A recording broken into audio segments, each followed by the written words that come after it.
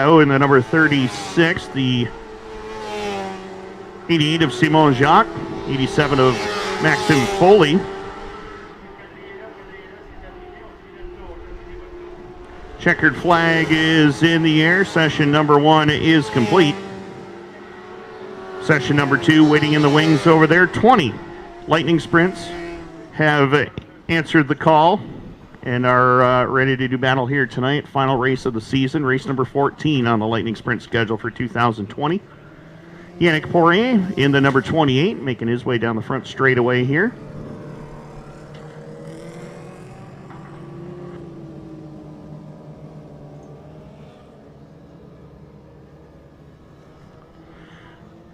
Yves Girard aboard the number 21, making his way off of turn number 2.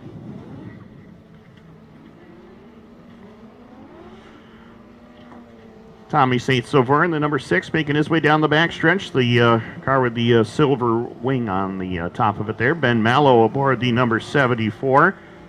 Matthew Durham in the 97. 25, that is Mikel Benoit. David Daou remaining out on the racetrack as the third group waiting over there in the staging area. The Lightning Sprints on track. Vintage will be up next for their hot lap session, and then we'll go into hot lap sessions for the Grinder 358 Modifieds, and then it'll be the Next Level Home Improvement Sportsman, the timed hot lap sessions for the TAS Racing Sportsman Series. Fifth and final series race of 2020. Going to be crowning a champion in both the Fat Last Chip Stain Canadian Nationals and TAS Racing Series. Right now, the Lightning Sprints are back to green. Session number 2 is underway.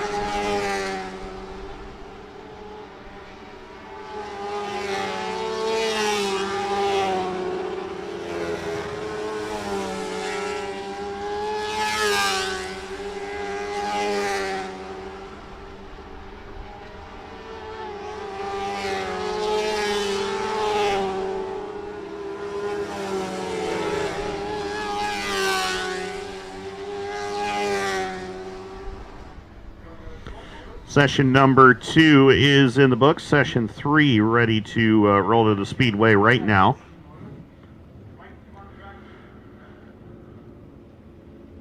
Francis Laliberté aboard the number 427, rolling on to the speedway. 96 Xavier Lozon, 2 wins here this season with the Lightning Sprints. Jeffrey Ware aboard the number 4X. Eric Miro aboard the number 72. Last night's winner, didn't take him very long to get it done. 23 laps in 6 minutes. That's pretty impressive. Jean-Christophe Bolduc aboard the number 1. Mike Gaucher back with us in the number 3. And Trevor Gaucher in the number 5. That is the order in session number 3. The Vintage ready to roll out onto the speedway shortly.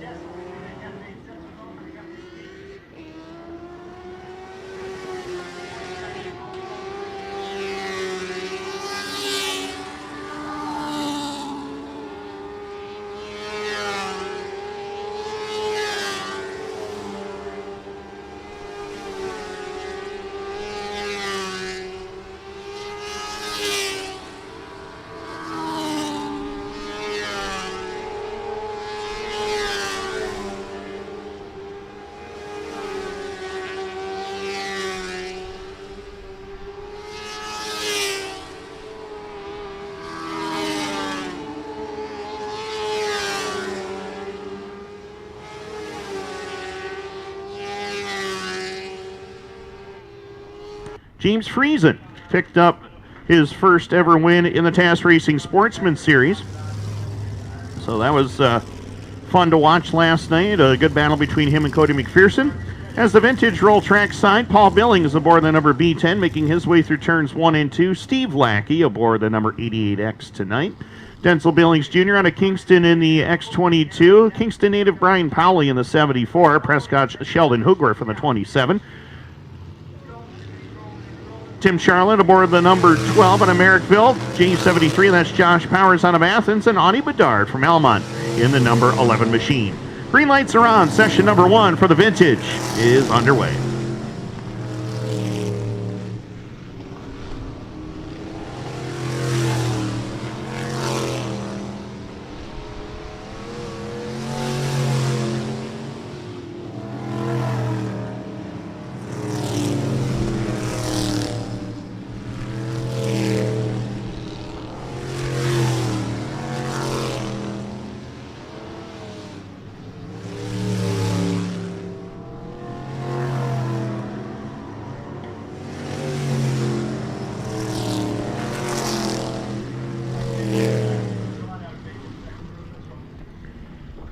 as the first group of vintage is complete. Second group ready to roll on out. Athens, Ontario's Jason Powers aboard the 53. Pat Charlotte on a Merrickville in the number 42. Tim McColeman in the McColeman Media number 09 machine. Daryl Wilson in the 00, making his way up into turns 1 and 2. Randy Gaudette out of North Augusta in the number R75. Feature winner here on Friday night. He'll look to go back-to-back here this weekend. Steve Billings, happy birthday to Steve Billings, by the way. Kempville, Ontario native in the number B3. And Kayla Charland looking to go 4 in a row in the 50s and 60s portion of the vintage division here tonight. So green lights back on. Session number 3 for the vintage is underway.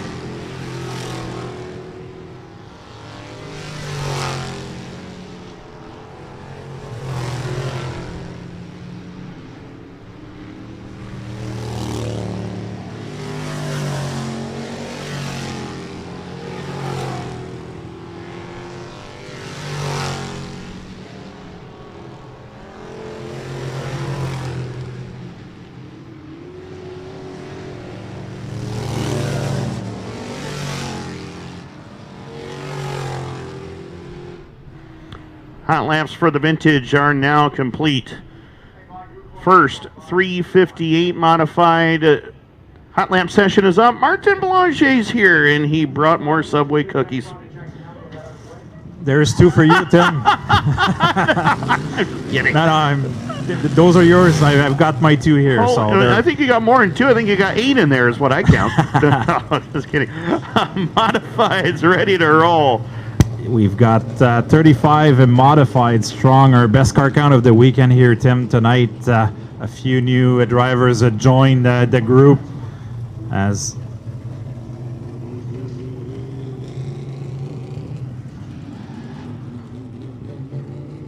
so 35 and modifieds here tonight as the points leader in the Fatless chip stand is right in front of the flag stand with the Corey Wheeler, the 3RS of Dalton Slack, 124 driven by Stéphane Lafrance, 13 of Kevin Hamel, 85 of Tyler Givaud, the 25P of Michael Parra, 91 of Mathieu Laramé, 15B of Brianna Ledusser, and the 88 of Lee Ledusser. This is group 1 of 4 for the modifieds, groupe 1 de 4 pour les 358 modifiés. 35 voitures en présence ce soir, 134 voitures dans les prix.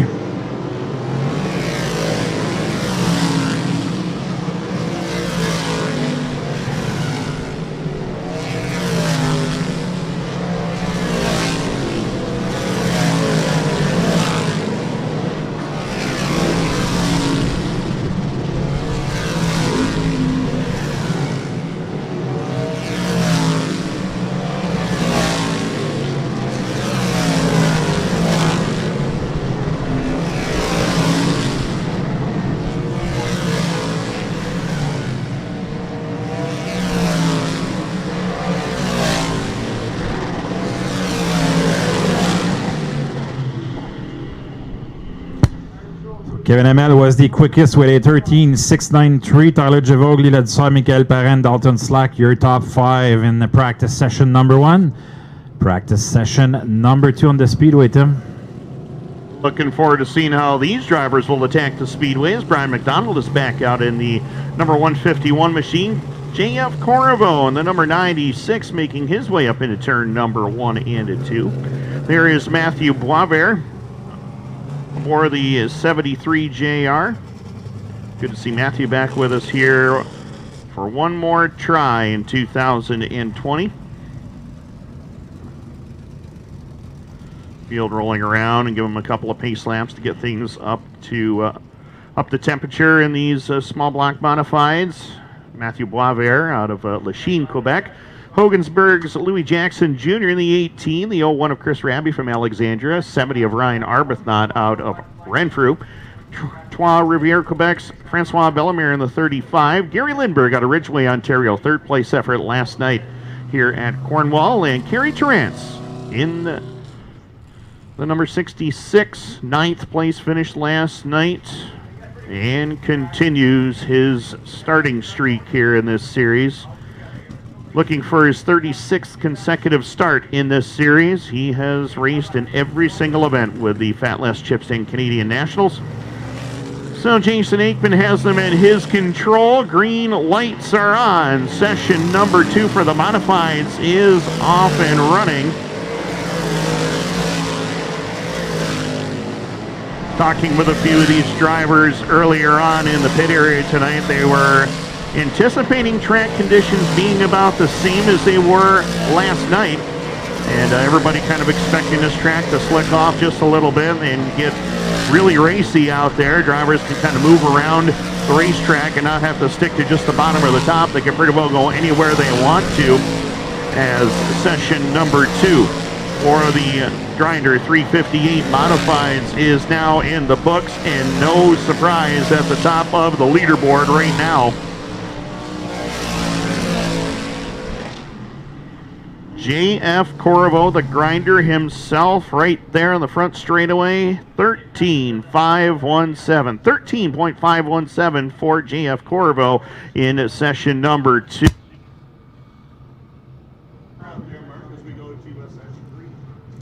Session number 3, hitting the speedway with the 23 of Joel Edsar. Had a good run yesterday with a top 5 finish.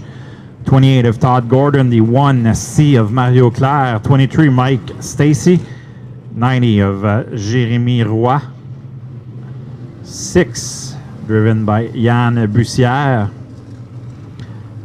38 Luke Whitaker, our feature winner on Friday night, 54 Steve Bernard, our winner from yesterday. So our 2 weekend winners in the modifiers are in the same group here tonight.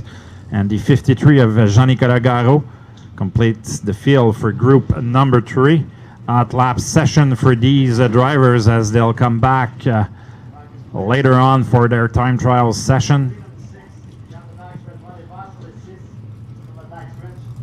Points are tight for the series as Corey Wheeler only has 2 points over Steve Bernier. David Hebert, Ryan Arbuthnot, and Luke Whitaker are tied, are also in the top 5 and are in contention for the points here tonight for the Fat Les Chipstand Canadian Nationals.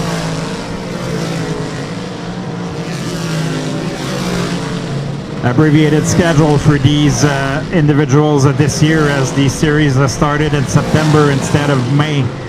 So it was a fall schedule for the Fat Les Chipstand Canadian Nationals.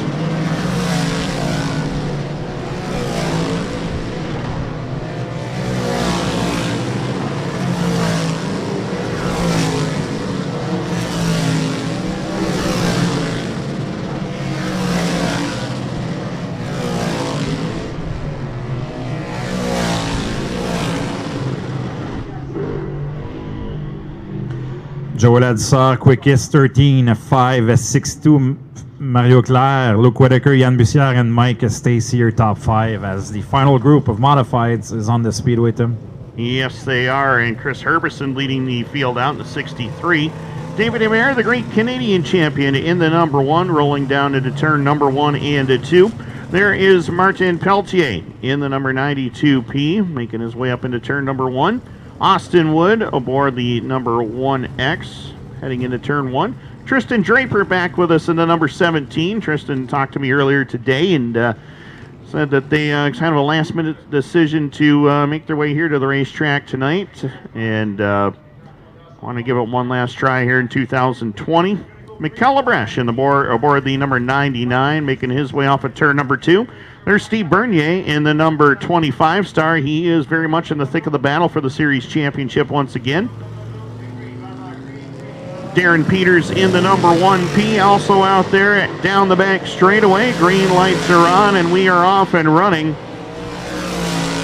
Session number 4 for the Grinder 358 Modifieds is on track. The first session for the Next Level Home Improvement Sportsman Division is waiting in the staging area. 47 Next Level Home Improvement Sportsman drivers here tonight. 35 358 modified drivers in attendance as the checker flag waves on session number 4 for the 358 modifieds. 13.591, 13.591, and that is Austin Wood, fastest of the group here in session number 4. 13.591, Steve Bernier, Darren Peters, third, Mark Pelletier, and David Hebert, the top 5. Chris Herberson, Tristan Draper, and Michaela Bresch complete your field there as we roll with group number 1 for the Next Level Home Improvement Sportsman, looking to set their heat lineups in this session.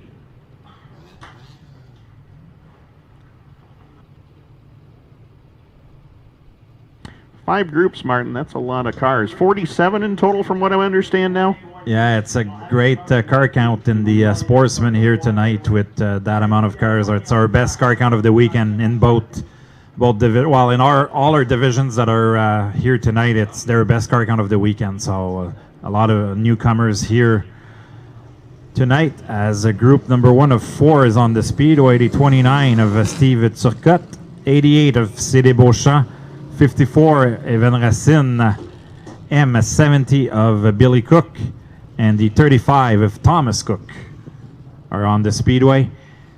They'll have 2 laps of practice, then we'll do a quick caution, and we'll do 2 laps of a time trial during the same session.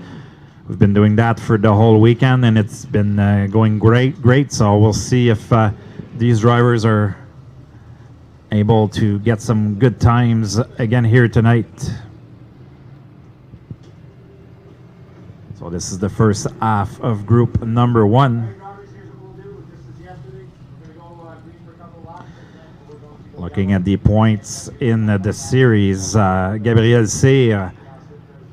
being really consistent in the TAS Racing Sportsman Series. 224 points. Robert Delorme in second, 207. Jonathan Ferguson, 204.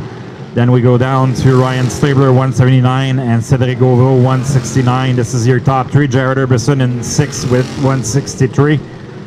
Herbison came in the weekend as the points leader, but he had a few tough breaks for him, and he's relegated to 6th, so it can change quickly.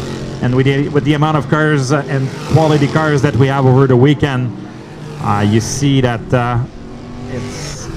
anything can change here tonight.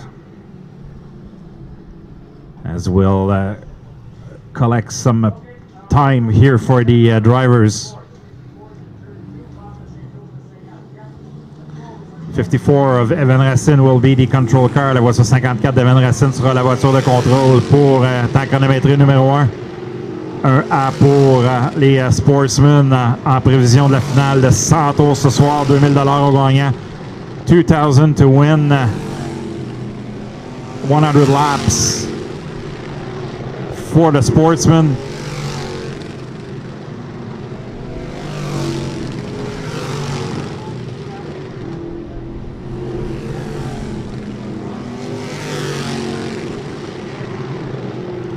C.D. Beauchamp is the quickest after the first lap. 14 at 2:15. Evan Racine in second. Thomas Cook in third. Steve Turcotte and C.D. Beauchamp comes back right away. C.D. Beauchamp is the quickest. 14:115. Steve Turcotte 14:174. Evan Racine, Thomas Cook, and Billy Cook, your top 5. As the back half of group number 1 is on the speedway, we have the 44 of Jonathan Ferguson, currently 3rd in the points in the series. 29 of Justin Desrosiers, 14K of Carl Potvin, and the 1R Ricky Thompson. As we go green, practice session. And then we'll go back to time trial session for Group 1B.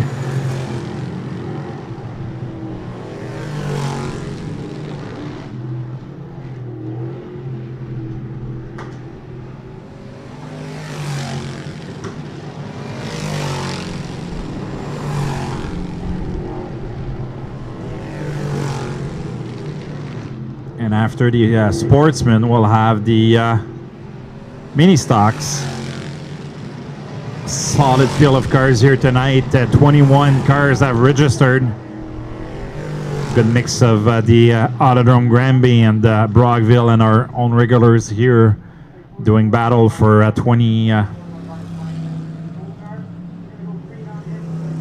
25 laps tonight. Will be the first feature of the evening later on tonight. 21 cars are registered, but right now we're going time trials for back half of Group 1. Green flag on Jonathan Ferguson. We'll see if some of the drivers can do better than City Beauchamp. Jonathan Ferguson up to third, 14.179. See if Carl Potvin or Ricky Thompson can fare better here. Thompson up to seventh. Ferguson goes to second, 14.166. 14.166 for Jonathan Ferguson. Impressive time for City Beauchamp. Remains first Jonathan Ferguson, Steve Turcotte, Evan Racine, Thomas Cook, Billy Cook, Justin Desrosiers, Ricky Thompson, and Carl Potvin will be your starting lineup for group number 1 of 5. And the Sportsman, as group number 2, is ready to hit the speedway, Tim. How about that CD Beauchamp? Just continues to impress. Just maybe 4 or 5 races old in the Sportsman ranks and finds himself starting on the pole for one of the qualifying heats tonight. So he's starting to get it, and when he starts to get it, that means danger. Warning, everybody. He is going to be a threat. If not tonight, next season he will be one to watch. That is for sure. But CD is top the leaderboard in session number 1. Group number 2 waiting in the wings right now.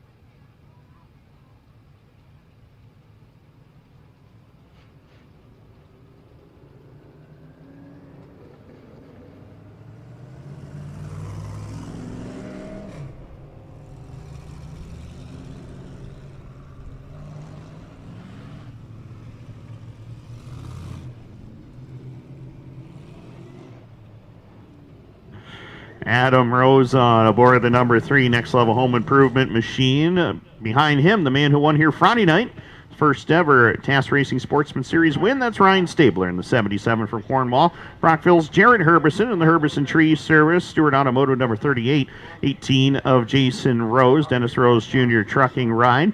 Behind him, in car number 1X, Dig Race Products Thompson Motorsports machine, that is Robert Delormier. And we are just about set and ready to go. They are going to be doing a couple of hot laps here to get things up to temperature. And then we'll shut them down and get them going one more time to get their timed laps into the books.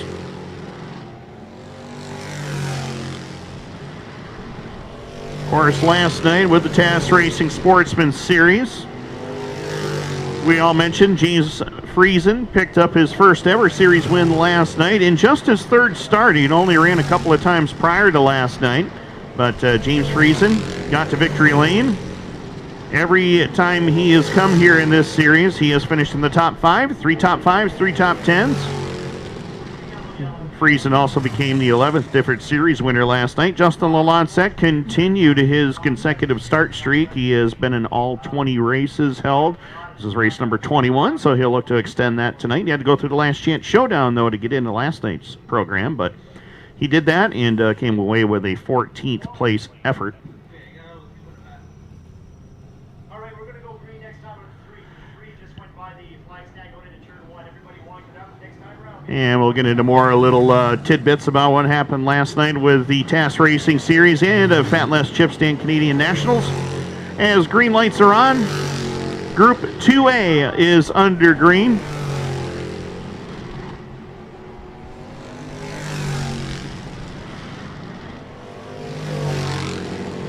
White flag will be displayed this time by on Adam Rose on. in his first time lap of the day will result in a 14.446.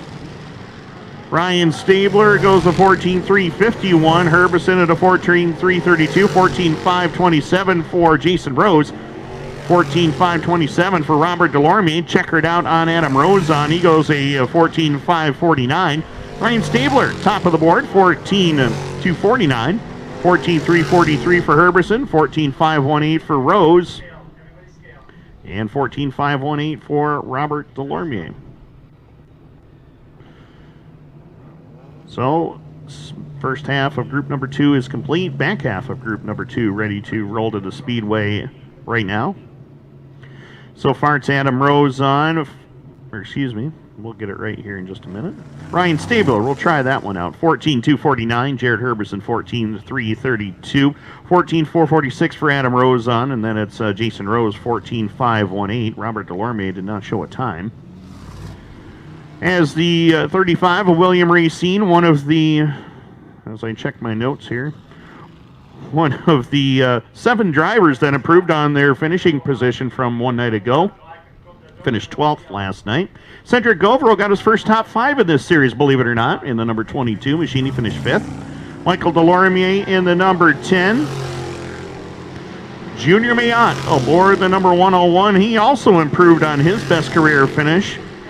Finished 7th here on Friday night. He finished 6th last night. So Junior Mayotte.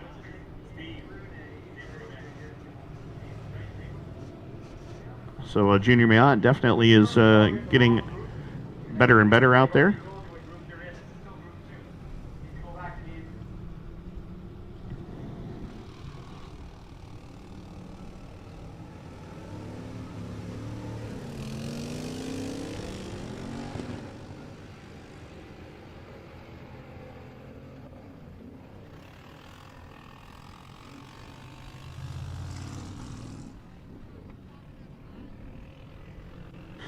Steve Brunet aboard the number 17, making a return to the racing ranks here at Cornwall.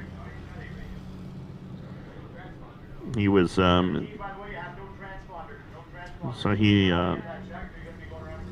thought he was in this group, but he was told over the radio that he is not in this group, so he is headed back to the pits. So we'll turn these drivers loose and let them get a couple of hot laps in. As we mentioned, William Racine, look out, he skates it off the top side, and he'll bring it back on. William Racine, the 2020 Autodrome Drummond Track champion for for this season. Finished in the number 12 spot last night, improved on his best career finish. Actually, 3 of the 4 drivers in this current group right now all improved on their best ever series finish. With Cedric Govero getting a 5th place effort, his first ever top 5. I was looking through some of the numbers this morning, and I was trying to wrap that around my head that this was his first top 5 finish last night. But in any event, he is here, and he is going to be a threat to win one of these series races before too long.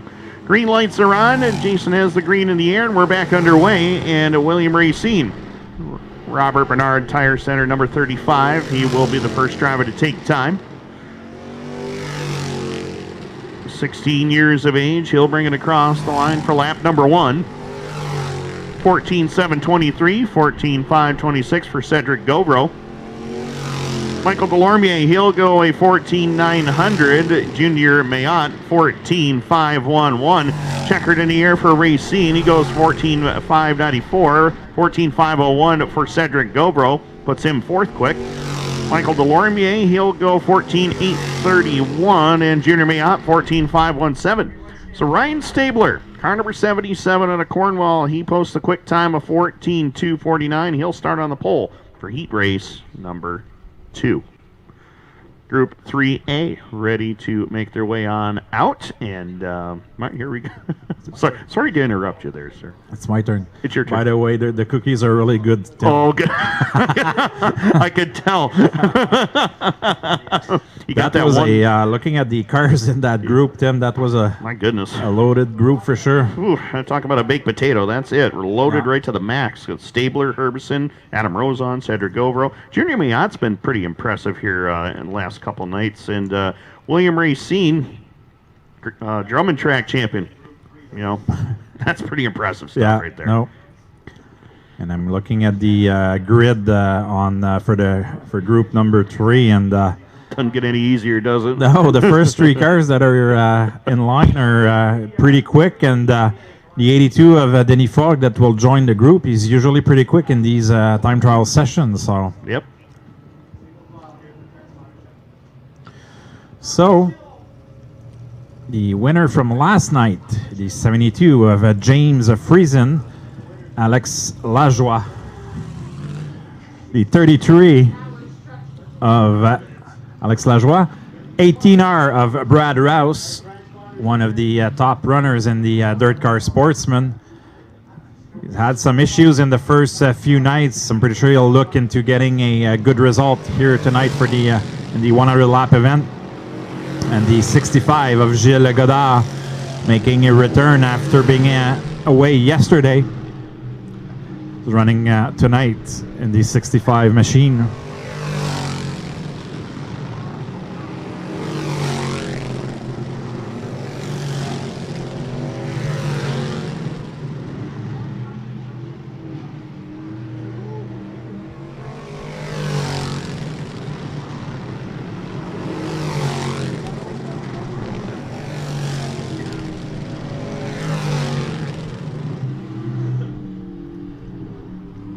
All right, 72 is going to come by the flag stand here next time around on the 72.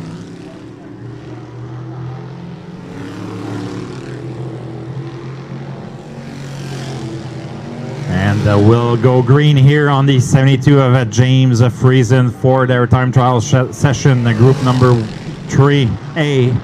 Groupe 3 en piste, James Friesen, la voiture de contrôle pour ce temps chronométré pour les Sportsmen. Un autre excellent groupe de Sportsmen. Beaucoup d'excellentes voitures ce soir. James Friesen, 14.184. Alex Lajoie, 14.330. Brad Rouse, 14.564. Gilles Godard, 15.161.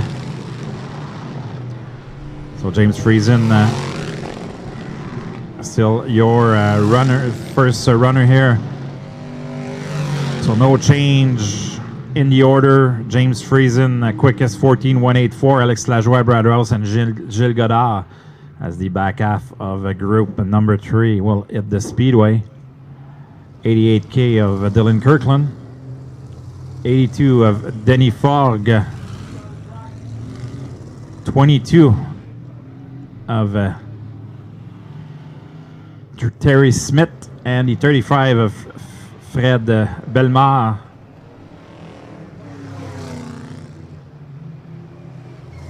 As we are waiting for the 17B of Steve Brunet, scheduled to go on the speedway as we speak.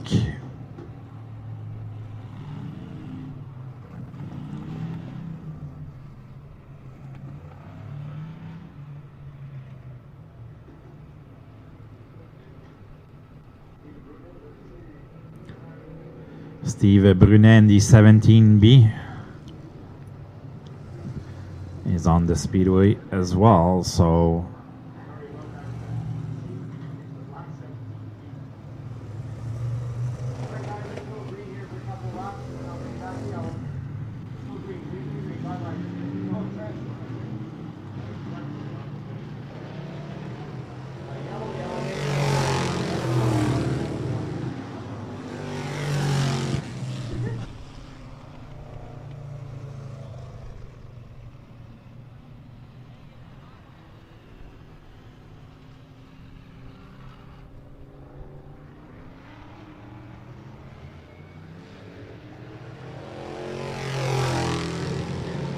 all right, so practice session for back half of group number 3.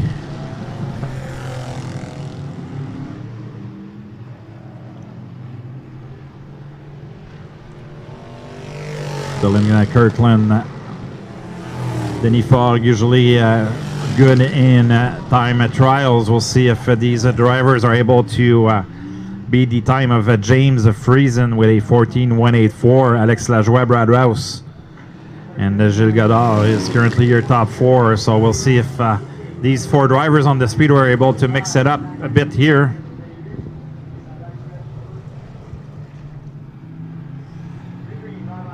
'88 of Dylan Kirkland is your control car for back half of group number 3.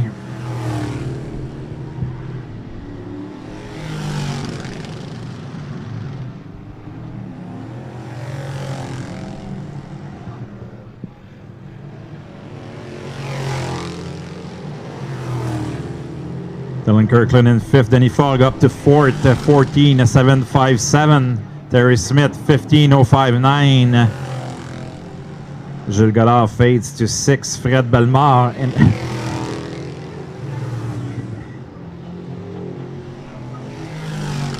checker flag is out. As James Friesen is your quickest in Group 3. Alex Lajoie, Brad Rouse, Denis Fogg, Terry Smith, Gilles Godard, Fred Bellemare, Dylan Kirkland, and Steve Brunet will be your starting lineup for heat number 3 as group number 4 is on the speedway. Righty, thanks so much. As Trent Wallace in the 17 team makes his way on out. Smith Falls, Dale Gifford in the 78-26. That is Luke Carlton. Luke Carlton, another one of those drivers who improved on their finish from Friday night. Luke finished up in the number 16 position last night. Dave Flanagan from St. Catharines in the number 74. So we'll give these drivers a couple of laps to get wound up, and then we'll bring them back to the to caution, and we'll get them back rolling one more time. One driver last night made their debut with us in the TAS Racing Sportsman Series. That was Travis Beck. Travis, a longtime runner in the Pro Stock division, also ran a few years in the Sportsman ranks, making a return to racing, and came home in a number 23 position last night. Only the only driver to make their first start yesterday. So yellow lights are back on. Good job. The 17's coming back here around the flag stand. Next time around on the 17, we'll go green light checker. Green light checker on the 17. 17 takes the green light. First half of group number 4. On track, Trent Wallace, Luke Carlton, Dave Flanagan, and Dale Gifford. It will be your running order. Green lights are on, and we are off and running. Trent Wallace, standout on our karting track here on Tuesday night. He will be the first driver to take time. Driver out of North Gore, Ontario. Will work it down the back straightaway. Dale Gifford, Luke Carlton, Dave Flanagan. That'll be your order. Is Wallace way out there on the top side. He'll clock in for his first time lap at a 15.900. Dale Gifford 14.922. Carlton 14.959. Dave Flanagan 14.985. Dale Gifford currently quickest of this group of 4. Checkered in the air on Trent Wallace 15.062. Dale Gifford 14.923. Luke Carlton 15.012. And Dave Flanagan 15.085. So right now it's Dale Gifford 14.922. He is fastest overall in this group. 14.959 for Luke Carlton, 14.985 for Dave Flanagan, and Trent Wallace 15.062. Back half of group number 4 ready to make their way out onto the speedway here at Cornwall. Those of you who are joining our broadcast on 360nitro.tv tonight, we welcome you to the Cornwall Motor Speedway. You are, if you're just joining us, we are into the timed hot lap sessions for the Next Level Home Improvement Sportsman Division. Looking to set tonight's qualifying heat races for the TAS Racing Sportsman Series final round. 3 groups in total have gone out already. Dominic Merkley in the 78D leads this back half of Group 4 on out. Coney McPherson, second place finish last night in the 777. 88 of Chris Ferguson, and the 1 of Justin Lalancette. Not the finish he wanted last night. Came home in the 14th spot, but keeps that consecutive streak alive as far as starts go. He has started every TAS Racing Sportsman Series event ever held in series history. So giving these drivers a couple of laps to get warmed up, and then we'll bring them back to caution and turn them loose one more time for their timed hot laps. Those of you just getting in on the broadcast here, we'll bring you up to speed so far. C.D. Beauchamp was quickest in group number 1. He'll lead the field to green in the first heat at a 14.115. Ryan Stabler, who won here Friday night, was fastest in group 2 at a 14.249. And last night's winner, James Friesen, in the number 72, 14.184, and he will lead him to green in group number 3. Dale Gifford, currently the fastest overall in group number 4 at a 14.922. A lot of good cars in this group to try to knock him off the top of the leaderboard. We'll see what they can do. As the green lights are on, these laps will count towards their time session. As Justin Lancette will bring his number 1 machine across the line for lap number 1. He'll clock in. Top of the board, 14.881. 14.881 for Justin Lancette. Dominic Berkeley, 15.403. 14.880 for Cody McPherson. He goes atop the board. 15.123 for Chris Ferguson. Checkered out on Lancette. 15.138, not going to happen. Dominic Berkeley, he'll go a 15.424. Cody McPherson, 14.913. And by 1/1000th of a second, Cody McPherson tops the board, 14.880. He will start on the pole for heat race number 4. Cody Mack is definitely fast here tonight. Martin, is heat 5 coming to the track now? Yeah, these guys from the Merrittville area are quite impressive every time they're out here this weekend. So Cody Mack, another strong run as group number 5 is on the speedway. Sponsor of the TAS Racing Series, Steve Morris in the 58, 88 of Fire Swamp, 29M of Michael Richard, and the 37M of Darrell Mitchell are on the speedway.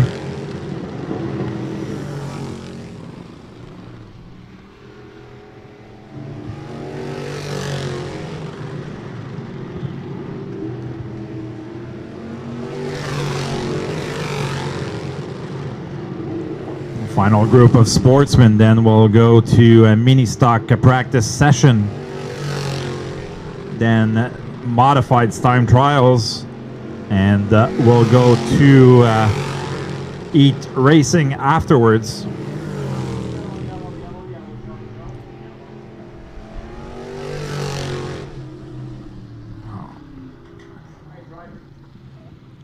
Strong night of racing here, with 134 cars on hand. 134 voitures dans les puits ce soir à Cornwall, un des bons pelotons des dernières années. Belle façon de terminer cette année 2020 ici du côté de Cornwall.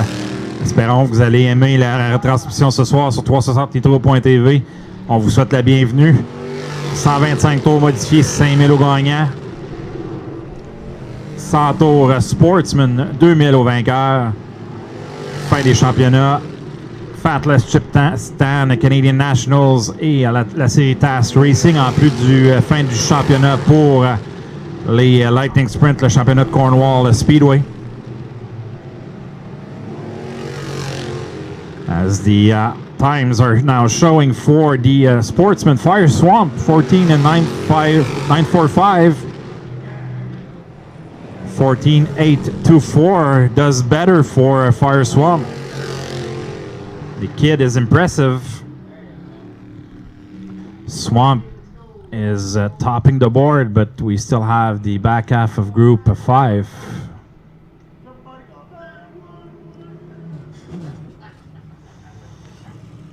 Gabe Cyr, the 94, the points leader in the series, joins the speedway, leads by 17 points over Robert Delormier. The 04 of Scott McGill, 8 in the points in the TAS Racing Sportsman Series. Another good year for Scott McGill. We talked about him yesterday. The 90 of Félix Roy and the 6X of Travis Bach. Racing tonight. Great support over the weekend for the sportsmen. All in 3 nights, over 40 cars on hand. Having our best run tonight with 40 43 sportsmen registered that are doing times so far.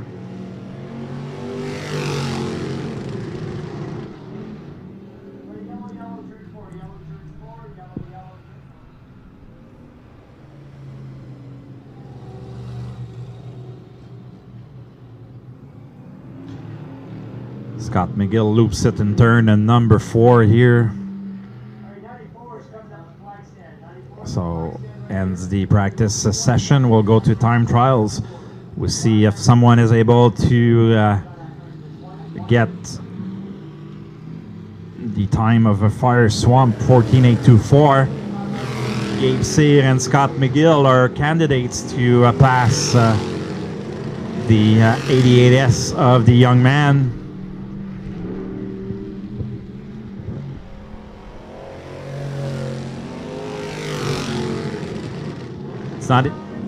It's a teenager. Fire Swamp, only 14 years old.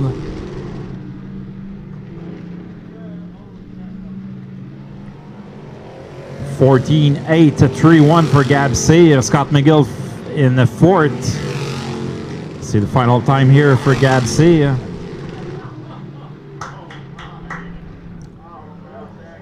Young man of 14 years old.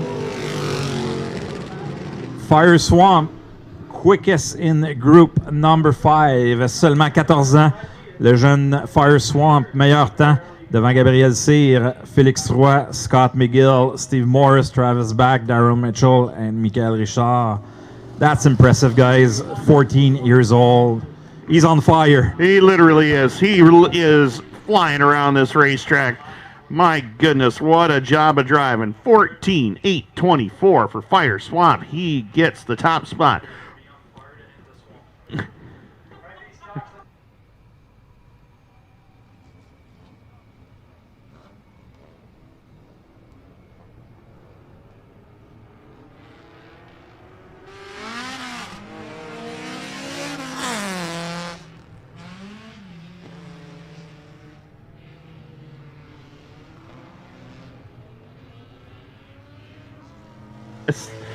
Oh goodness, assist to sell mini stocks on racetrack.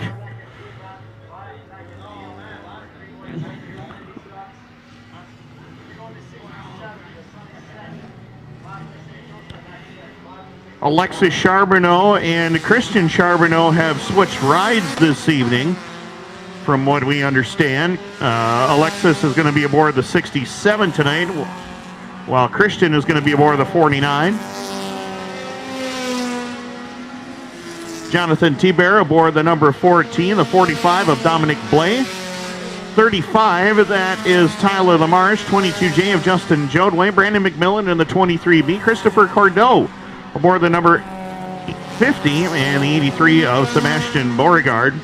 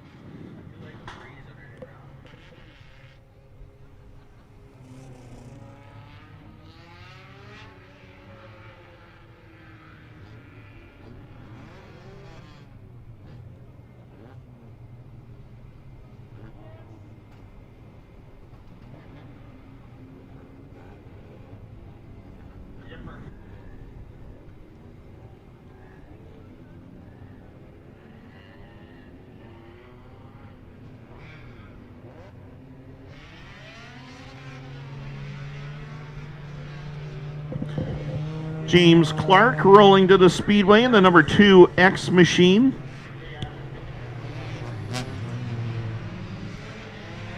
Brandon Cuse aboard the number 88, making his way up into turn number 2. Bob Ray back aboard the number 25. Curtis Lindsay in the number 88C, the 87 of Dan Cook. Marc-Andre Voyer aboard the number 21. Danik Sylvestre, who finished second here on Friday night, is back with us here in the number 9S. The 97 of Kyle Gregory. Kyle out of Belleville, Ontario. Matthew Moore aboard the number 14. In car number 10, that is Matthew Deschamps.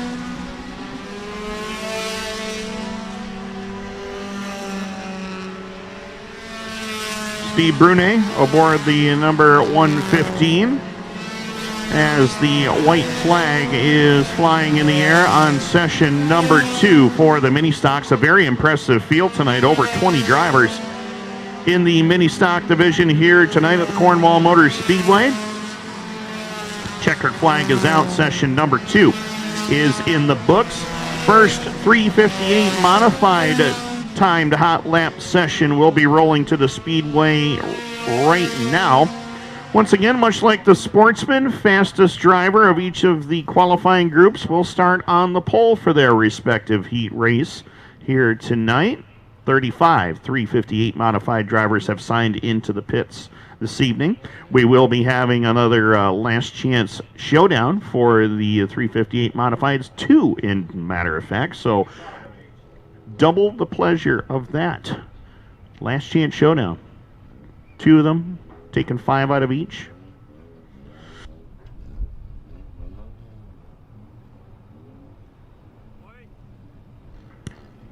And those last chance showdowns for the modifieds will be 10 laps in distance here tonight. But there's 35 drivers that hope they don't have to be in those races. They want to get qualified through the qualifying heats right now as the first half of group number 1.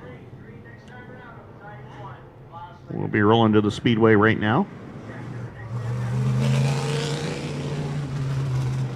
Matthew Laramie in the 91, Stefan LaFrance aboard the number 124, Brianna Ladiseur in the number 15B, and Lee Ladiseur in the number 88 out of Alexandria. Green lights are on as Matthew Laramie will bring his ride up into turns 1 and 2 and down the back straightaway. And we'll see what kind of time Laramie can post here on lap number 1 as he crosses the line. 14.343, Stefan LaFrance, 13.960, Ladiseur, 13.97. Lee Ladiseur, 14.227. Checkered flag is in the air. Lap number 2, 14.245 for Matthew Laramie, 14.024 for LaFrance, 14.173 for Brianna Ladiseur, puts her second quick. Lee Ladiseur, 14.500. So right now, Stefan LaFrance, quickest of the group, 13.960. Brianna Ladiseur, second quick, 13.970. Lee Ladiseur, 14.227, and Matthew Laramie, 14.245. As the back half of group number 1 rolling to the track, it'll be Mikkel Perrant in the 25, Dalton Slack aboard the number 3 RS. Corey Wheeler, point leader by 2 points in this Fat Last Chip Stand Series. 13 of Kevin Amel from Nemaska, Quebec, and Tyler Giveau out of Ottawa on the 85 machine. Green lights are on, and we're off and running, and Mikkel Perrant gets way out of shape off the top side of corner number 4. Allows Dalton Slack to get through.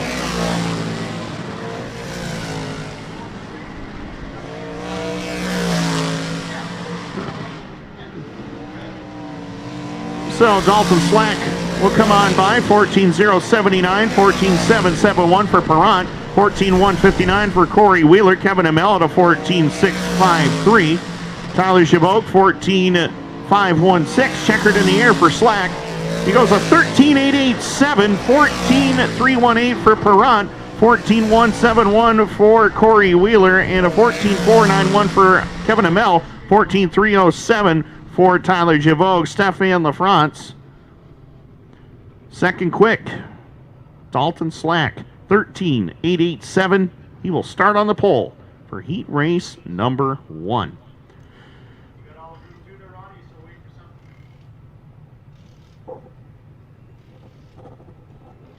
So Dalton Slack puts it atop the leaderboard here in group number 1.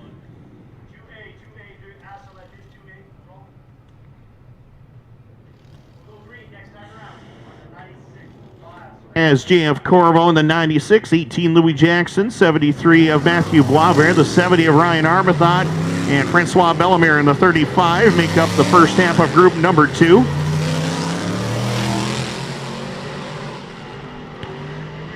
as the green flag is out, and we are off and running.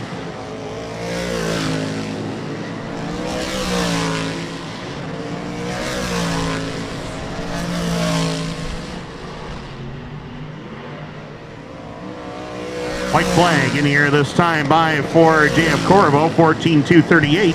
14.211 for Jackson, 14.314 for Matthew Boisvert, 14.274 for Arbathon, and a 14.666 for Francois Bellemare. 13.957 for Corvo atop the board there. 14.406 for Jackson, 14.081 for Boisvert, 14.292 for Ryan Arbathon, and a 14.438 for Francois Bellemare. So right now, JF Corvo quickest of the group, 13.957. Matthew Boisvert, 14.081. Louis Jackson, 14.211. Ryan Arbathon, 14.274. And 14.438 for Francois Bellemare. Chris Raby in the 01 leads the back half of Group 2 on out. 37 of Gary Lindbergh, third place finisher last night. Kerry Terrence in the 66, ninth place effort for him last night. Brian McDonald in the 151. Completes group number 2. Green lights are back on and we are underway. Chris Raby in the McColeman Media. Mike Sauvé Construction number 01 will be the first driver to take time. The 2017 Atlas Chip Stand Canadian Nationals champion goes a 14.900. Gary Lindbergh 13.988. Second quick. Kerry Terrence 14.317. Brian McDonald, 14.500, checkered in the air for Raby. We'll see if he can pick it up on lap number 2. 14.457.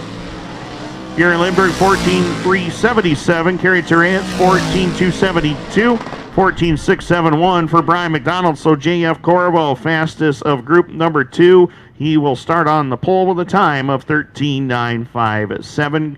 Group 3A ready to roll trackside right now. And another tough group featuring Jan Boussier disguised as Matt Williamson this weekend.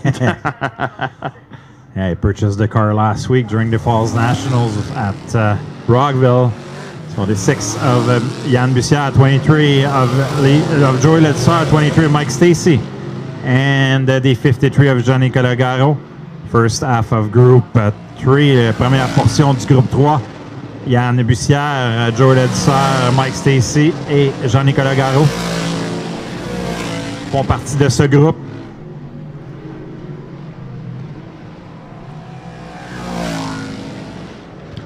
Six. Yann Bussière, quickest right now. Joe Ledesar, 14.255. A little bit quicker than Yann Bussière after the first lap.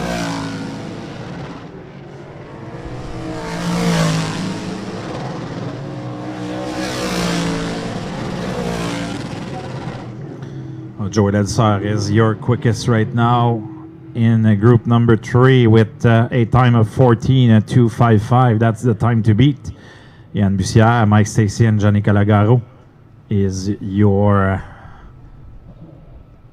top 4, as we'll send the group 4B on the speedway, as we have a few good drivers in that group as well.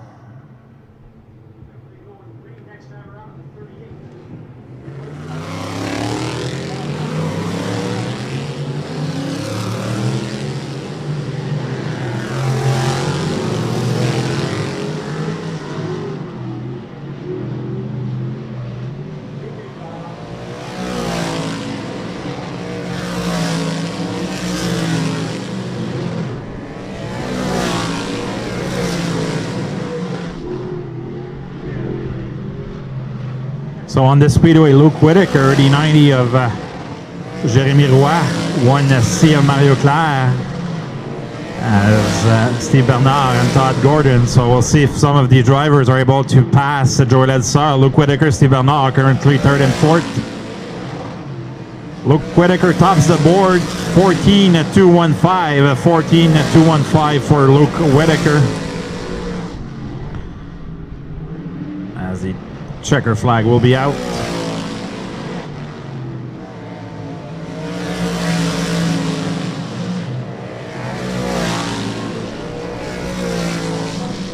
So So Luke Whitaker tops the board, Joey Ledessar in second, Yann Bussière, Steve Bernard, Mike Stacy, Todd Gordon, Mario Claire, Jean-Nicolas Garot, and Jérémy Roy as Group 4 will hit the speedway. And Group 4A will roll to the speedway right now, led by Chris Herbison in the 63, the 1XP of Austin Wood, the 92P of Martin Peltier, and the 99 of Mikkel Lebrecht. Green lights are on already as a group number 4A. On track, green is in the air and we're underway.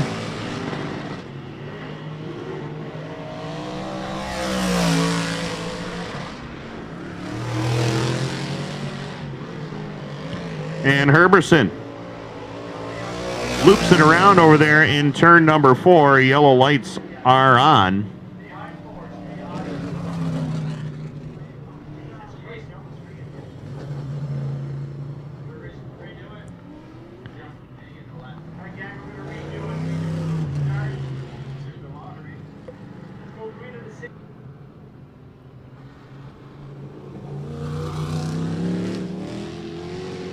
So we're back to green, and Chris Herbison has it pointed in the right direction now.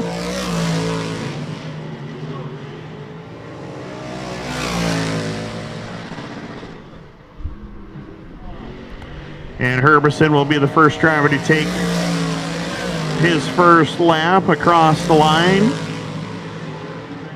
14.666. Austin Wood, 14.380. That is quick time so far of this group. Off of turn 4 on Martin Peltier, 14.375. Mikkel Lebrecht, 15.058. Checkered in the air, 14.604 for Herbison. Austin Wood, 14.496. Peltier currently fastest. We'll see if he can pick it up on lap number 2.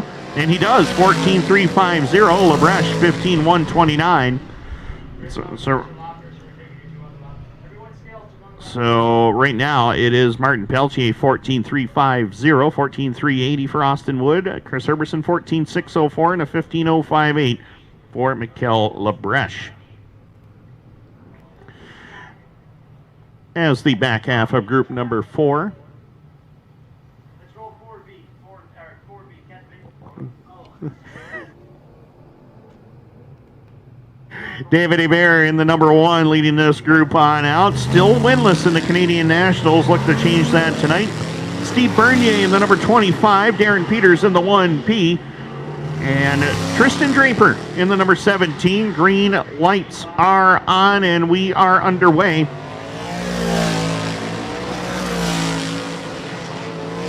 David Hebert in the number 1.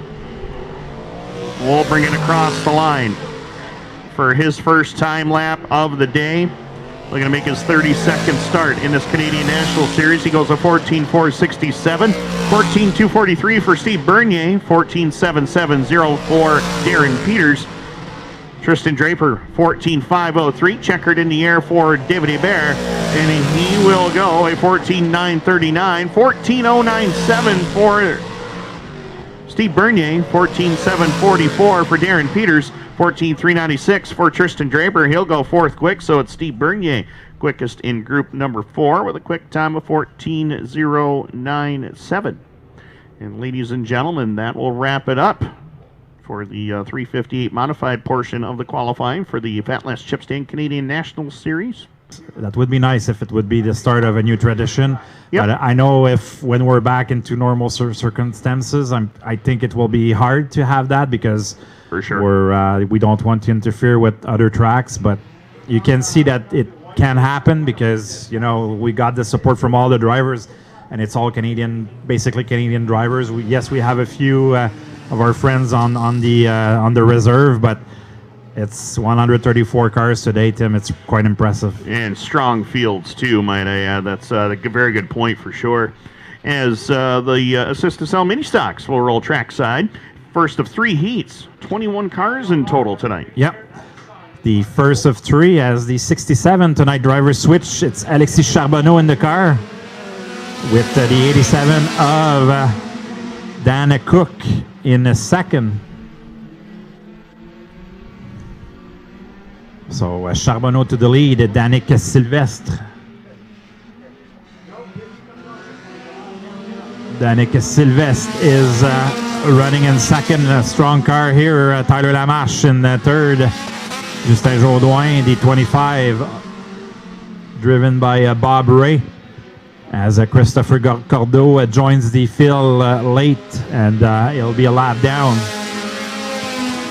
So tonight, the father and son duo of Alexis and Christian Charbonneau have done a switch in cars. The 49 tonight will be driven by his father, Christian.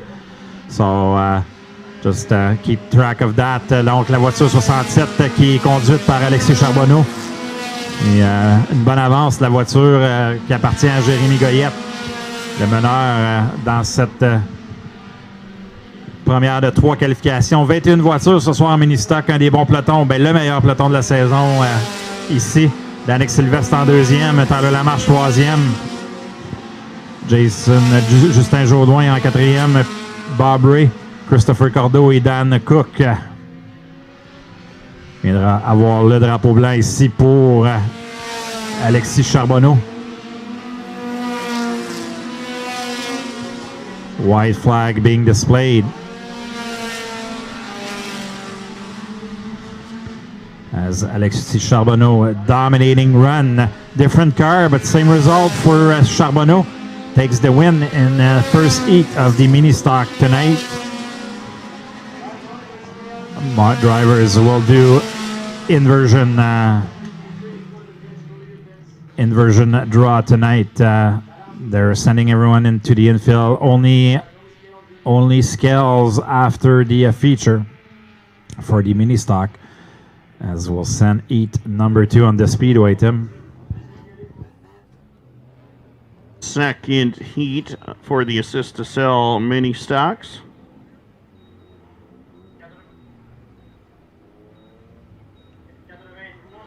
It will be Christian Charbonneau on point in the 49 with Sebastian Beauregard in the 83. Row 2, Curtis Lindsay in the 88C with James Clark in the 2X, looking to sweep the mini stock weekend here. He won Friday night. Matthew Deschamps aboard the number 10. Marc-Andre Voyer in the 21. Kyle Gregory out of Belleville, Ontario in the number 97.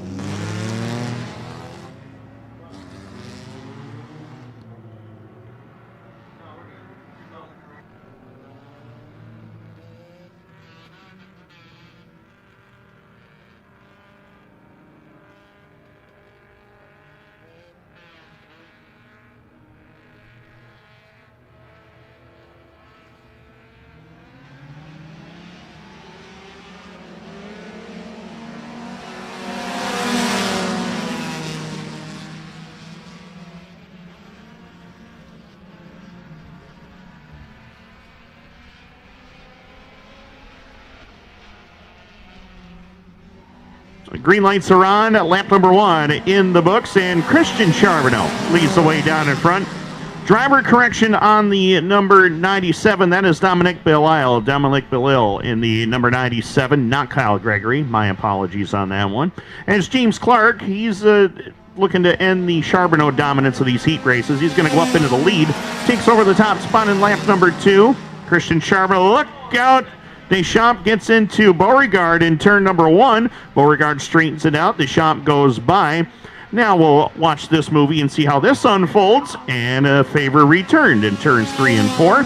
As we click off lap number 3. Action aplenty in the assist to sell mini stock division. As they head into turns 1 and 2 and down the back straightaway, James Clark is flying around this racetrack. 5 wins here in 2020 at Cornwall, 3 at Rockville this season, including the Fall Nationals last weekend. 2 to go this time, and James Clark waiting for no one as he hustles down the back straightaway. He'll work it into turns 3 and 4. The white flag will be in the air final time around, this time by the Hawkesbury, Ontario native. Other than a 12th place finish on August the 9th, James Clark has been in the top 3 every single week. As he motors down the back chute into turn number 3 and 4. Checkered flag is in the air, and James Clark will get the victory. Second will be Christian Charbonneau. And Matthew Deschamps will come home in position number 3. So that does it for heat race number 2. Heat number 3, ready to go trackside next.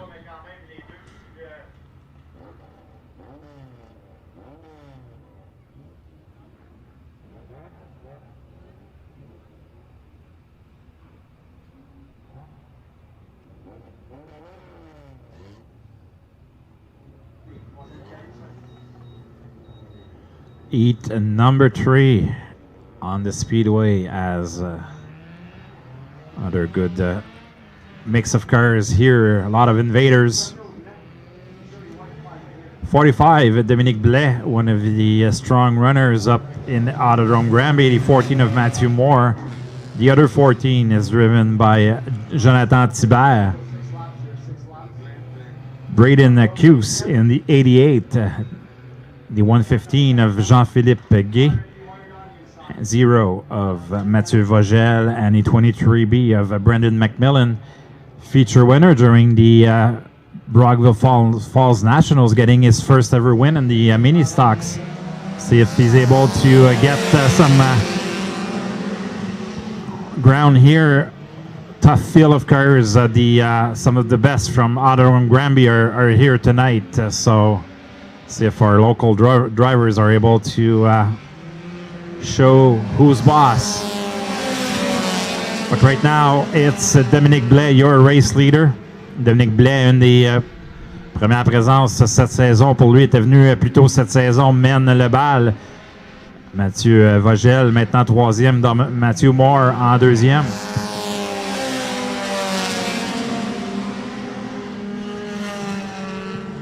Blais, your race leader. As the Vintage are currently in the line, as they'll have their own heats after 50s and 60s and 70s and up.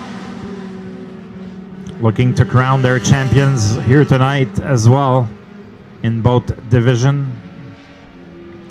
Almost 3 wide for the lead as Mathieu Vogel is trying really hard from the inside with 2 laps to go. The 45 of Dominique Blais holding the lead. Belle bataille ici pour la première position. Mathieu Vogel avec la voiture 0 vient surprendre Dominique Blais ici. On roule côte à côte. Pour la première position, Matthew Moore toujours parmi les 3 premiers.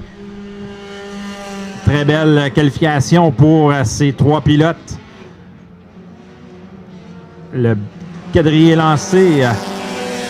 Mathieu Vogel, le vainqueur, Dominique Blais, Matthew Moore, Brandon McMillan, Jean-Philippe Gay. Et puis Jonathan Thibert qui complète avec Brandon Cuse dans la voiture 88. So, great run for these drivers. Mathieu Vogel was quite impressive, started 6th and went on to win this event as we'll get ready for Vintage. Yes, we will. A great run there in the mini stock heat events as the Assist to Sell mini stock drivers will head back to their pits and they will get ready for their feature go a little later on tonight, which will be a 25-lap contest. The Vintage will be going for a 20-lap feature later on today as well. As the first heat rolls to the speedway, this is the cars of the 70s and 80s. It'll feature Timmy McCollman on point in the 09 McCollman Media Machine. Outside will be the X22 of Denzel Billings Jr.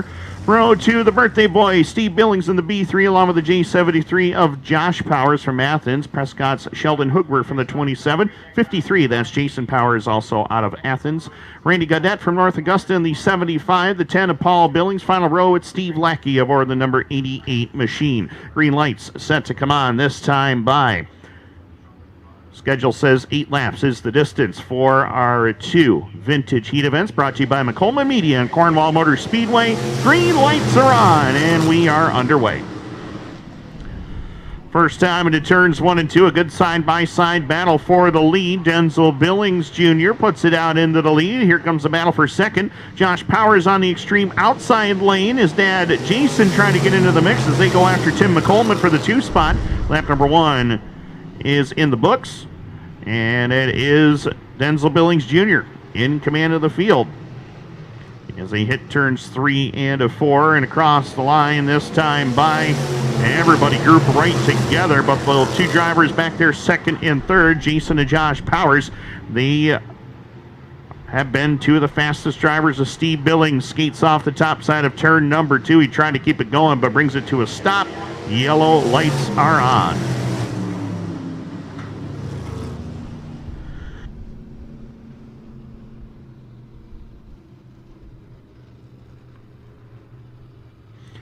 So this vintage division this weekend.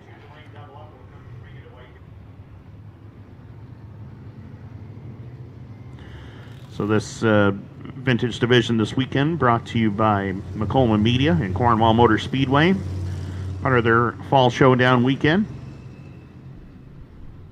Coming up after the vintage heats, we are going to go right into the first of 5 TAS Racing Sportsman Series heat events for our next level home improvement sportsman division.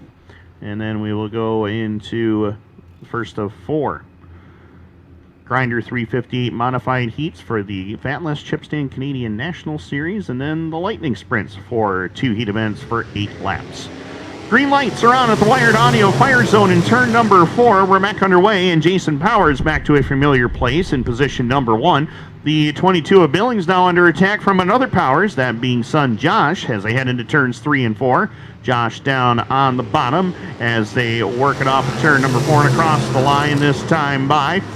Behind Billings and the 73 of Josh Powers, Tim McCollman under attack from Randy Gaudette. Randy won here on Friday night, and he's looking to sweep the weekend. Sheldon Hugworth puts it up to the high lane in turns 3 and 4, trying to find the way by as Josh Powers picks up second. In the meantime, Randy Gaudette going after Billings for position number 3, and he's going to get it going down into turns 1 and 2. So move the 75 of Gaudette up into the top 3 for the first time tonight. But they're all chasing Jason Powers, the man out of Athens, Ontario, the Kitley Collision number 53. Working it into turns 1 and 2 on the bottom. Son Josh chasing him from the 2 spot as they work it down the back straightaway. These 3 drivers in this vintage division have been the hot hands. They have done all the winning this year, with the exception of Adam Turner at the Fall Nationals on the Friday night portion of the program.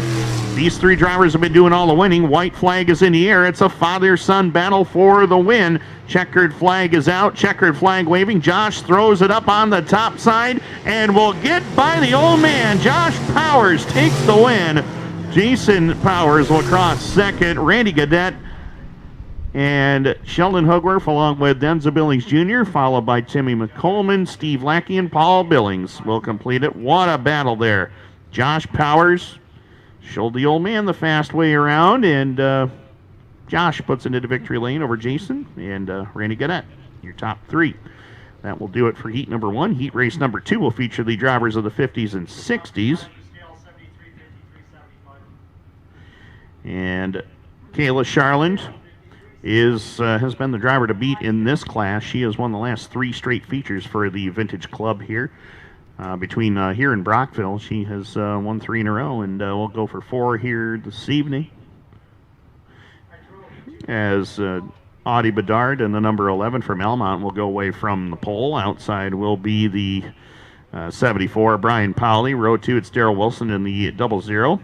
And then the Charlins, Tim in the number 12, Pat in the 42 in the inside of row 3, and Kayla to the outside in row number 3 in the 13.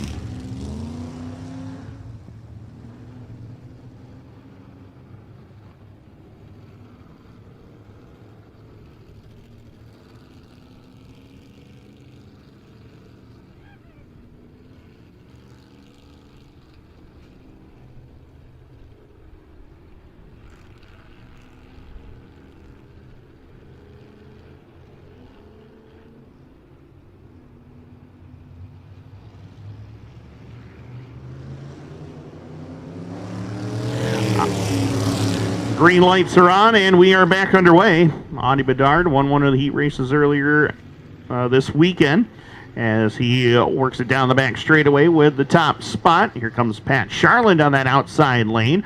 And well, look out, Darrell Wilson spins, collects Kayla Charland in the process. She gets a little air time over there in turn number 4. And we stay green. No harm, no foul there as we are still underway. Audie Bedard with the lead, but here comes Pat Charland on that outside lane through turns 3 and 4 and down across the stripe. Bedard with the advantage as Pat Charlin not making it easy on him down into turn number 1. Charlin going way upstairs, and he loses a handle over there in turn number 2, slides it around and kisses the wall over there. And we'll bring it to a stop in the middle of the back straightaway. Yellow lights are on with 2 complete. Wheat Sport Speedway, they just completed their Sportsman heat events here at Wheat Sport tonight. Zach Sabaka, Adam Pearson, Alan Fink, Nick Haywood, Kevin Root, Will Shields, Mike Fowler, and Matt Janzik all won the respective heat races tonight at the port. Big blocks, Sportsman, and Pro Stocks tonight at the Wheat Sport Speedway.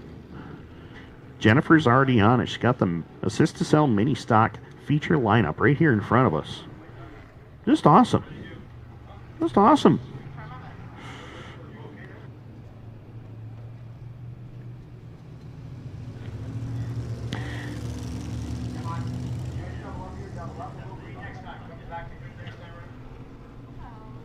'21 Assist to Sell mini stock drivers will start tonight's 25 lap feature go, and that'll be later on tonight. Actually, it'll be the first feature after the Lightning Sprint heat events tonight.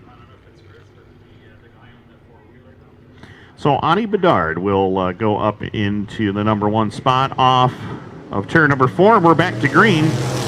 Kayla Charlin has been fast in that 13 ride as she works the high side in turns 1 and 2, and it's Kayla Charlin to the lead down the back straightaway. Quite handily, might I add. She flew around that outside lane and picked up the top spot. Tim Charlin in the number 12, now working on Bedard for the 2 spot is Daryl Wilson. You can definitely tell some heavy damage, especially that left front on the Wilson 00 ride. You can tell that left front has been in there quite a bit. And now Pat Charlin trying to charge from the tail of the field as Brian Powley rounds out the field, and Daryl Wilson continues his struggles in turns 3 and 4, and that will bring the caution flag back out.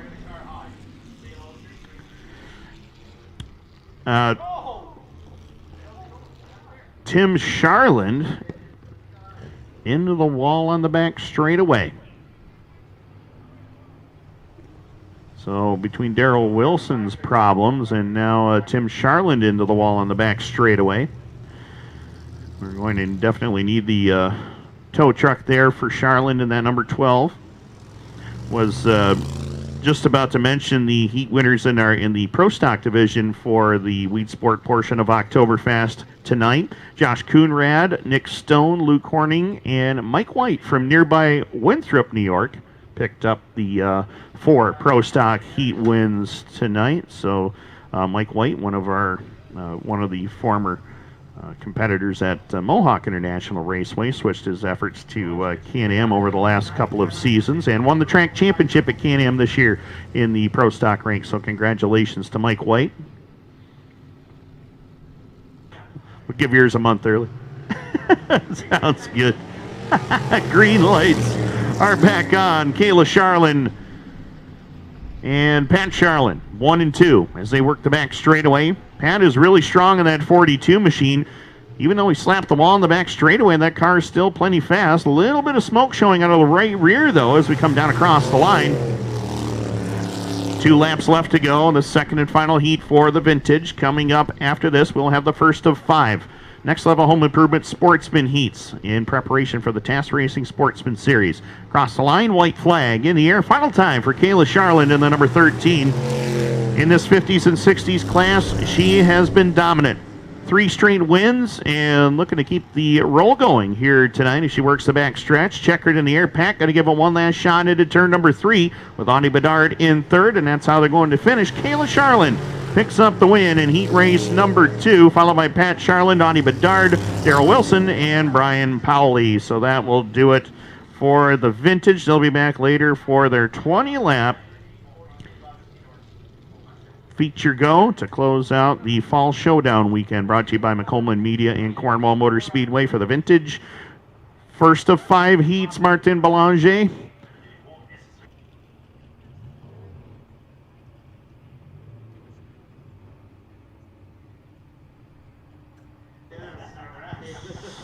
So 4 qualify mark, 2 go to the Potential read. redraw, yeah. No, we'll have 10 cars in the redraw tonight. The top 5 in the points coming into tonight are going automatically to the redraw. It was an incentive for the TAS Racing Sportsman Series. Same thing for the Fat Less Chip Stand Series as well. So we'll see. Right now, the 44 of Jonathan Ferguson is one of these cars. He's starting second besides Cédé Beauchamp as we go green here. First of 5, 8 laps. The distance.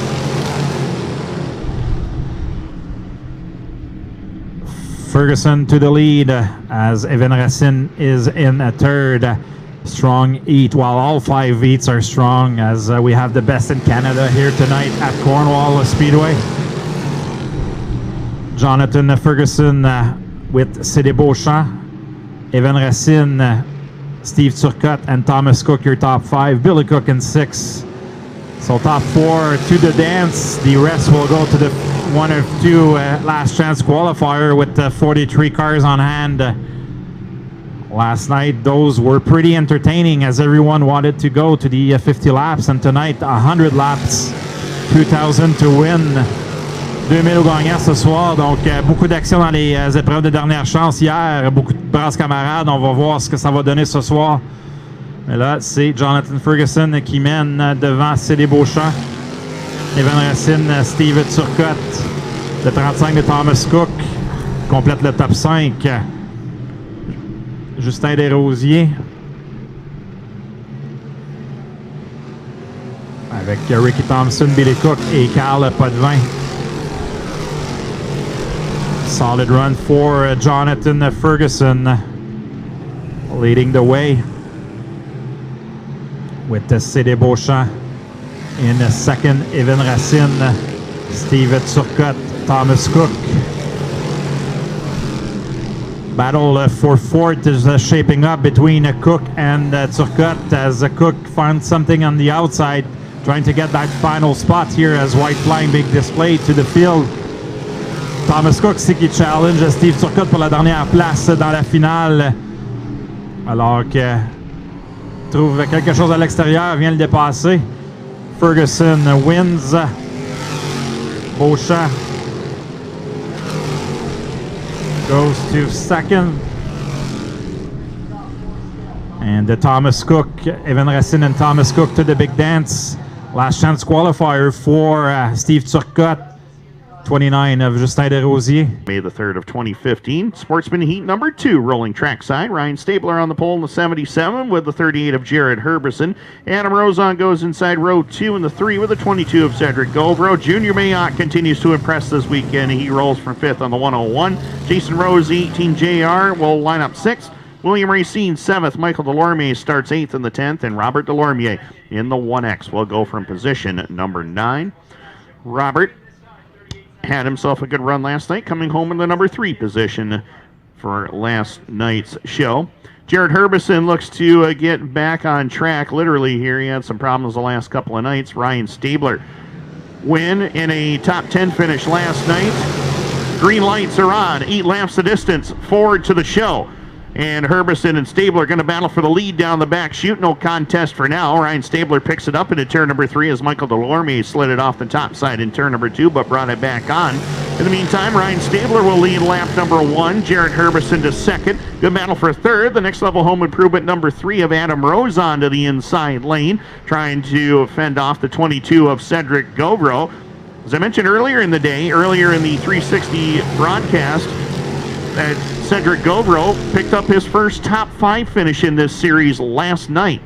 All the success he has had, hard to believe that was just his first top 5 finish, but he is due for many more, that's for sure, as Jason Rose chases him from spot number 5. Jason trying to get it into the show here as we work lap number 3.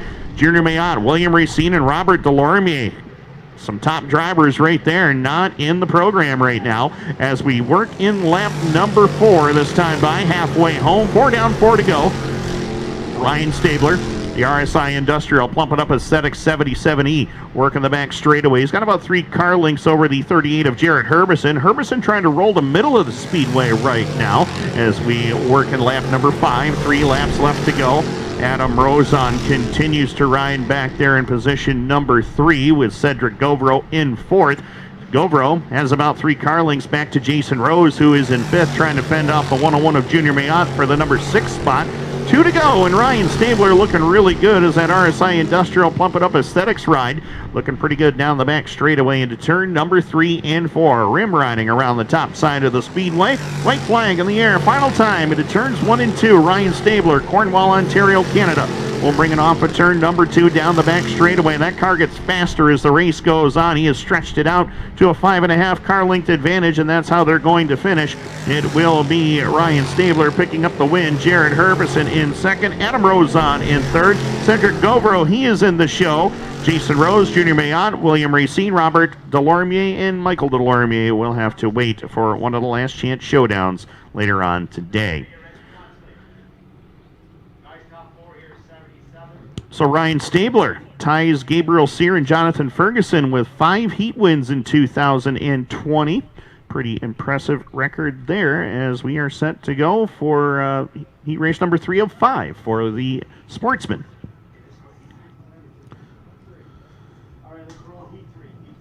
Troisième qualification en Sportsman, 3rd heat for the Sportsman, getting ready for the TAS Racing finale tonight, 100 lap event. James Friesen, third on Friday, winner last night from the Niagara region. It was a sweep 1-2 punch yesterday between him and Cody McPherson as Friesen leads the way. 33 of Alex Lajoie.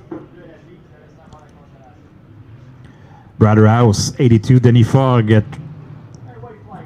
Terry Smith, 65 of Gilles Godard, 35 Fred Bellemare, 88 Dylan Kirkland, and the 17B of Steve Brunet. So top 2 to the redraw, top 4 qualifies.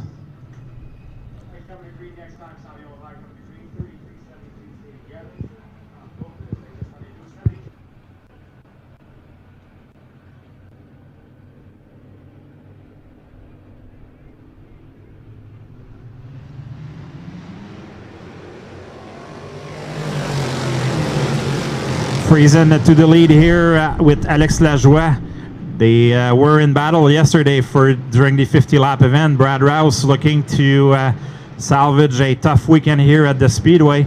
The driver that won the most feature in a dirt car Sportsman as the 88 of Dylan Kirkland spins and turns in number 4 as the yellow lights are out. So 1 lap is completed here. Issues for Dylan Kirkland, but he's able to fire back his machine.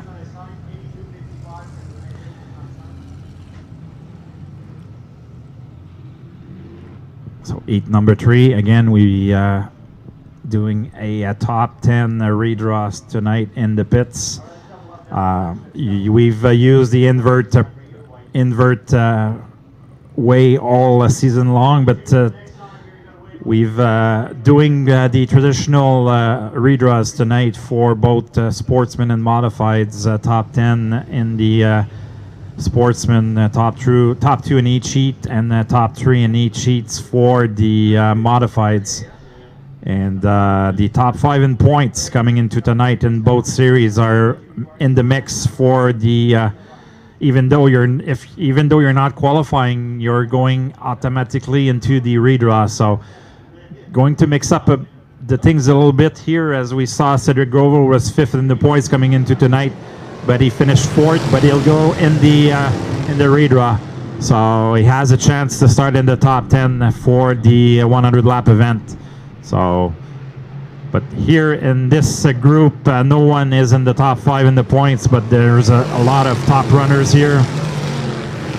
Yellow will be out for Steve Brunet.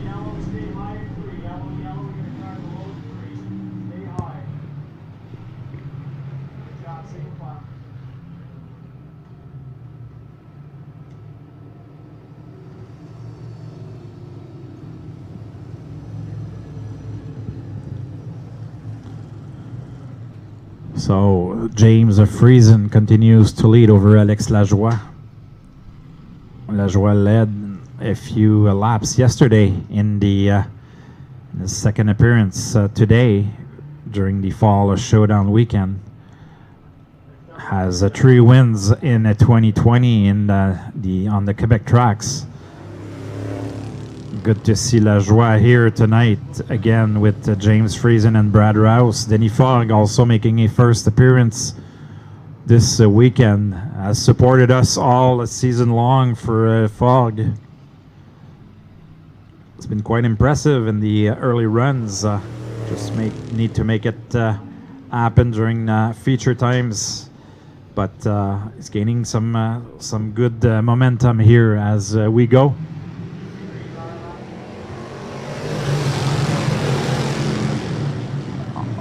Green is out. Lajoie trying to get passed by Friesen as Rouse is still in the mix.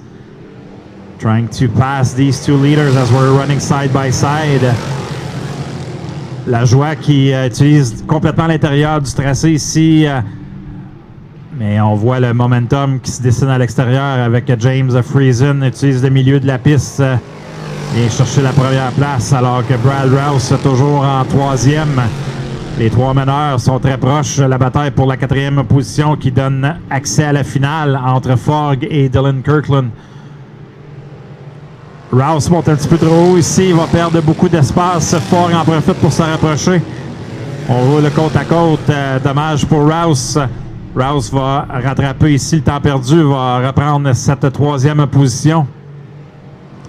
Deux tours à faire ici. 2 laps to go for the Sportsman as Friesen looking strong here again tonight. As the white flag is shown to the field. Lajoie in second, Rouse and Forg with Kirkland, Gilles Godard, Terry Smith, and Fred de Bellemare with Steve Brunet to the pits. Checker flag will be out. James Friesen, your race winner. Alex Lajoie, Brad Rouse, and Denis Forg will go to the feature. Dylan Kirkland, Gilles Godard, Terry Smith, Fred de Bellemare will go to the last chance qualifier later on. So good strong run. 40.72 of James Friesen. What a weekend for him. Very, very good weekend for James Friesen, the Bobcat of Hamilton, number 72 out of St. Catharines, Ontario. Is in the show solidly with a qualifying heat win. So heat race number 4 for the Next Level Home Improvement Sportsman. Ready to go, trying to set the portion of the lineup for the finale of the TAS Racing Sportsman Series. And it's going to feature the 777 of Cody McPherson on point with the 1 of Justin Lalancette, Dale Gifford, 78, and the 26 of Luke Carlton, Trent Wallace in the 17, Chris Ferguson's 88C, final row, Dominic Merkley, 77D, 74, Dave Flanagan. Forward to the show, the rest of the Last Chance Showdown, we are green. Cody Mack to the lead down the back straightaway. Justin Lalancette, a little better launch off the top side of turn 2. He'll clear Luke Carlton into turn number 3. Dale Gifford now under attack from Chris Ferguson as they click off lap number 1. 1 lap in the books right now. Cody McPherson in command of the field. Justin Lalancette looking to make his 21st consecutive start with the TAS Racing Sportsman Series. The only driver to start every single one of these races as he comes across the line at lap 2. Trent Wallace does a full 360. And takes Dominic Merkley off the top side of corner 4. Merkley keeps it going, does not get into anything or anybody. Yellow lights are on with 2 in the books. Trent Wallace not able to keep it going, so we will stay under the caution flag. As those of you watching on 360nitro.tv, glad you could join us. Welcome to the Cornwall Motor Speedway, final day of the Fall Showdown. Timmy Baltz, Martin Belanger joining me here in the tower. And we're calling all the action for you this weekend. You're watching heat race number 4 for the TAS Racing Sportsman Series, featuring our Next Level Home Improvement Sportsman Division drivers. Cody McPherson and Justin Lalancette will bring them to green at the Wired Audio Fire Zone, where all starts and restarts will take place tonight. We're back underway. McPherson once again rolls the top side. He'll roll it to the lead down the back straightaway, and everybody after Chris Ferguson for position number 4. Dale Gifford on that high lane. He's by Ferguson. He wants third, though. He tried to get around Luke Carlton, and Trent Wallace continues to struggle in the 17T. Yellow lights back on with 3 in the books. So far tonight, here at the Cornwall Motor Speedway, Assist to Sell Mini Stock Division, Alexi Charbonneau, James Clark, and Matthew Vogel won qualifying heat races. The Vintage Division is here tonight, brought to you by McColeman Media and Cornwall Motor Speedway. Josh Powers and Kayla Charlin split the heat races. So far, Next Level Home Improvement Sportsman in action. Jonathan Ferguson, Ryan Stabler, and James Friesen are your heat winners. We are in heat race number 4 of 5. For our Next Level Home Improvement Sportsman Division. Heat race number 5 is waiting in the wings over there. It's going to be led to green by Fire Swamp in the 88, who set fast time in his group over there in Group 5. He'll be to the inside of Gabriel Sear in the 94 when we get set to go. Gabriel, of course, the point leader coming into the final day of racing for the TAS Racing Sportsman Series, by just 17 points over Robert Delormier and 20 points ahead of the 2-time series champion Jonathan Ferguson out of Prescott. So Cody Mack will lead him back to green at the Wired Audio Fire Zone in turn number 4, and we're back underway. Justin Lalancette trying to keep pace with McPherson down the back chute as Luke Carlton has cleared the battle for the fall. Oh, look out, Dale Gifford and Dave Flanagan get into one another, and Flanagan's going to spin, and Trent Wallace again gets collected. Problems for both drivers in turn number 4. Wallace looks like he's going to be able to back away as caution lights are on with 4 laps complete. Trent Wallace trying to sneak by Flanagan and will do so. So looking at the front end of Trent Wallace's ride, doesn't look like there's too much damage, so he'll be able to continue on. Dave Flanagan in the 74, St. Catharines, Ontario native. He sits idle over there. Dale Gifford, one of the drivers battling for the final transfer spot, which is now occupied by Chris Ferguson, as they got tangled up over there on the back straightaway, and Gifford out of Smiths Falls sits idle over there. Flanagan able to get turned around and will rejoin at the tail of the field. Coming up after this heat, we'll have one more heat for the Sportsmen, and then we will go with the first of 4 Grinder 358 modified heat events, 10 laps in distance. We'll set a portion of the field for tonight's 125 lap, $5,000 to win Fat Les Chip Stand Canadian National Series finale. And once again, Les winners, thank you for all that you do for the Fat Les Chip Stand Series. And Steve Morris, Tyler Javogue from TAS Racing, thank you for all that you do for this TAS Racing Sportsman Series. And it's been going on since 2015, and we can't thank you enough for what you do for the Speedway. And the series has become prestigious. Been races that drivers from all over the province would like to say that they've won, and there's only a handful of people who can say that they have been champions in this series. So Dale Gifford in the 77, or 78 rather, he will head back to pit road on the business end of the tow truck. So Gifford will have some work to do and to get it into the last chance showdown. We're ready to go. Cody McPherson, Justin Lalancette at the Wired Audio Fire Zone. We are green. Chris Ferguson, nice move on the top side. He'll pick up position number 3 around Luke Carlton. Carlton gets a great run down the back chute. He'll try. Oh, he gives Chris Ferguson the shot in the backside. And in the meantime, Dave Flanagan, who spun on that caution, is now up to a transfer spot. He got around Luke Carlton and is not done there. He's looking to go after Chris Ferguson and does it handily. Dave Flanagan on the move from the back of the field in just a lap and a half, picks up the number 3 position. Chris Ferguson now trying to battle with the 26 of Carlton to get into the show. Dominic Merkley and Trent Wallace completed as we work lap number 6. Merkley sails in off the top side of corner number 1 as we get set to click off lap number 7. White flag in the air, final time around for Cody McPherson, 2012 Dirt Car Sportsman Series champion. Leading our 2017 Next Level Home Improvement Sportsman Series champion here at Cornwall, Justin Lalancette. And that is how they're going to finish. It will be Cody Mack with the win. Second spot will go to Lalancette. Third, Dave Flanagan. Fourth at the line, Chris Ferguson will get the spot at the line by mere inches out there.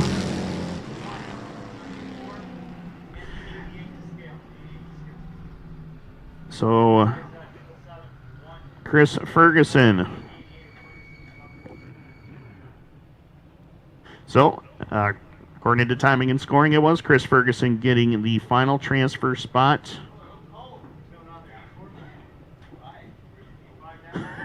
Pierre is cold.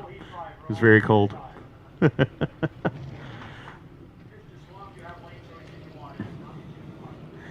we are set to go, heat number 5 is on the racetrack. Sorry, Mart. It's all good. Heat number 5 on the speedway. We have the young man, 14 years old, the Fire Swamp, was quickest in heat number 5 in the 88. 94 of a Gab C, 90 driven by Felix Roy. 04 Scott McGill, 58 Steve Morris, sorry. 6X of Travis Back. Yellow here for these drivers, false start. Anxious a little bit for these drivers as Daryl Mitchell and Michael Richard completes the final row in heat number 5 for the Sportsman. Steve Morris in the 58. As we go green. Points leader in the TAS Racing Sportsman Series wastes no time in Gab C, taking the lead over Fire Swamp.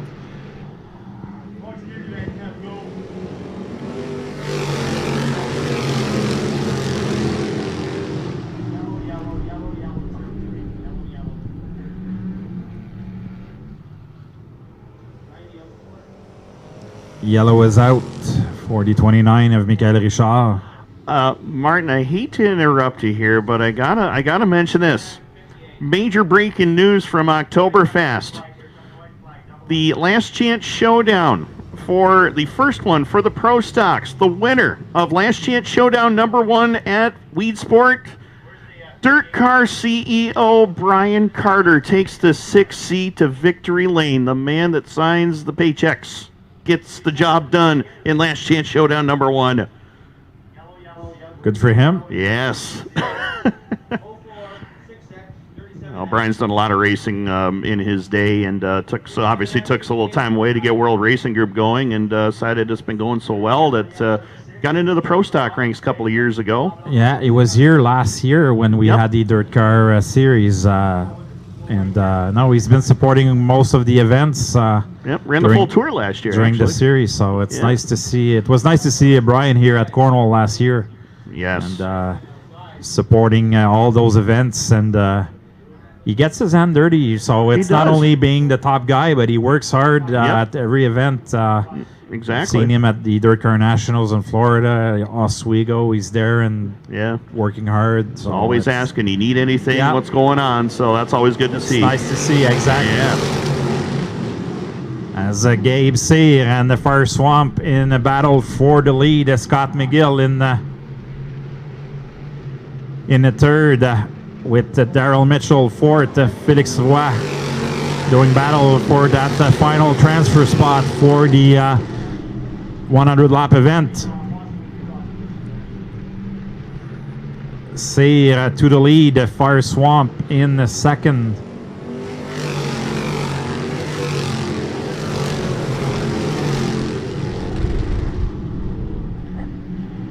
Gab Sear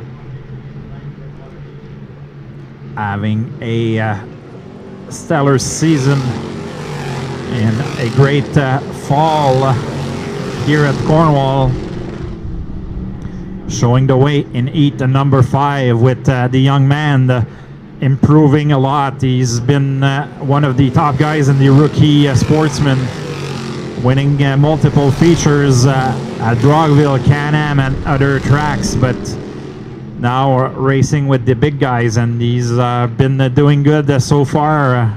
Had the quickest time in this group, and running second, the young man, Fire Swamp, only 14 years old, seulement 14 ans pour Fire Swamp. The white flag is out. Gabe C,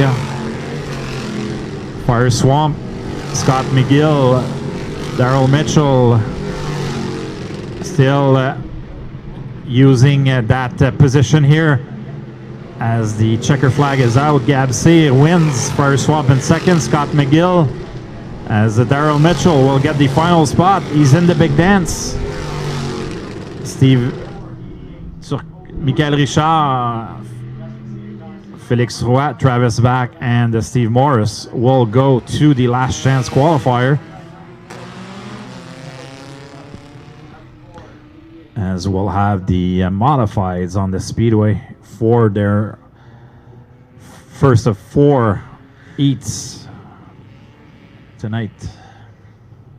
4 heats in total, 10 laps the distance.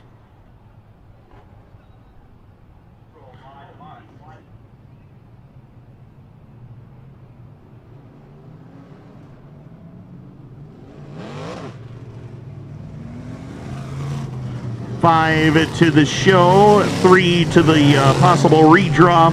As we are set and ready to go racing, it will be Dalton Slack on point, the 3RS, Stefan LaFrance in the 124, row 2, Brianna Lannister's 15 with the 47 of Corey Wheeler, Lee Lannister's 88, 91 Matthew Laramie, Tyler Javogue in the 85, Mikkel Perrant in the 25P, Kevin Amell in the number 13. 9 cars, 10 laps the distance, first of 4 358 modifying heat events.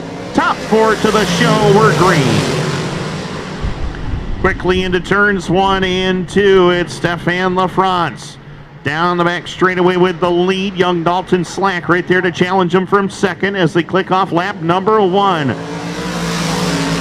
Littlehammer puts it into the lead in turns 1 and 2. Corey Wheeler digging down on the low lane. He's trying to get by for second. In the meantime, Brianna Lannister charges around the top side as she tries to pick up the number 4 spot from Lee Lannister off of turn number 4 and across the line.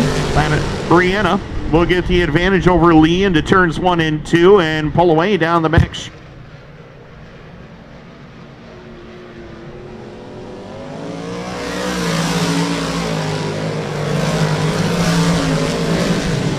Stefan LaFrance to the lead with Dalton Slack, and Corey Wheeler still in third.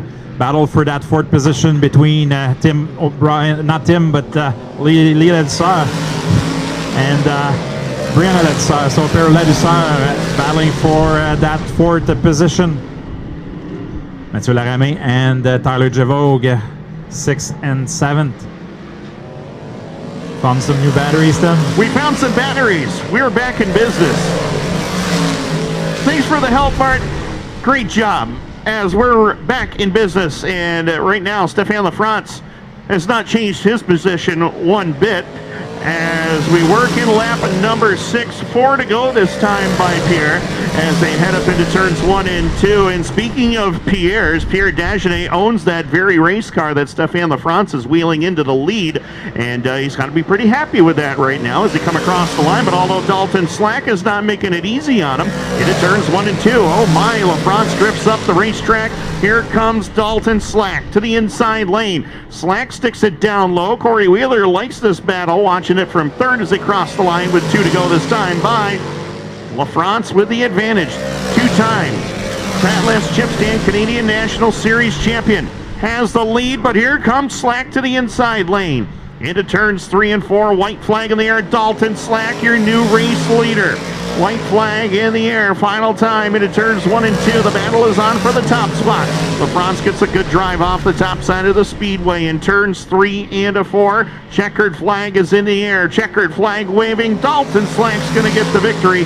Second will go to the 124 of LaFrance. Wheeler to third. Brianna Lannister is in the show. Joe Cross in spot number 4, Lee Lannister 5th, Tyler Javogue, Matthew Laramie, Mikkel Perrant, and Kevin Amell. So that does it. And Dalton Slack gets the job done.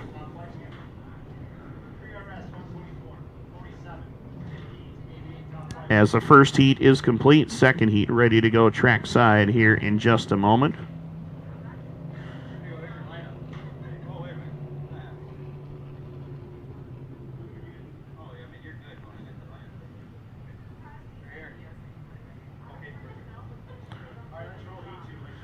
So heat race number 2, headed to the speedway right now.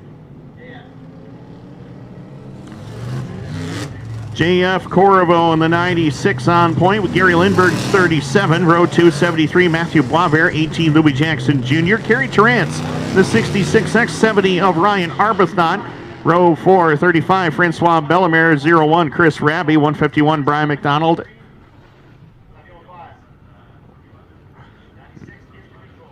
And Daryl Mitchell coming back from the scales, heading back to the infield pit. Set to go, 10 laps. Green is out and we're underway. 5 transfer.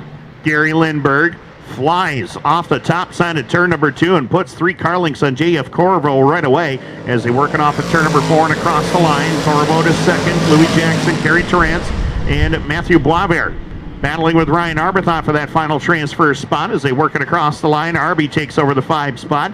Now Boisvert, Raby, Bellemare, and Brian McDonald trying to chase him down as they click off lap number 2. Gary Lindbergh, Ridgeway, Ontario, Canada, the Jacasa Motor Speedway 37 machine. 3 wins this season at the Merrittville Speedway and 1 at the Brockville Speedway earlier this year, all in 358 modified competition as they head through turns 1 and 2 and down the back straightaway over the 96 of Corriveau and the 18 of Louis Jackson as they battle for second and third. Ryan Arbuthnot's got that Valley Sales and Equipment R70 working the high lane pretty good. He's trying to run down Kerry Terrance to pick up position number 4 and maybe put a little bit of cushion between himself for that final transfer spot as Chris Raby and Matthew Boisvert, they're battling side by side for the number 6 position. It's a great battle, don't get me wrong, but they've got to get up and try to challenge the top 5 here for a qualifying position. Raby knows that, and he is right now working on Matthew Boisvert to try to get by him to get closer to Ryan Arbuthnot.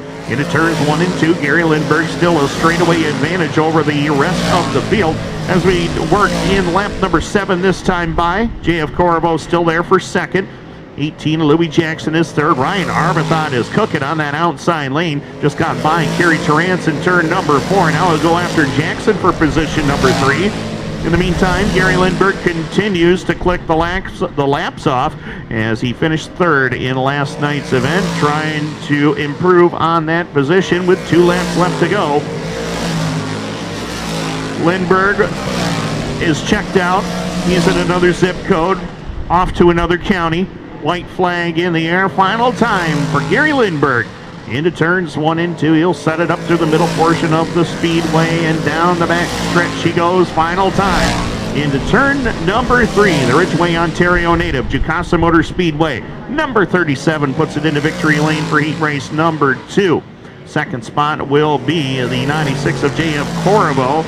Ryan Arbuthnot gets the final draw position. 18 of Jackson and the 66 of Kerry Terrance will finish up in position number 5. Chris Raby, Matthew Boisvert, Francois Bellemare, and Brian McDonald will have to go to one of the 2 last chance showdowns later on tonight. So that does it for heat race number 2. Heat race number 3 ready to roll trackside right now. Another loaded field. Yeah, like every other night, Tim, and during the fall weekend showdown, well-balanced heats here in the modifieds. Both division, the modifieds and the Sportsman, great runners here tonight as the 38 of Luke Whitaker elects to start on the top lane. 23 of Joey Edsa, the 6 of Yann Bussière, 54, winner last night. Steve Bernard, the 23 of Mike Stacy, 28 Todd Gordon, 1C of Mario Claire, 53 Jean-Nicolas Garreau, and the 90 of Jérémy Roy is your lineup for heat number 3. Top 5 will go to the feature. Top 3 to the redraw. Great move here from Luke Whitaker, taking the lead. Crossover move with the 23 of Joël Edsar. Steve Bernard moves up to second and challenging the 38 of Luke Whitaker. Yann Bussière in the Matt Williamson car in fourth. Whitaker, your race leader. So the 2 feature winner over the weekend are 1-2 right now with Joël Edsar in third. Yann Bussière and Mario Claire are currently qualified for the big show. 125 laps of feature. Later on, 5,000 to win as Luke Whitaker leads the way. Having a strong weekend here for Luke. Currently 5th in the points in the series.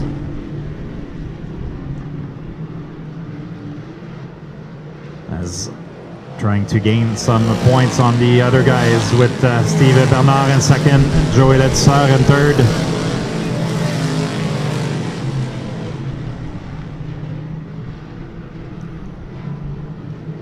Luke Whitaker running the top lane here with Steve Bernard and Joël Edsar.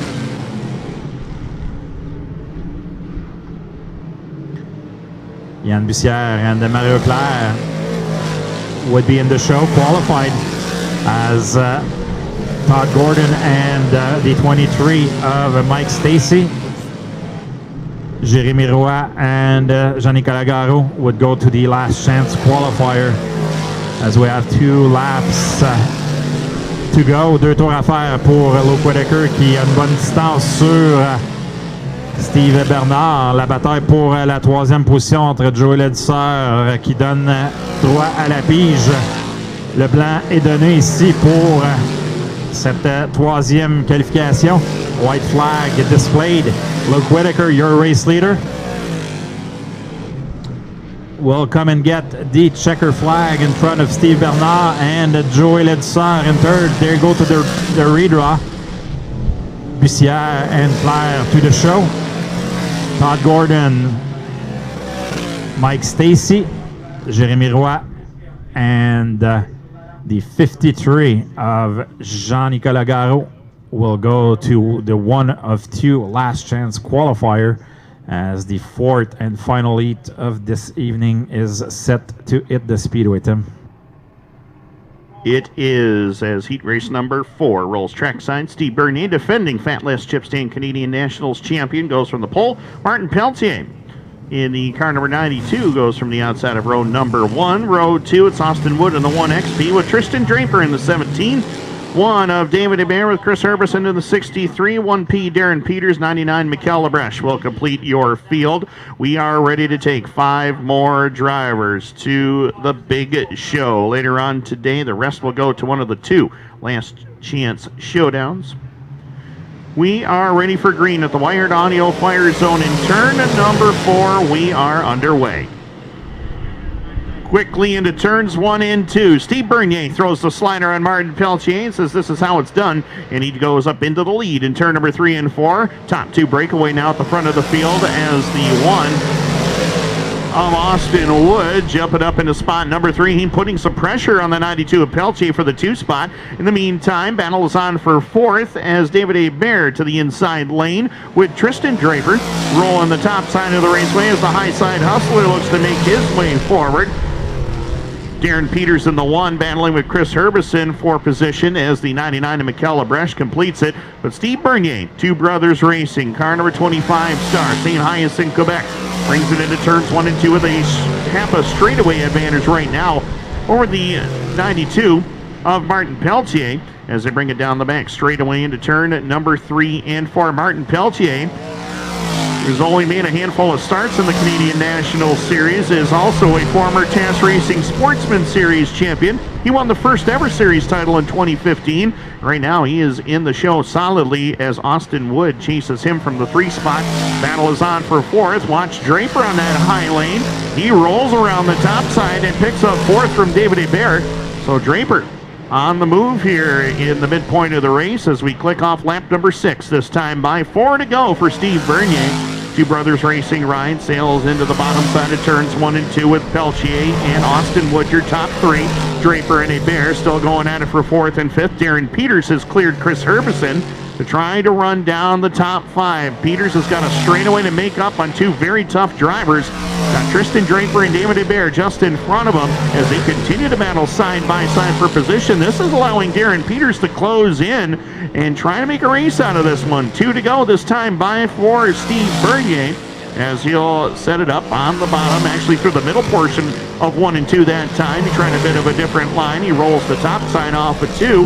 Into turn number 3, white flag is in the air. Final time around, the defending Fatless Chip Stand Canadian National Series champion, Steve Bernier, bringing it up into turns 1 and 2. He roll up to the top one more time with Peltier and Austin Wood. Your top 3, Tristan Draper and David Hebert complete the top 5, checkered in the air, and no problem for Steve Bernier. He takes the 25 star all the way to victory lane. Peltier, he'll close out in 2nd. Austin Wood will finish up 3rd. Tristan Draper's in the show along with the 1 of David Hebert.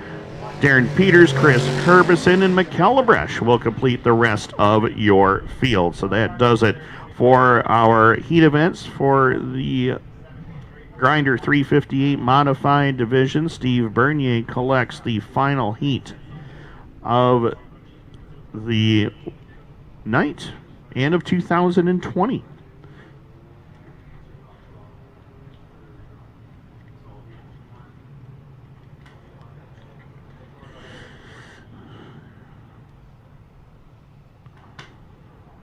First qualifying heat for the Lightning Sprints.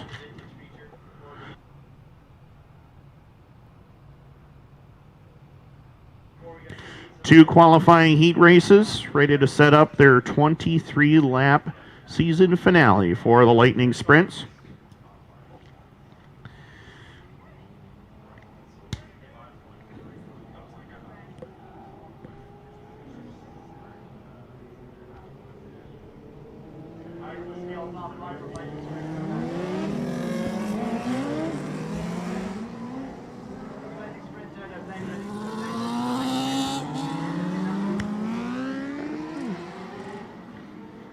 As we're set to go, Matthew Durham will lead him to the green in the 97. Outside will be the 88 of Simon Jacques. Row number 2, it is the 21 of Yves Girard. 25, Michael Benoit.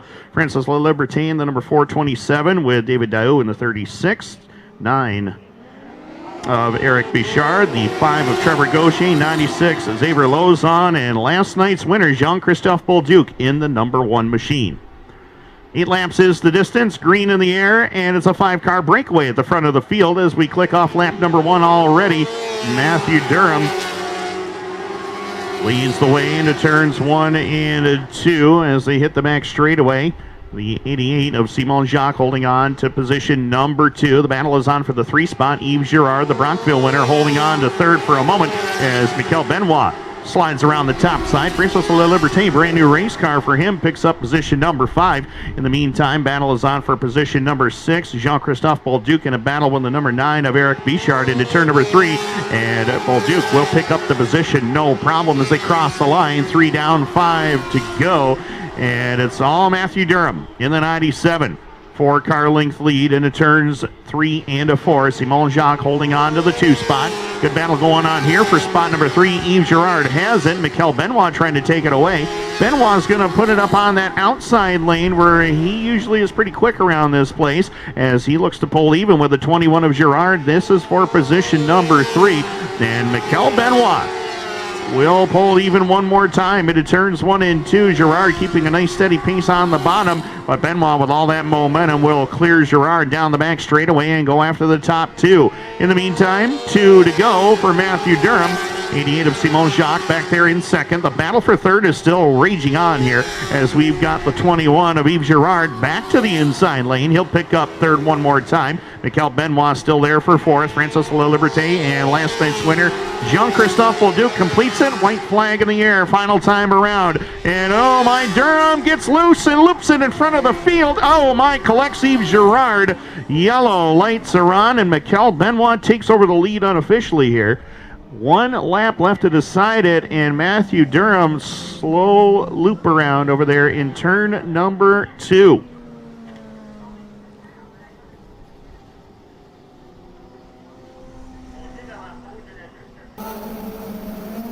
Final lap in heat race number 1, heat 2, waiting in the staging area to come trackside.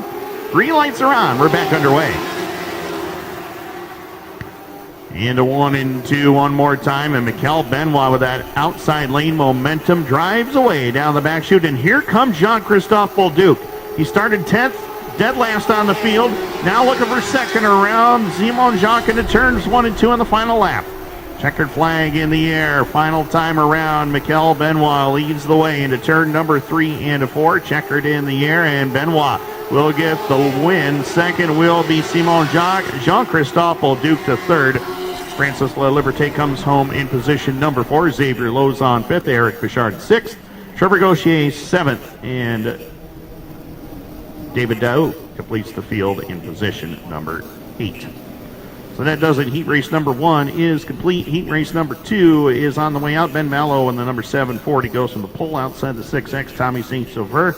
Eric Miro in the 72, 28 of Yannick Poirier in row number 2. Row 3 is Carl Latande in the number 8, along with the 37 of Stéphane Bergeron. Row number 4, 3 of Mike Gauthier, along with the 22 of Tommy Morrow. The current series point leader coming into tonight, 4X of Jeffrey Ware in the 87 of Maxim Foley. That is your starting lineup for heat race number 2 for the season finale for the Lightning Sprints.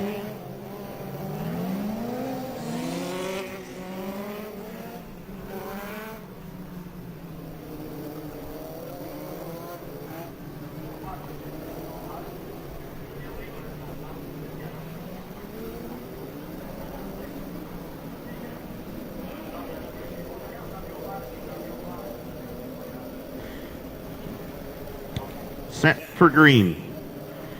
Tommy Morrow leads the points coming into today by just 18 over Xavier Lauzon, 29 over Jean-Christophe Bolduc. We're back underway. Green lights on. Heat race number 2 is off and running.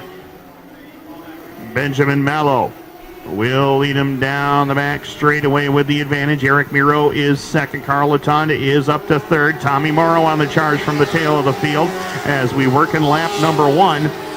Tommy St. Sauveur holding on to the 5 spot for the moment as Jeffrey Ware working on him. In the meantime, Benjamin Mallow holding on to the lead. Eric Miro right there to challenge him, though, as they're bringing it across the line. Carl Latande is on the move. That outside lane for these Lightning Sprints seems to be a quick way around. It's a longer way around, but it is fast. That inside lane is just as good right now, and Eric Miro showing you how good it is. Holds on to second for the moment as Carl Latande picks up the 2 spot coming down the front straightaway at lap number 3. 3 laps down, 5 more to go. Carl Latande is on the mission. That's to get by the 740 of Benjamin Mallow as we work in turns 3 and 4, halfway home. 4 down, 4 to go. And good battle for the race lead as they hit the back straightaway. Into turns 3 and 4. We will have 3 to go this time by. And Benjamin Mallow, who just started racing this season about a couple of weeks ago, was a regular on the series last year, finds himself with the lead as the top 3 nose to tail as they come across the line. 2 to go this time by. Yannick Poirier holding on to 4th as Jeffrey Ware completes the top 5. Into turns 1 and 2 and down the back straightaway, Benjamin Mallow sails it into turns 3 and 4. The white flag is in the air. Final time for Benjamin Mallow in the number 740 as Eric Miro in the 72 trying to fend off Carl Latande for the 2 spot. Miro down on the bottom. He gets a great launch off the bottom. Gets second away. Trying to pull up even turns with Ben Mallow for the lead. Not going to happen. Benjamin Mallow gets the victory. Second will go to Eric Miro. Third will go to the number 8 of Carl Latande. Yannick Poirier, Jeffrey Ware, Maxime Foley, Mike Gaucher, and Stéphane Bergeron will complete it. So that does it. The lightning sprints are complete. The first feature of the evening will be the assist to sell mini stocks for 25 laps, and then we will go into our second feature of the night, the 20-lap vintage feature brought to you by McColeman Media and Cornwall Motor Speedway. Those of you enjoying the broadcast with us on 360nitro.tv, welcome to the Cornwall Motor Speedway. Glad you could join us once again. Timmy Baltz, Martin Belanger calling the action for you, as we have all weekend long.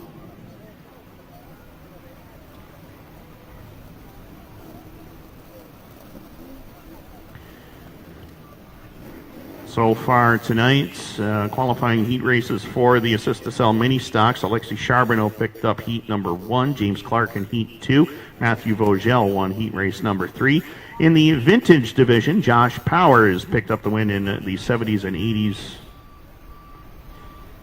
heat event. Kayla Charlin was victorious with the 50s and 60s division. In the 358 modified division, the Grinder 358 modifieds, qualifying for the Fat Laps Chip Stand Canadian Nationals. It was Dalton Slack, Gary Lindbergh, Luke Whitaker, and Steve Bernier. Dalton Slack was quick time overall today in time trials at 13.887. In Sportsman, C.D. Beauchamp was quick time in the time trial session at 14.115. Jonathan Ferguson, Ryan Stabler, James Friesen, and Cody McPherson were the winners in the Sportsman heats. And as you just saw, in the lightning sprints, Mikel Benoit and Benjamin Mallow picked up the 2 qualifying heats tonight. So that's kind of the recap as to what has happened so far this evening. We are awaiting the arrival of our assist to sell mini stock 25-lap feature go to conclude the 2020 campaign for the assist to sell mini stock division.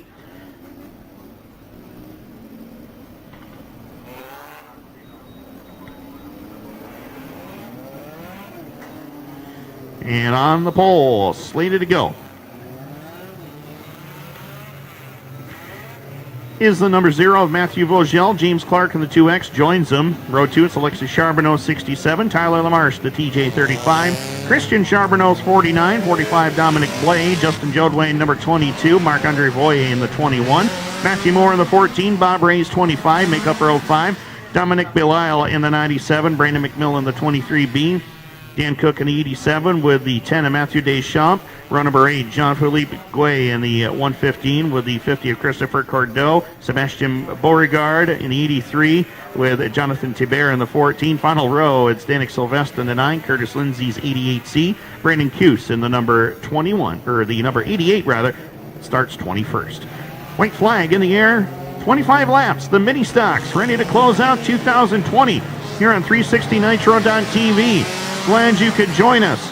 Thank you very much to the mini stock division for the exciting racing action in this season. That has been one to remember as we are set ready to go. 25 laps. The final race for the assist to sell mini stocks is green in Cornwall.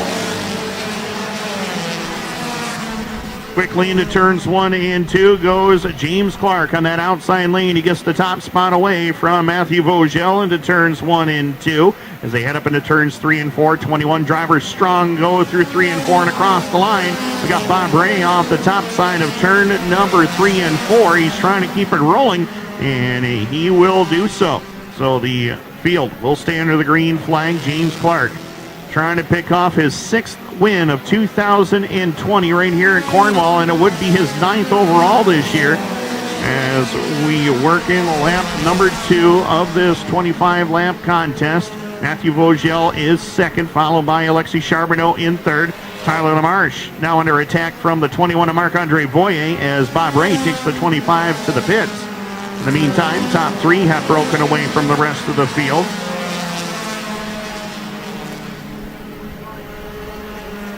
As they work down the back straightaway into turn number 3, James Clark with the advantage off the corner. Marc-Andre Voyer trying something to run down the top 3 drivers at this point as they work it up into turns 1 and 2 and down the back straightaway. Tyler LaMarche still there in spot number 5, the 45 of Dominic Blay. Trying to run him down and pick up a spot as Justin Jodwam moves up into position number 6, getting around Blay into turn number 1. Talked with Justin Jodway earlier tonight, and he said he had to do a lot of rebuilding to that car. Keep in mind, last weekend he took a slow rollover at Brockville. He says it looked pretty slow from where I was sitting and from where everybody else was, but that car suffered some serious damage. He was actually entered in Friday's race, had a shock problem, and had to get everything fine-tuned to get it ready for tonight. And right now he is closed in on the 35 of LaMarche for position number 7. As we work in lap number 7, this time by James Clark, continues his dominant performance. The man out of Hawkesbury, Ontario, Canada, brings it across the line, getting by the number 88 of Cuse down into turns 1 and 2. Clark with a full straightaway advantage right now over the rest of the field. Alexis Charbonneau in the 67. Keep in mind, him and his dad swapped rides tonight as Christian Charbonneau is mired back there in the traffic just outside the top 10, battling with Curtis Lindsay. In the meantime, James Clark is not mired in any traffic. He's got clear racetrack in front of him and another straightaway back to Alexis Charbonneau in second as the Matthew Vogel Zero machine holding on to third. Vogel trying to put some pressure on Alexis Charbonneau, but that's been tough to do in this race. In the meantime, behind the top 3 drivers, Tyler LaMarche and the 21 of Marc-Andre Voyer have been having it out for position as LaMarche has the number 4 spot. Marc-Andre Voyer is losing spots here in the last half a lap or so. He lost 4th to Tyler LaMarche. Now he lost 5th to Justin Jodway. As we click off lap number 11, we are closing in on the halfway point. James Clark is absolutely blistering this field right now. He's got over a straightaway advantage. Back to Alexis Charbonneau in second, who is getting some pressure now from the 0 Matthew Vogel as he hit turns 1 and 2. Charbonneau with the advantage through the mid portion of the speedway. Matthew Vogel right there to challenge him down the back straightaway. Battle is on for the number 4 position. These two drivers had similar paint schemes last year as Tyler LaMarche in the 35 going at it with Justin Jodway down the front straightaway. Jodway had to put the binders on as the lap machine of Braden Cuse right there in front of him. Unique looking race car, but right now the leader's having problems getting around him as we work in lap number 14. James Clark has the lead down the back straightaway, looking to put a lap on the 49 of Christian Charbonneau and the 115 of Jean-Philippe Blay into turn number 3 and 4 and across the line, this time by Clark, well in command with 10 to go. Alexis Charbonneau battling with Matthew Vogel for position number 2. They're wheel-to-wheel into turns 1 and 2. In the meantime, there's a good battle going on for 4th. Justin Jodway has the inside lane. Tyler LaMarche trying to take it away. Sebastian Beauregard does a full slider in turn number 1. Everybody gets through. No caution. We stay under green as they head down the back straightaway. Great job of driving there by the 83 of Sebastian Beauregard. Drives away down in front as we click off lap number 16. 16 laps complete. Your leader is in heavy traffic right now. He just got around Dan Cook's 87. Now he's trying to get by the 88C of Curtis Lindsay as his next closest competition is just entering turn 2 right now, and Clark sails it off the top side. He's got lots of room, though, to play with out there. He's able to get back in front. Holds on to the lead, 18 down, 7 to go. Action aplenty here in the final mini stock feature of the season. And James Clark, despite sliding off that outside lane, is able to hold the lead. He's got about a half a straightaway now to deal with as he laps by the 115 of Glay. Now he's got the 87 of Dan Cook in front of him. Brandon McMillan with problems, the 83, or the 23 rather, has slow to the infield. He tried as best he could to get it to the infield, but that embankment over there is quite steep, and McMillan gave it his all to try to get up there. A good effort by him, but not able to get it done. Make that 19 laps complete. Well, James Clark did not want to see this, but Alexis Charbonneau and Matthew Vogel definitely wanted to see that. As I mentioned, he had a huge lead despite going off the racetrack over there in turns 3 and 4. You know your program is correct when you can sail it off the top side of turns 3 and 4 here in Cornwall, bring it back on, and still have a straightaway advantage on the field. That is pretty impressive. James Clark in the number 2 machine, as I mentioned, won here Friday night. He's looking to go back-to-back, trying to sweep the weekend. Alexis Charbonneau in the 67, the 0, Matthew Vogel, 22. That is Justin Jodway in the number 4 spot. Tyler LaMarche in the 35. New look, new number for the man from right here in Cornwall, holding on to 5th, having a fantastic showing. Got quite the pick crew tonight. Girlfriend and Sportsman driver Geneva Sheffield helping twist the wrenches on this car for Tyler this weekend. Sebastian Beauregard is in position number 6. 7th at the moment unofficially is the 45 of Dominic Blay. 8th is the 97 of Dominic Belisle.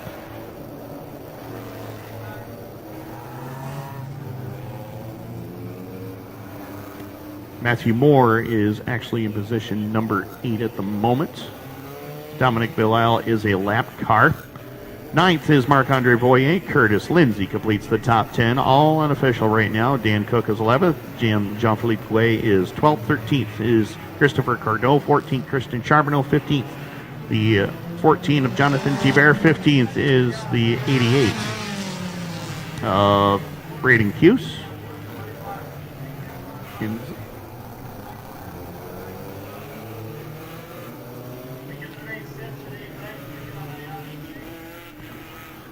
So the 97 of Dominic Belisle will be told to go to the tail of the field. He's the one of 2 cars 1 lap down.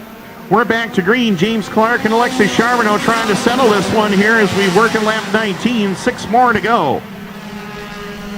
Clark once again, great drive off that outside lane. He will clear everybody down the back straightaway. Lapped traffic should not be a problem from here on out as Justin Jodway moves it up to the 2 spot. Apparently, whatever they've had to fix on that race car, they have got it set perfect right now, and he is trying to close in on your race leader, James Clark, who has been dominant in the region this season in 2020.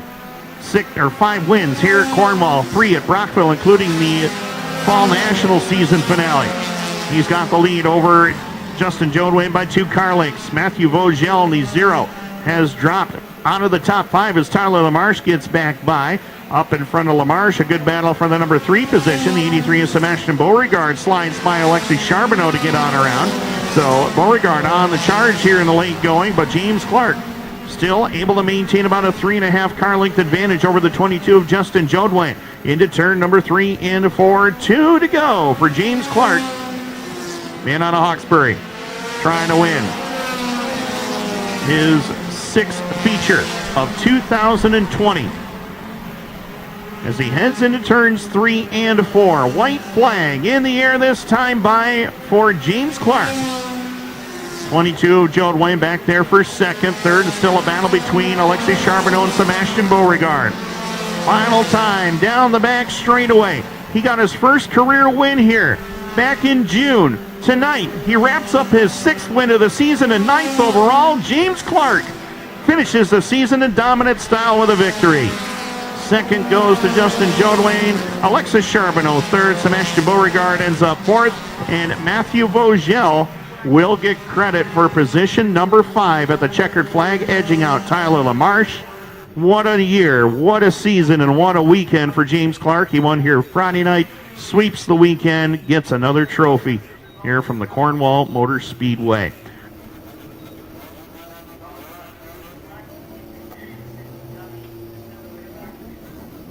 Salt and Martin Belanger, as well, you can tell how happy James Clark is. Rolls it into victory lane. 6th win at Cornwall, 9th overall on the season. Martin Belanger, this has got to be a dream season for James Clark. Exactly. As you mentioned earlier, he won his first event at the start of the season, and he visited the winner's circle for the 6th time tonight as he's out of the car. James Clark in the 2X.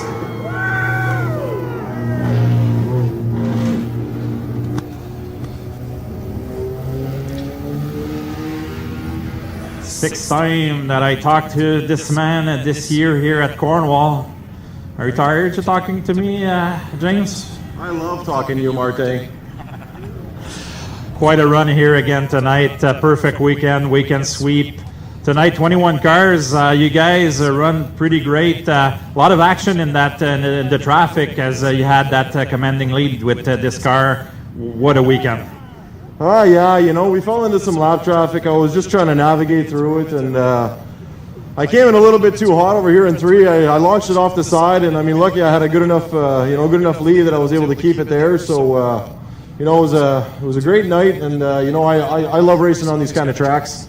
You know, the team, they put in so much work in this car last night to get it ready for today, and you know, it really paid off.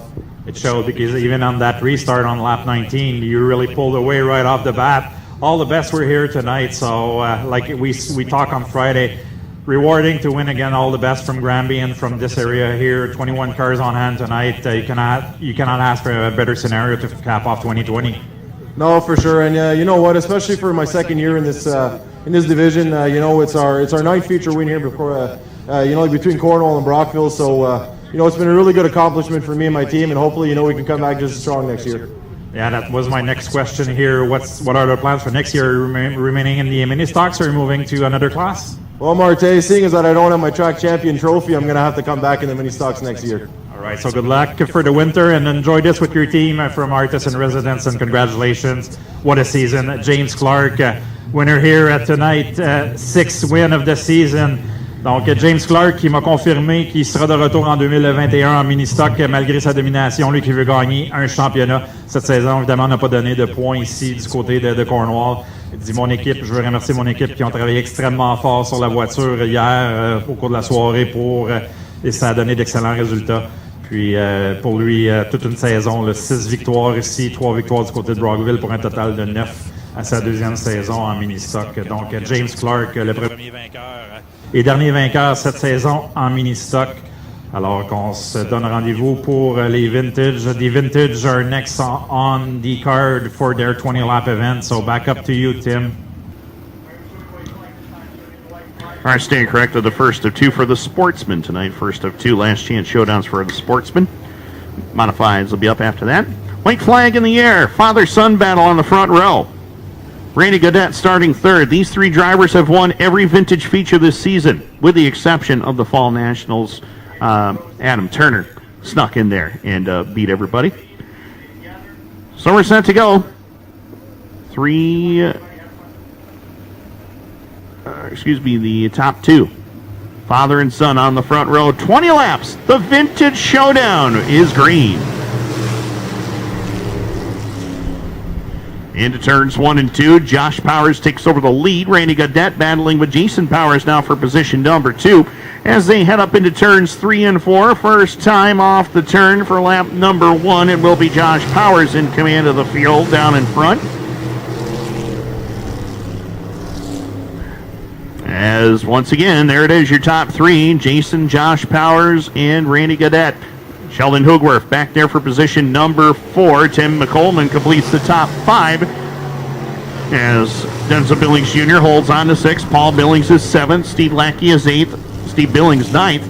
Kayla Charlin completes the top 10 overall, but she is the race leader as far as the 50s and 60s division goes. She's in search of 4 in a row here tonight as we work in lap number 3 of this 20-lap feature go. Down the back straightaway. Josh Powers in command. Jason Powers right there with him. No, the challenge on that high lane. Here comes Randy Gaudette. Just trying to keep pace with these top 2 at the moment as they've got a straightaway on the rest of the field. 27 of Sheldon Hookworth is 4th. Tim McCollman trying to put some pressure on him as he works from the 5 spot as they work it off of turns 3 and 4 and across the line. 5 laps are complete. 5 laps down. 15 to go. Josh Powers looking to hold on and claim yet another vintage win here at Cornwall as they come down across the line for lap number 6. Top 3 are pretty much checked out on everybody as the 27 of Sheldon Hoogworth still holding on to 4. Steve Billings once again off the speedway in turn number 4. He brings it back on as he'll battle with Pat Charland and Kayla Charland for position as they're working down the front straightaway in lap number 7. The top three have not changed at all. Sheldon Hoogworth still there for fourth. Good battle now going on for position number 5. Tim McColeman has it. Paul Billings was right there to challenge him, though, down the back straightaway. Into turn number 3 and 4. Billings trying to make the move on McColeman is behind them. Denzel Billings Jr. going at it with the 88 of Steve Lackey as they dice it up for position down the front straightaway for 8th and 9th. As Kayla Charland and Pat Charland continue to round out the top 10 here. 9 laps in the books. Josh Powers making it look rather easy, and that is no easy task to try to fend off Randy Gaudette and Jason Powers like he's doing as they come across the line. 10 down, 10 to go. Josh Powers well in command of it.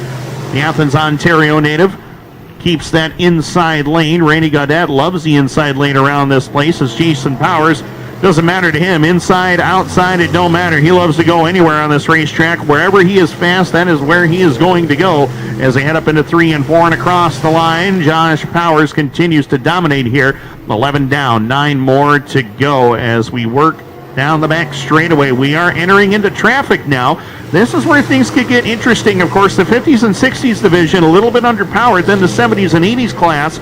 And this is where things usually shake up in these vintage features as we got 12 laps down, 8 to go. Randy Gaudette is starting to reel in the race leader as they head into 3 and 4. Gaudette has narrowed it down to 5 car lengths.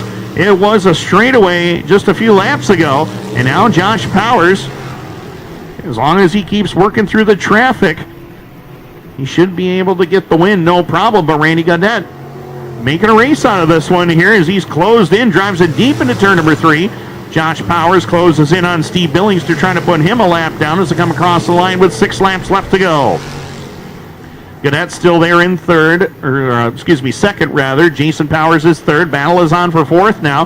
Timmy McColeman trying to find the way around Sheldon Hoogworth into turns 1 and 2. In the meantime, the lead battle, not much of a lead battle right now with 5 to go as Josh Powers has the number 1 position. Randy Gaudette still trying to find the way around Steve Billings as Josh Powers gets by Pat Charland. He'll close in to try to put Denzel Billings Jr. a lap down as well. 4 to go this time by for Josh Powers. As they roll through turns 1 and 2 and down the back straightaway, Powers well in command of it right now as Randy Gaudette just trying to keep him in his sights. Jason Powers is literally all by himself in position number 3. The battle for 4th and 5th is about a straightaway and a half behind off of turn number 2 at the moment. Sheldon Hoogworth and Tim McColeman still going at it for position. Hoogworth to the outside, McColeman down low as we work off of turn number 4 and across the line. Dead heat at the line there for spot number 4. Give it to Hoogworth as Steve Billings takes it to the house. 2 to go. And oh my, Tim McColeman loops it around, keeps his foot in the throttle, stays going. We stay under green. Josh Powers clears McColeman down the backstretch into turns 3 and 4. White flag in the air this time by final time for Josh Powers off of turn number 4. He's got Steve Lackey just in front of him. As long as he could clear Steve Lackey, he should be home free as he's down the back straightaway. Checkered flag is out. Checkered flag is waving. And green to checkered. Josh Powers dominates the 20-lap vintage finale here in Cornwall. Randy Gaudette comes home second. Third will be Jason Powers as he'll cross the line now. And we will have to get word on who was the winner in the 50s and 60s class. Pat Charland stops the streak of Kayla Charland in the 50s and 60s class as Josh Powers dominant here tonight. In just a moment, Josh Powers will roll it into victory lane. It's been a dominant season for Josh and Jason Powers and Randy Gaudette. And Martin Belanger, he's going to once again talk with Josh Powers in victory lane.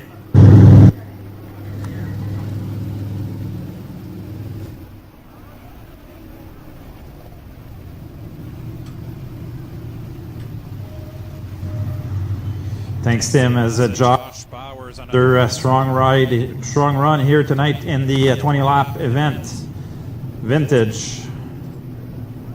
Family operated the car with his father. As you mentioned, they've shared most of the wins this season in this division.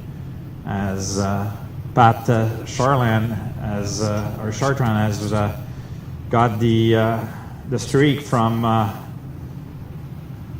in the 50s and 60s.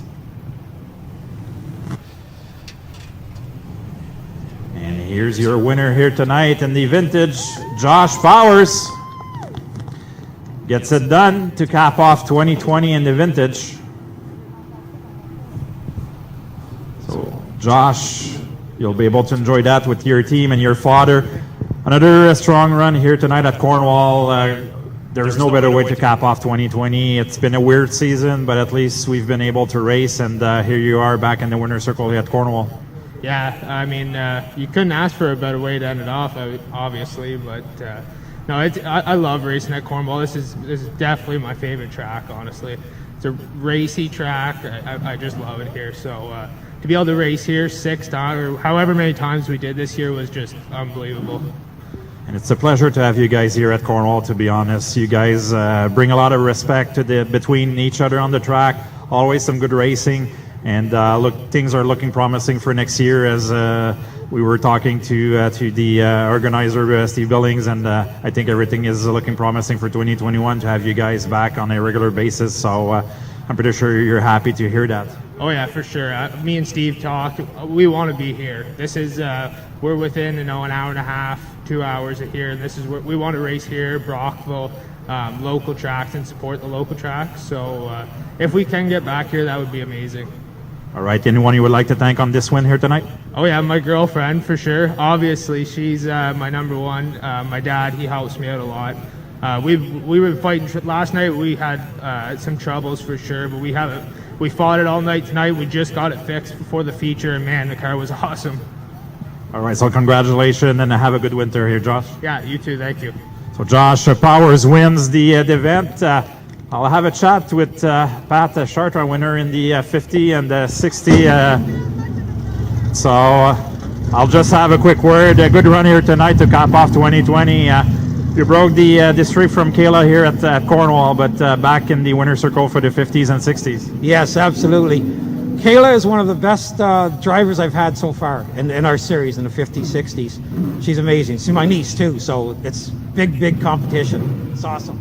I was speaking to Josh here. You guys have brought a solid package here this season at Cornwall with the vintage. It's a pleasure to have you, and we're looking forward for good things also in 2021 for you guys back here and for the vintage. I hope so. You got to understand, we're all a family. Okay, everyone in vintage looks after everyone in vintage. It's great. It's a pleasure to come here. Everybody, there's not a bad thing I can say about anybody I race with or anybody in the vintage club. It's great. It's been a great year. Everybody supports you. I break my car. There's 10 people there working on it. It's great. It's fantastic. That's good. So congratulations on your win, and good winter here, Patrick. Thank you. Thank you. So Pat Chartrand winning the 50s and 60s. I'll switch to French to translate a bit. Josh Power qui remporte une autre victoire ce soir. Il dit oui, ils ont eu des ennuis un peu hier avec la voiture, mais on a pu ramener cette voiture-là. On a travaillé là-dessus hier soir pour amener la voiture dans le cercle des vainqueurs ce soir. On a parlé beaucoup du programme ici. Je travaille beaucoup avec Steve Billings pour avoir un bon groupe de pilotes ici avec les vintage, puis ça paye le prix. On a vu une très bonne saison des vintage. Beaucoup de respect de la part de ces pilotes-là en piste. Puis les gars travaillent fort. Puis ça a été les mêmes échos du gagnant dans les 50 et 60, Pat Chartrand, qui mentionnait que ça a été plaisant de courir à Cornwall cette saison tout au long de l'année. Puis on souhaite revenir en force en 2021. Donc beaucoup de respect de la part des vintage. Donc en espérant que les gens dans les estrades sur 360 Nitro ont apprécié le spectacle. Hopefully all the fans, while the crews here and the fans on 360 Nitro were able to enjoy the event here tonight for the vintage. So this caps off 2020 for them as we're getting ready for the first of 2 last chance qualifier for the Sportsman. So Tim, back up to you. So each of the last chance showdowns for the Sportsman division, the next level home improvement Sportsman, will be 10 laps in distance. 5 will transfer to the 100 lap TAS Racing Sportsman Series finale here at the Cornwall Motor Speedway.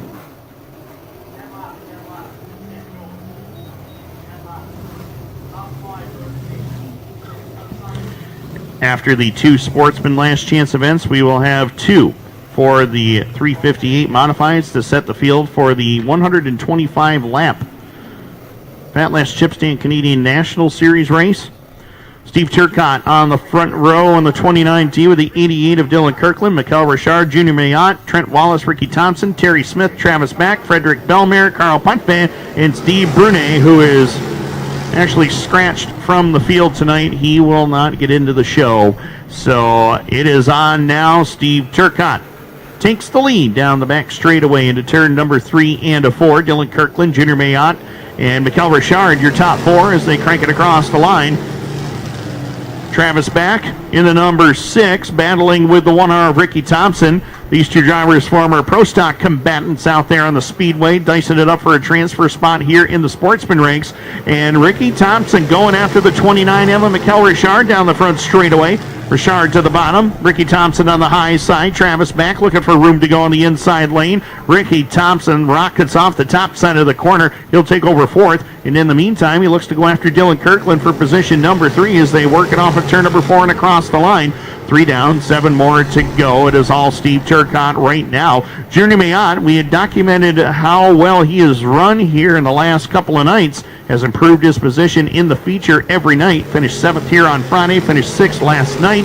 Now in the last chance showdown. That's how quick things can change in one night. In the meantime, Ricky Thompson continues to charge forward. He gets around the 88 of Dylan Kirkland, and Travis Back now finds himself in a transfer position, getting around Mikel Richard in the 29 as he works around the top side. Dylan Kirkland trying to get back after Ricky Thompson to the turns 1 and 2. 5 down, 5 to go. Steve Turcotte continues to show the way. 3-car length advantage over the Junior Mayotte number 101 machine as Mayotte works it off the turn and down across the line in second. Ricky Thompson has worked that outside lane to perfection here in this 10-lap contest as he holds down third, trying to go after the top 2 drivers. Keep in mind, these drivers don't have rear-view mirrors, so they're driving like there's somebody right behind them at all times. Right now, into turns 1 and 2, Steve Turcotte sees nothing but clear racetrack in front of him, just running a consistent line, trying to make consistent laps out there in preparation for the feature. Right now, he's thinking just 2 more clean laps, and he's got it in the dance. Junior Mayotte, Ricky Thompson, your top 3, Dylan Kirkland, Travis Back, your top 5. Hard to believe. Mikel Richard, 1 spot out of the money right now with Carl Potvin, Terry Smith, and Frederick Bellemare completing it. White flag in the air. Final time into turns 1 and 2. Steve Turcotte will bring the number 29 down the back straightaway with a 4-car length advantage over Junior Mayotte, and that is how they are going to finish. Steve Turcotte gets the victory. Junior Mayotte second. Ricky Thompson comes home third. Dylan Kirkland and Travis Back will cross in positions 4 and 5. Mikel Richard, Carl Potvin, Terry Smith, and Frederick Bellemare will complete your field. And Mikel Richard, Carl Potvin, Terry Smith, Frederick Bellemare will put it on the trailer and end their season here tonight. So, last chance showdown number 1 is in the books. Second one ready to roll next, Mark. Yes, second last chance qualifier for the Sportsman as we're taking 5 cars. On prendra 5 voitures dans celle-là également. 30 voitures au départ pour la finale de 100 tours. We'll have 30 cars to start again tonight for the 100 lap event to cap off 2020 at Cornwall Motor Speedway. So we have the 18 junior of Jason Rose, 26 of Luke Carleton, 29D of Justin Desrosiers, 65 Gilles Godard, 90 of Félix Roy, 35 William Racine, 58 Steve Morris, M70 Billy Cook, Dale Gifford, and the 35 of 10, of Michael Delorme. Cap off the field here in the consolation round number 2 for the Sportsman. As the 26th of Luke Carleton is your race leader. Jason Rose in second, William Racine moving up to third. The young man from Saint-Hyacinthe is running third. Steve Morris slows down but is able to keep the field here as Luke Carleton is still your race leader. Jason Rose and William Racine are doing battle for that second position. Everyone looking to make the show here tonight for the final event of 2020 for the Sportsman, as we will crown a champion for the TAS Racing Sportsman Series, paying the top three in the championship as well. So as Luke Carleton from the St. Catharines area is having a strong run over William Racine, Jason Rose, Gilles Goddard, and Justin Desrosiers looking to make their way into the final event of the year, as we have 5 laps completed. Coming on completing lap number 6 here for Luke Carleton. Carleton, votre meneur de la région de Niagara Falls, qui continue de faire bonne figure dans cette deuxième de 2 consolations avec William Racine et Jason Rose près de lui. La bataille pour la 4e position entre Gilles Goddard et Justin Desrosiers. Ces deux pilotes regardent pour se qualifier pour cette finale de 100 tours. Félix Roy en bataille avec le vétéran de 76 ans, Billy Cook. Steve Morris également dans le groupe avec Dale Gifford et Michael Delormy qui complètent le peloton. 2 tours à faire, 2 laps to go, with Luke Carleton leading the way with William Racine and Jason Rose. As white flag is displayed for these 3 drivers, as the battle is still going on between Goddard and Justin Desrosiers. Both looking to make the show here tonight. As the checker flag is out, Luke Carleton wins last chance qualifier number 2 in front of William Racine. Jason Rose in 3rd. Gilles Goddard and Justin Desrosiers to the big show. Billy Cook, Félix Roy, Steve Morris, Michael Delormy, and Dale Gifford will have to watch the rest of the night from their trailers, as these drivers had some good runs over the weekend here at the Cornwall, 3rd night of our fall showdown, as we're getting ready for the first of 2 last chance qualifier for the modifieds. That is true. Last chance showdown number 1 of 2 for the 358 modifieds getting set to go once again. 10 laps, 5 to the show.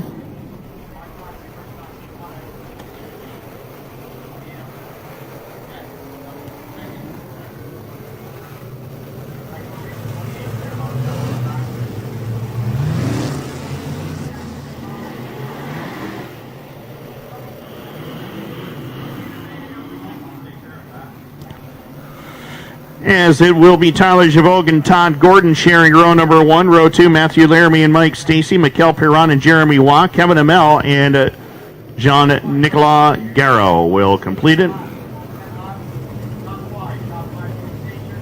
Top 5 to the dance.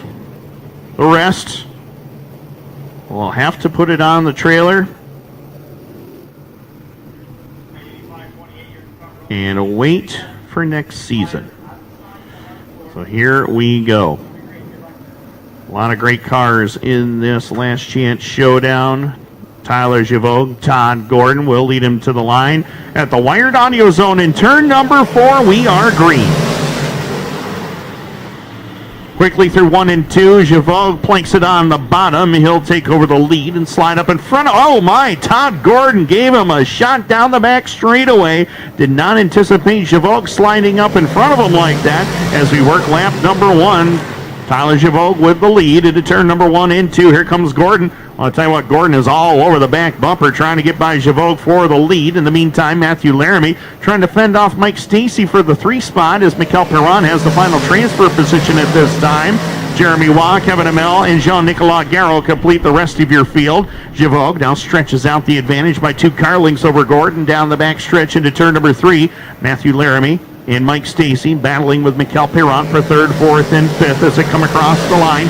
Top 2 have broken away from the rest of the field at the moment as Javogue brings it off the turn. Auto Value Parts Stores, TAS Racing, number 85 from Ottawa, Ontario, Canada. Brings it off at turn number 4. He's starting to stretch that lead out by just a little bit. Open up about 3 car lengths as the battle is on for the number 4 spot at the moment. Mikel Perron, he knows he's got that 5th and final transfer spot, but he knows that 4 car lengths behind him is Jeremy Waugh in the 90 as he'll bring it across the line. And Jeremy Waugh very, very capable of getting this car into the show, and the drivers in front of him know that as Perrant sneaks by the 23 of Mike Stacey to pick up the number 4 spot. And he'll quickly go after Matthew Laramie as they work it off the corner and across the line. Gibault settles it down into turns 1 and 2 and down the back straightaway. Tyler Givogue, the majority of his racing career was done on asphalt, and this is right in his wheelhouse. Main deal with asphalt racing is to try to keep the car as straight as you can going through the corners, and on these slick racetracks, that is where Tyler is at his best. You can see it right there. Givogue gets away into turn number 3 and 4. Of course, you are going to slide just a little bit on this stuff for sure, but Givogue keeps it straight off the corner with 2 to go. Settles it nicely to the bottom one more time. Todd Gordon right there to the 2 spot. Matthew Laramie, Mikel Perrant, Mike Stacey. Those drivers are in the show. Mikel Perrant going for 3rd. What an aggressive move for Perrant. He knows that every position he can get is 1 spot further ahead in the feature. Final time off of turn number 2. The man out of Ottawa, Ontario, Canada, brings it into turn number 3. The 85 Auto Value Parts Stores TAS Racing Ride will go to the big show. He's the winner in Last Chance Showdown number 1. Todd Gordon crosses in second. 25 of Mikel Perrant goes to 3rd. Matthew Laramie 4th. Mike Stacey will cross in position number 5. Jeremy Waugh, Kevin Amell, and Jean-Nicolas Garreau will round out your field. Waugh, Amell, and Garreau will have to put it on the trailer for the night. We will give you the starting lineup. It will be Chris Rabby starting on point in the 01. The 1P of Darren Peters goes from the outside of row number 1. Row number 2 is going to find the 73 of Matthew Blaubert. 63 of Chris Herbison joins him on that second row. Francois Bellemare in the 35. The 99 of Mikel Labreche. Brian McDonald, West Front Construction 151 machine will complete your field. Once again, 10 laps the distance, 5 to the show. The other 2 drivers will have to park it on the trailer for the year and end their season, unfortunately. But 5 more drivers, good chance to get into the dance. Off of turn 4 at the wired audio zone, we are green. Quickly down through turns 1 and 2. It's going to be Rabby jumping into the lead as they hustle down the back straightaway. Darren Peters back there to the 2 spot, followed by Chris Herbison. Everybody sneaking around that inside lane as Matthew Blaubert and Francois Bellemare occupy the final transfer spots. Watch for Brian McDonald. He's going to go to work here on this high lane. McDonald knows he's got to get in the show, and he makes something happen right there. Slim charges by, picks up the 5 spot. He'll look to go after the 73 of Matthew Blaubert as well. This is going to be a good test session for Brian McDonald to see what he can find for the feature. And look at McDonald rocket off the top side. He's to 4th now as he works on the 1 of Darren Peters, the 63 of Chris Herbison just in front of him. Chris Rabby, however, continues to show the way, keeping that nice steady line down around the bottom. In contrast, Brian McDonald just letting it all hang out on the top side. Chris Herbison able to sneak by the 1 of Peters to pick up position number 2 as they cross the line for lap number 4. Side-by-side battle for second. Herbison has it. Darren Peters wants to take it away. And watch for Slim. Here he comes on that outside lane through the middle of the racetrack. Brian McDonald picks up 2 spots. He's to the 2 spot. It's one thing to be part of the show, and it's another thing to be the show, and Brian McDonald is the show right now. Watch him go on the top side. Him and Herbison battle for second into turn number 3 and 4. In the meantime, Chris Rabby, he changes lanes. He goes up to the high lane to see what he can find out there, then drops it to the bottom in 1 and 2. So Brian McDonald started 7th. He's now 2nd. As he heads into turns 3 and 4, Chris Herbison, Darren Peters still on each other for 3rd and 4th now as Matthew Blaubert continues to round out the top 5. 7 down, 3 to go. Chris Rabby well in command of it, but here comes Brian McDonald. As he heads into turn number 3 and 4, from the back of the field, Slim trying to pull off the victory. 2 to go for Chris Raby, but here comes McDonald. Whatever him and Shane Borgon have put into this race car, they have found something, and here comes Slim to the top side into turn number 3. White flag in the air from the back to the lead. Brian McDonald to the top spot of the white flag lap. Chris Raby settled into second, going, where did he come from? And McDonald starting to check out. Checkered flag in the air. Started last. He ends it in first. Brian Slim McDonald to victory lane and last chance showdown number 2. Chris Raby, Chris Herbison, Darren Peters, and Matthew Boisvert go to the show. As Francois Bellemare, Mikel Lebrecht will complete it. You gotta love that one, even though it was a 10-lap last chance showdown. My goodness, ladies and gentlemen watching on 360nitro.tv, you had to have been impressed with that show. He's giving out a complete front end wheel and spindles. That's worth $1,500 to one of the drivers in the top 10. Wow. We have a tire from Osier Tire for the hard charger. Next Level Home Improvement and Clyde Slinger have added $200 each, so we're up to $2,400 for the win. That's amazing. Clyde Slinger has added $150 for second, and also for third as well. So a little bit more money to win for the Sportsman here tonight. Absolutely. Wow, what a job Steve Morris, Tyler Javok have done from TAS Racing with this TAS Racing Sportsman Series, and they will be the final feature of the night. And boy, what an exciting time this is going to be. We'll keep you posted if any more takers happen to go after that 4,000. But right now, we are trying to settle a champion. Keep in mind, Tommy Morrow, 6th or better. He's the series champion. He lines up to the outside of row 2 in this one, but on pole, the 25B. Mikel Benoit. Yannick Poirier joins him on the outside of row 1 in the 28. Row 2, Carl Latond and Tommy Morrow. Row 3, Eric Miro, 72, 96, Xavier Lozon. Row number 4, the 88 of Simon Jacques, along with the 4 of Jeffrey Ware. Row number 5, Jean-Christophe Bolduc in the 87 of Maxim Foley. Francis La Liberté in the 427, Benjamin Mallow in the 740. The 9 of Eric Bichard goes away from 13th. 14th starter Mike Gaucher in the number 3. Trevor Gaucher in the 5 starts 15th with the 37 of Stéphane Bergeron. Row number 9, 97, Matthew Durham, along with the 6X of Tommy Saint-Sauveur. Final row, 36 of David Daou and the 21 of Yves Girard. That is your starting lineup. Once again, 6th or better Tommy Morrow will claim the series championship. And ladies and gentlemen watching on 360nitro.tv, they are going to try to assemble 4 wide salute to you here, the great race fans of the Cornwall Motor Speedway. Stand up in your living room and let them hear you. It's the Lightning Sprints. Great job by the Lightning Sprint drivers. 20 strong here tonight. That has been their average number of cars for every race in 2020. And a big thank you to Pierre-Yves Joyal and their entire staff with the Lightning Sprints doing such a fantastic job. All the drivers who competed this year and everybody involved. White flag is displayed. We are going to go green next time by. Cornwall Motor Speedway heads for a safer location. That's off of turns 3 and 4 to the pits. Mikel Benoit and Yannick Poirier will lead him down to green. The 23-lap Lightning Sprint finale is green in Cornwall. Quickly through 1 and 2, Mikel Benoit jumps out into the lead for a moment. Here comes Yannick Poirier on the top side. He'll clear Benoit to turns 3 and 4 for a moment. Yannick Poirier to the lead at lap number 1.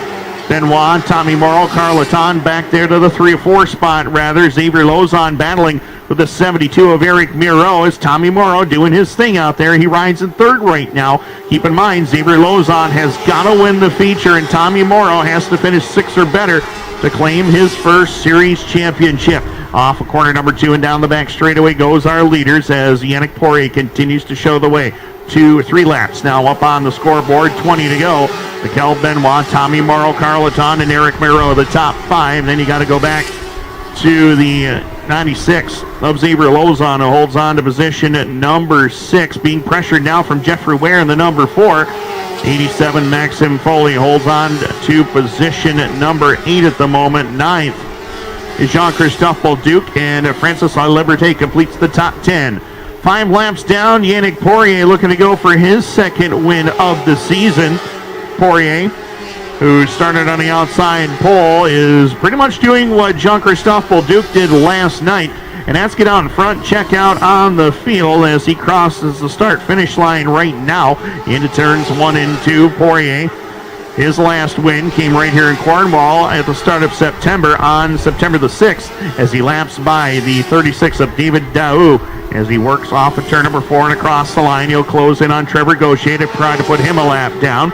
7 laps down, 16 more to go. Tommy Morrow going after the 25 of Mikel Benoit as they hit turns 3 and 4. Morrow down low trying to get the position as Carl Laton starts to move up to challenge from 4th. Into turns 1 and 2. Down the back straightaway goes your leader into turn number 3 and 4 and across the line, this time by 9 laps down. 14 more to go. Can Yannick Poirier hold on? He's going to straightaway over Mikel Benoit on the 25. Tommy Morrow still there for 3rd. Carl Laton is 4th. Jeffrey Ware now up into the number 5 spot. Eric Miro is 6th. 7th is Maxim Foley.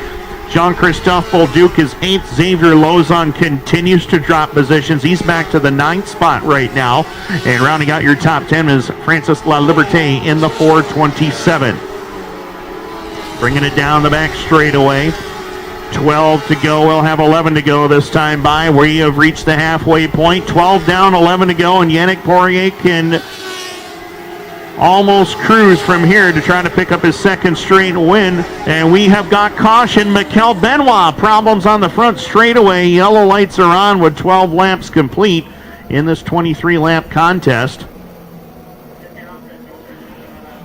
12 laps in just over 3 minutes. Pretty impressive stuff.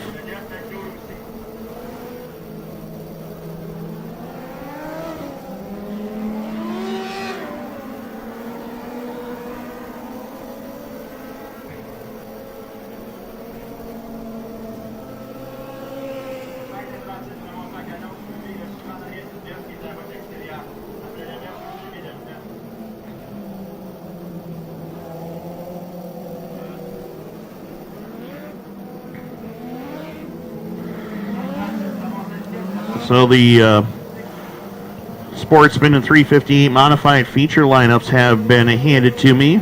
Again, fantastic job all season by the one and only Jennifer Goddard. What she does on a weekly basis here, you people have no idea what she goes through every week to do what she does. But thank you, Jen, for all that you do and have done for the last few years here. And we appreciate what you've done tonight and what you're going to do in the future for us as well. You're welcome.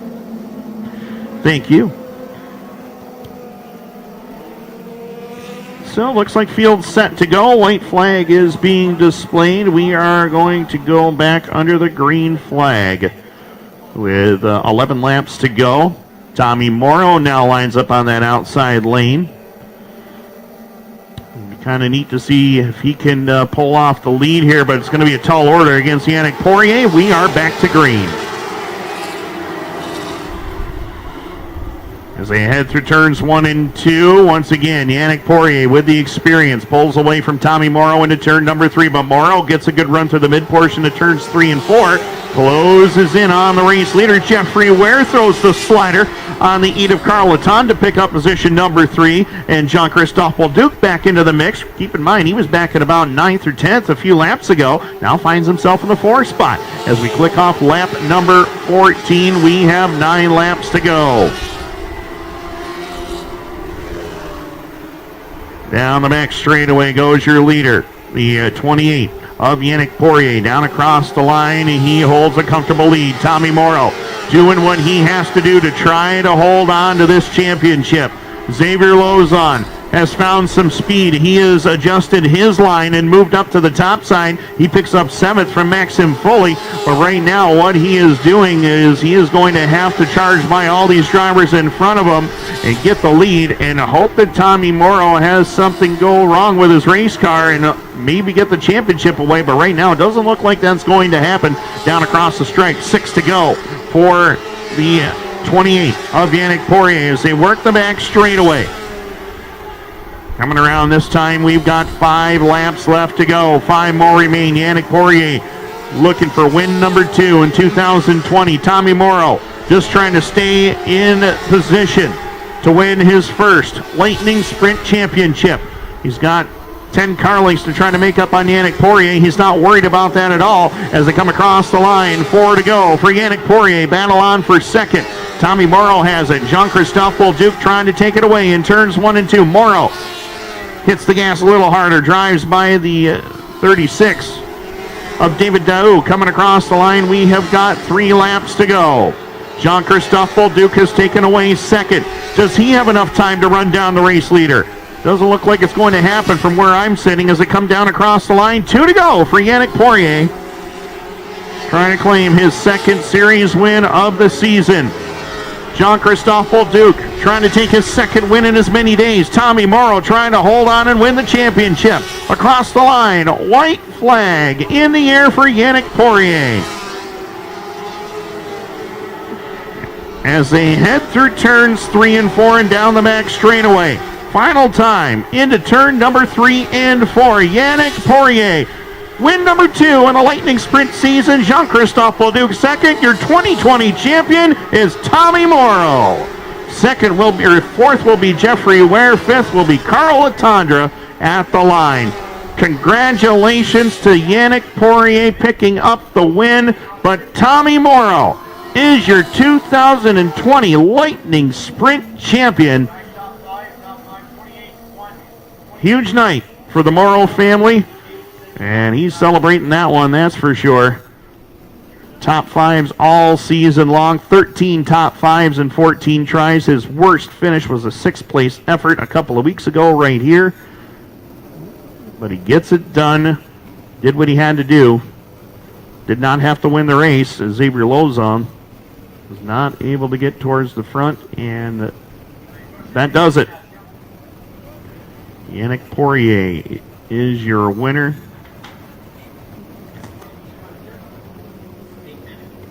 8 minutes that feature took. Very impressive.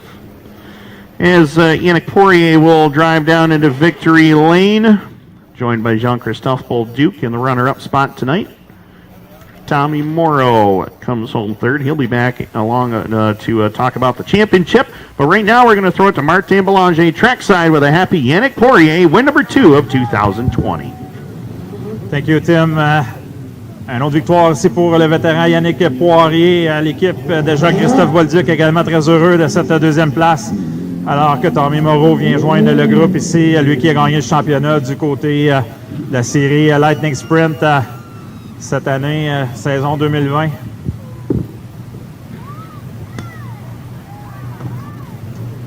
Le vétéran Yannick qui sort de sa voiture ici viendra chercher le quadrillé. Yannick Poirier is your feature winner here tonight to cap off 2020 with the Lightning Sprints.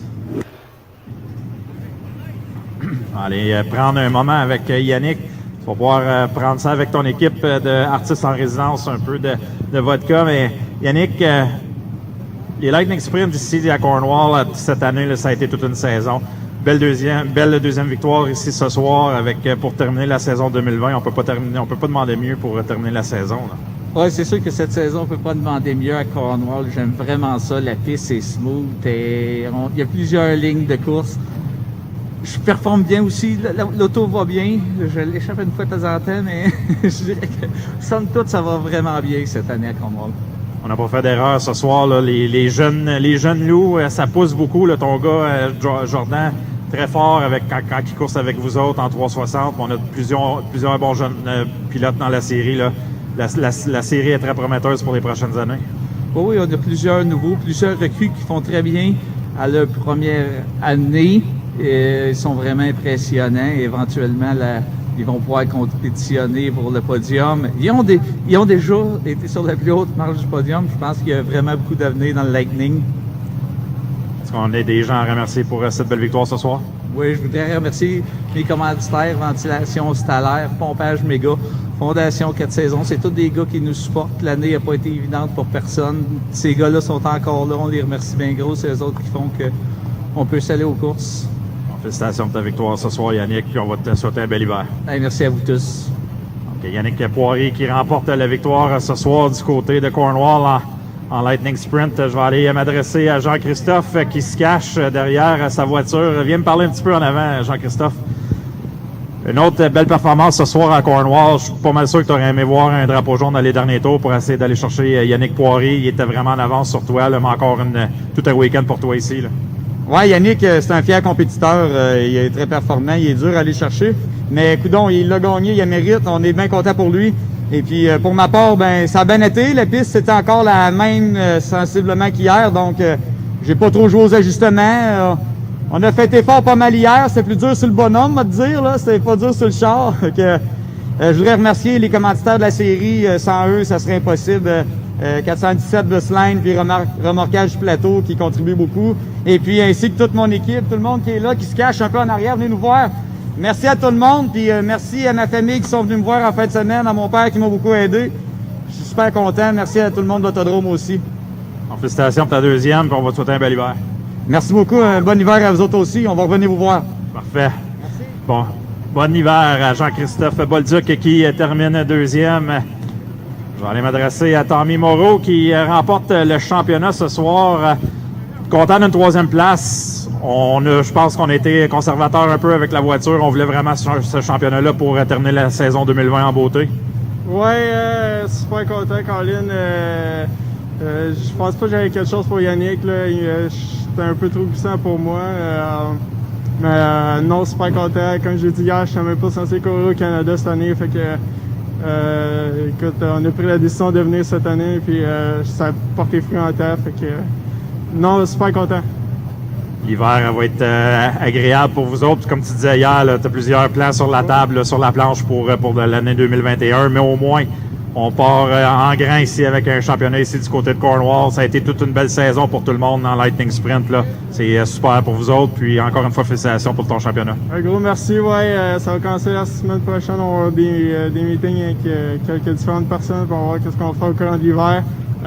Faut vraiment que j'en remercie vous, Cornwall, de nous avoir accueillis 8 fois. Et, je pensais venir juste une fois cette année. Fait que, non, 8 fois, c'est incroyable. Merci à Ron et à toute votre staff de votre confiance envers nous autres. Je pense qu'à chaque programme, on s'est présenté avec au-dessus de 20 voitures. Donc, c'est important dans notre classe. Puis, on ramasse des gens du coin d'ici avec les frères gauchers. On a eu Terry au courant de la saison. Fait que non, ça avantage notre série à avoir plus de plats du coin d'ici. Faut vraiment que je remercie 417 Busline, remorquage plateau, Speedway Motors, Érabière, Duchesne, Technet, CarQuest, Garage Mario Moreau, Henchcraft qui nous fait des super voitures, encore une fois, les XV3, ça marche en temps. Fait que non, vraiment content, puis on va voir qu'est-ce qu'on fait cet hiver. All right, félicitations pour ce championnat-là. Tommy Moreau qui termine troisième et qui gagne le championnat. La série ce soir à Lightning Sprint. I'll just translate a bit for our fans here tonight and our race crew and also our fans on 360 Nitro. So Yannick Poirier getting a second win here tonight at Cornwall, saying that you always get some good runs here at the Speedway. And again tonight it went really good and Yannick Poirier pretty pleased. And he said, we talk about the potential of this series and he said all the new upcomers in this series have been doing well. And again, same thing tonight here for Yannick Poirier as one is a second event. Jean-Christophe Bolduc, he said that he didn't do anything to his car, same setup as yesterday. He said that the track is about the same thing as yesterday, so he's happy with his success. He says that it felt a little bit harder to run the 23 laps tonight because the guys had a few drinks yesterday between both events. So that's what is fun about a weekend like here tonight, as he got a little bit of party, but at least he finishes a second here tonight. And what about Tommy Morrow, who gets the championship here, the Lightning Sprint championship here at Cornwall? He says that he's happy. He thought that he would have been racing in the States this season, and now he's the champion of the Lightning Sprints in Canada. So, and everything is up in the air for him for next season. Watching live on 360nitro.tv once again, we welcome you to the Cornwall Motor Speedway, and thank you again for your support and joining us. And we get set to roll the field trackside.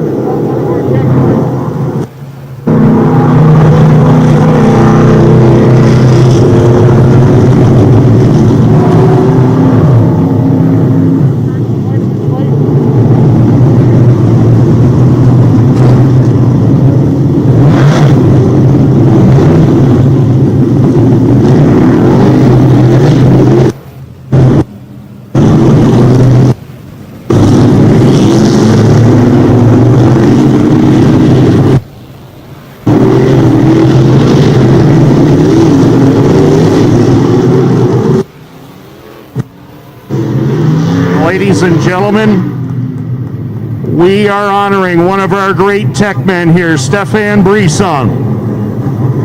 We learned earlier this week that Stefan Brisson has been battling cancer, and right now he is in one of our pace trucks here at the Speedway, pacing this field around. And ladies and gentlemen, some of you here in attendance here in the grandstands tonight, we want all of you to rise up one more time as one of the great drivers and one of the great tech men in the history of this Speedway makes his way through turns number 4. Ladies and gentlemen, how about it for the one and only Stefan Brisson?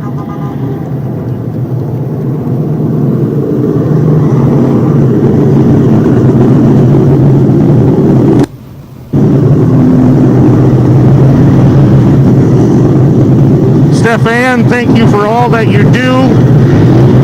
We wish you well. Keep fighting the good fight, my good friend.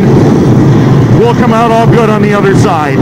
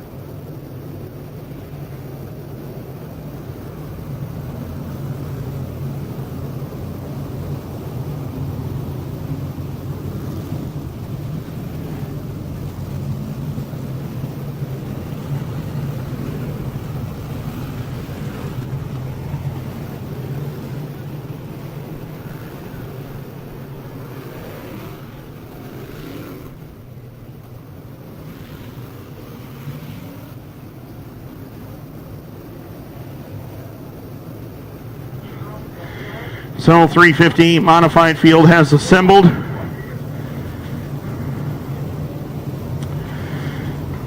As they make their way into turns 1 and 2 with one of the most legendary drivers in the history of this Speedway and one of the greatest men in general to be here at Cornwall, paces the field one more time.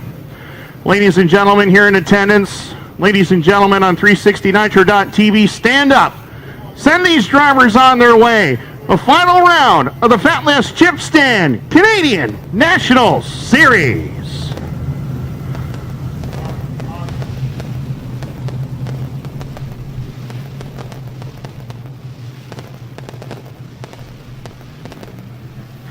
Martin Pelletier slated to go from the pole in 92. Dalton Slack joins him.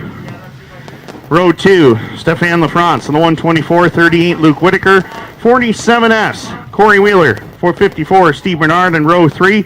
Jeff Corovo and Steve Bernier in row number 4. Row 5, David Hebert, Ryan Arbuthnot. Joey Lannister and Gary Lindberg in row number 6. Row 7, Randall Lannister and Louis Jackson. Row number 8, Yen Boussier, Austin Wood. Row 9, Lee Lannister, Kerry Terrence. Row 10, Mariel Claire, Tristan Draper. Row 11, Tyler Javot and Brian McDonald. Todd Gordon and Chris Rabby. Row 12, row 13, Mikkel Perrant, Chris Herbison. Row 14, Mike Stacy, Darren Peters. Row 15, Jeremy Waugh and Matthew Boisvert. Ladies and gentlemen, that is your starting field for tonight's 125 lap feature.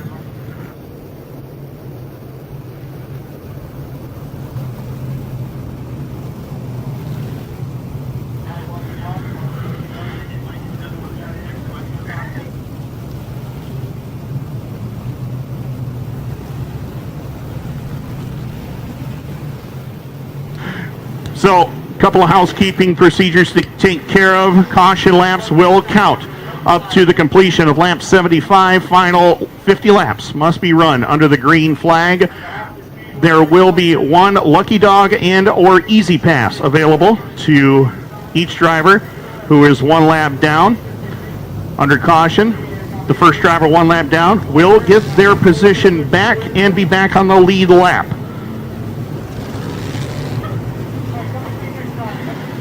So we set to go. The finale for the Canadian Nationals 358 Modified Series presented by Fatlass Chip Stand is green.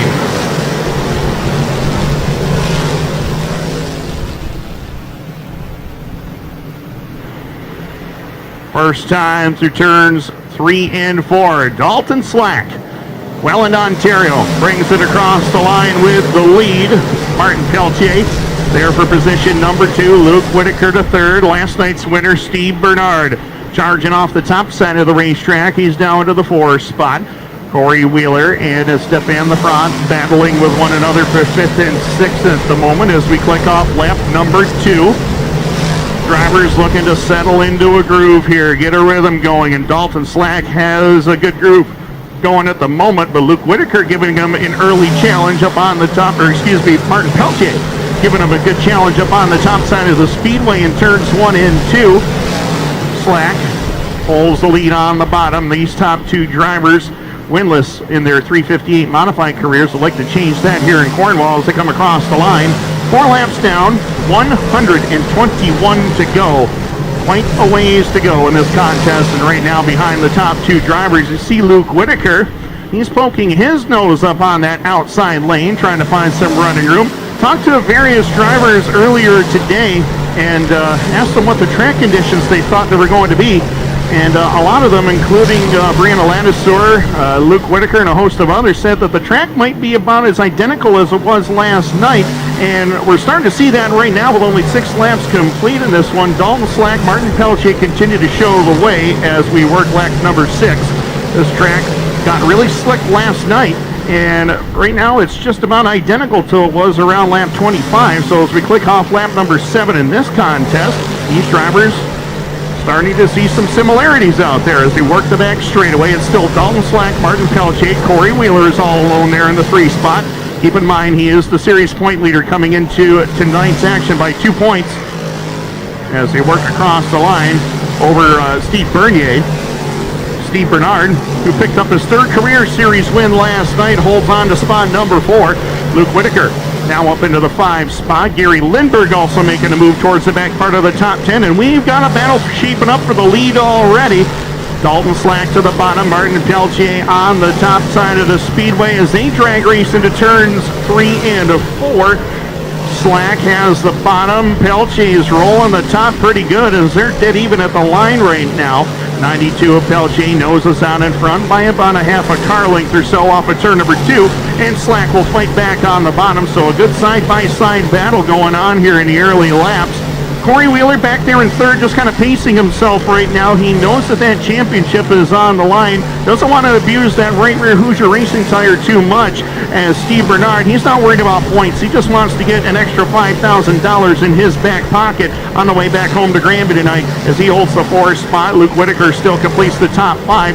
Slack now entering into the traffic. He's got to figure out a way around Jeremy Waugh and Mike Stacy, as Peltier trying to roll the top side right there, but he sees that Dalton Slack is having problems in traffic, and he is going to try to figure out a way to get by. In the meantime, this is going to bring Corey Wheeler and Steve Bernard up into the mix as we work lap number 13. Luke Whitaker back there to the 5 spot, as back up front to the leaders. Corey Wheeler taking an advantage of a little mistake there by Martin Peltier. Peltier took it off the top side of the back straight away into turn as they headed to turns 1 and 2 right now. Peltier 1 lap ago hung the right rear off the backstretch, and right there he did it again and opens the door. Corey Wheeler sneaks on by to pick up second. Wheeler tried to throw the slider, couldn't quite get it done that time, and this time he will clear Peltier down in front. Couple of former Sportsman combatants going at it there for second and third, and Steve Bernard pokes his nose up into contention. He holds down third right now. Bernard trying to make his way past Corey Wheeler as we click off lap number 16 of this 125 lapper. Clean and green so far through the opening 6 laps. No problems at all for Dalton Slack. Welland, Ontario native, sets it up through the mid-portion of turns 3 and 4, and he'll let it drift up to the top side of the speedway. The Transport Sales and Service 3RS ride, Bicknell Racing Products machine, working beautifully through turns 1 and 2 and down the back straightaway. Talked to Carter Bobby Slack about this race car, and they said that they had struggled mightily with this thing all season long. Not sure what was wrong with it. Steering box issues was part of the problem with this race car, and all of a sudden it came to life here on Friday night with a 4th place finish. Struggled last night a little bit, and right now he is showing the way against a quality field of 358 modifieds. Slack well in command. 19 laps are down as we work in turns 1 and 2 down the back straightaway. Half a straightaway advantage for Slack as Steve Bernard has taken away the 2 spot from Corey Wheeler. Luke Whitaker now moving up the challenge as Martin Peltier. Peltier and Whitaker kind of have similar paint schemes out there. If you look at both of those cars as they run 4th and 5th, Peltier has the number 4 position. Luke Whitaker continues to round out the top 5 as we work down the front straightaway at lap number 21. Your leader, Dalton Slack, working on the Tristan Draper machine to try to put him a lap down as they work it up into turns 3 and 4 and down across the stripe. Slack gets by Draper with no problem. He'll work on the number 1 of Darren Peters right now. Peters currently runs in position number 12 at the moment, number 12 at the moment as they come across the line. 23 laps in the books, and Dalton Slack having a lot of fun out there in that Transport Sales and Service ride. Meanwhile, behind them, Steve Bernard trying to figure out a way to run down the race leader. He realizes that traffic is not much of a problem for young Dalton Slack, and now the veteran Bernard is going to have to move around the racetrack to try to figure something out. But at the same time, Steve Bernard does not want to wear that right rear out, so that's another thing he's going to try to keep in mind. Corey Wheeler, once again, just doing what he has to do, holding on to the 3 spot. Looking back through the field, 4th is a really good battle between Martin Peltier and Luke Whitaker. Whitaker, who won here Friday night, gets a pretty good run through the bottom portion of the speedway. He'll pick up position number 4.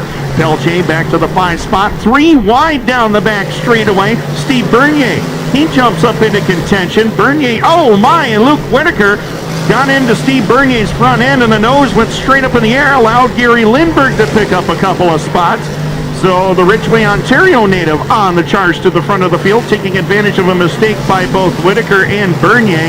You don't see that too often out of those 2 drivers, as that is the battle between Lindbergh and Luke Whitaker and Steve Bernier as they battle for positions 7, 8, and 9 right now. Working it down off of turn number 4 and into turn number 1. It is Dalton Slack just cutting through this field rather quickly here as they head up into turns 3 and 4. Just got around Brian McDonald, who put on a clinic in one of the last chance showdowns earlier today. Brian McDonald currently running in the 20th spot, so 19 cars are on the lead lap. Looking through the field, Dalton Slack is the race leader as we approach lap number 30. Steve Bernard second, Corey Wheeler, Martin Peltier, Gary Lindbergh fifth. Luke Whitaker, Steve Bernier, Ryan Arbuthnot, David Hebert, Stefan LaFrance now up into the top 10. 11th is JF Corbo, 12th Kerry Torrance, 13th Austin Wood, 14th Louis Jackson Jr., Mario Claire 15th, Joey Lannister 16th, Brianna Lannister 17th, 18th Jan Bussier, 19th, and final car in the lead lap is Mikel Perrot, 20th is Brian McDonald, Tyler Javogue is 21st, Chris Herbison, Darren Peters, Lee Lannister, Tristan Draper, Todd Gordon, Mike Stacy, Matthew Boisvert, Jeremy Waugh, and Chris Raby out of the event credited with 30th place finish. As we work lap 32, Dalton Slack continues to show the way. Straightaway advantage over Steve Bernard.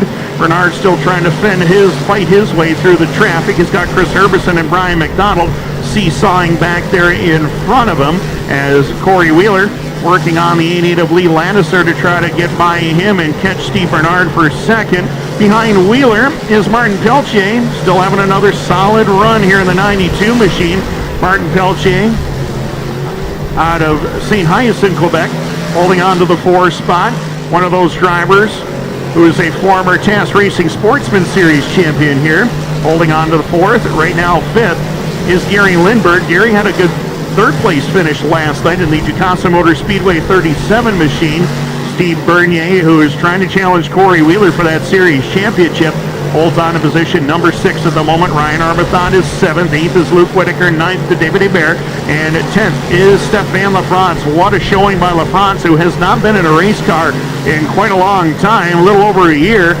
Is back up into the top 10 now, and he's working on David Hebert as we click off lap number 36, and Dalton Slack is having one career day here today. Man on a well in Ontario, Canada, brings it off the turn. He's behind Mikel Perrot. Starting to notice these drivers migrating towards the bottom portion of the field, and right now Dalton Slack has not been challenged by anybody here tonight whatsoever, but with this racetrack starting to change, he might want to get that car down on the bottom because Steve Bernard is going to make a race out of it here shortly as they head up into 1 and 2, and he must have heard because Dalton Slack has now dropped it to the bottom side of the speedway.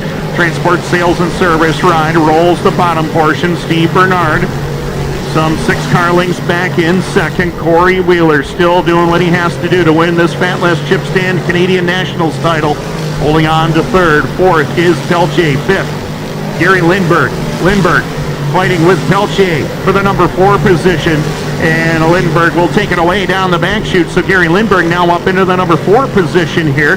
Peltier still having a great run, holding on to the 5 spot, one of his best Cornwall runs in the 358 modified. As we look at Dalton Slack, he'll make his way around the top side of Mikel Perrot, and Steve Bernard sees that, tries to close in, but he couldn't quite do it that time off of turn number 2. Bernard has actually narrowed the gap between him and Slack as they move into turns 3 and 4. Slack dips down to the low side. He'll get by Joey Lannister into turns 1 and 2. The 6 of Jan Bussier will be his next victim to try to put a lap down. Jan Bussier currently running in position number 17 as Brianna Lannister just in front of them along with Louis Jackson Jr. as we continue to work lap traffic. 43 laps are complete in this 125 lap contest. Steve Bernard, he is trying everything. He's trying the middle, he's trying the top, he's trying the bottom. Nothing seems to be working to try to catch Dalton Slack as they work in lap 44. Corey Wheeler still about a straightaway back in position number 3 as they work in turns 1 and 2. In the meantime, race lead is tightened up just a little bit. 4 car lengths is the spread between the 3 of Dalton Slack and the 54 of Steve Bernard as they exit turn number 4 and down the front straightaway. Last time in this series that we had back-to-back winners.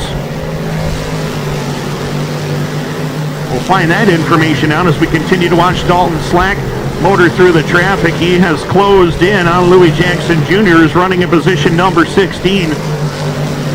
Trying to put him a lap down. Keep in mind, Jan Bussier hoping that doesn't happen, because if he catches a caution, then Jan Bussier will be the next driver on the lead lap, or will be back on the lead lap as he will be eligible for the easy pass as they head the back straightaway. Dalton Slack continues to show the way. Steve Bernard once again trying to find the way around the 6 of Jan Bussière as they come down across the line. Lap number 48 is up on the scoreboard. And Slack trying to make his way around Louis Jackson. He's seemingly found a little bit of a groove through turns 1 and 2 through the middle portion of the speedway. He's able to get through traffic pretty good down here in turns 3 and 4 as he works on the 18 of Louis Jackson Jr. down the front straightaway. 49 in the books. The last driver to win back-to-back features in the Fat Less Chip Stand Canadian National Series, Chris Raby, July the 6th in August, or July 2nd and August the 6th of 2017. And at the moment, Steve Bernard is within striking distance of Slack. Slack now in danger of losing the lead as Jan Bussière slides to the inside lane. These lap cars are not giving Slack any room out there whatsoever, and here comes Steve Bernard. Oh, they make contact into turn number 1. Dalton Slack knows the leader's there right now, and Steve Bernard trying to find the way by.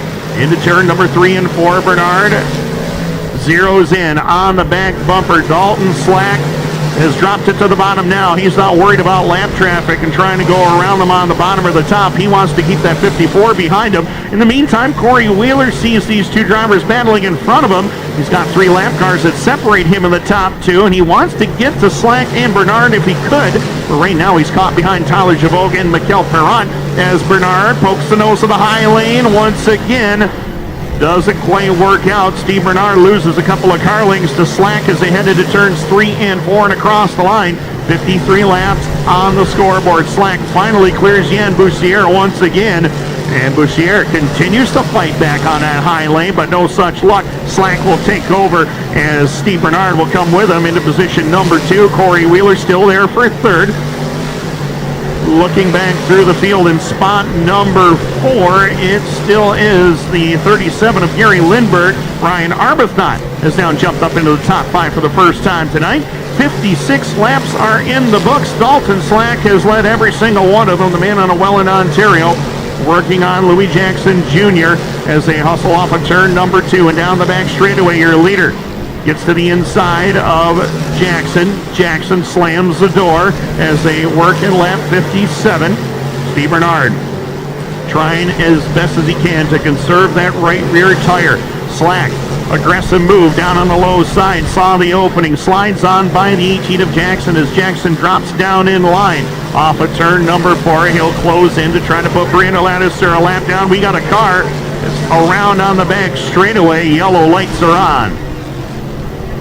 So 58 laps of green flag racing, and now we are under caution. Dalton Slack, what a job of driving he has done here tonight. So the pace truck will be over there off of turns 3 and 4, and we'll pick up the leader, Dalton Slack.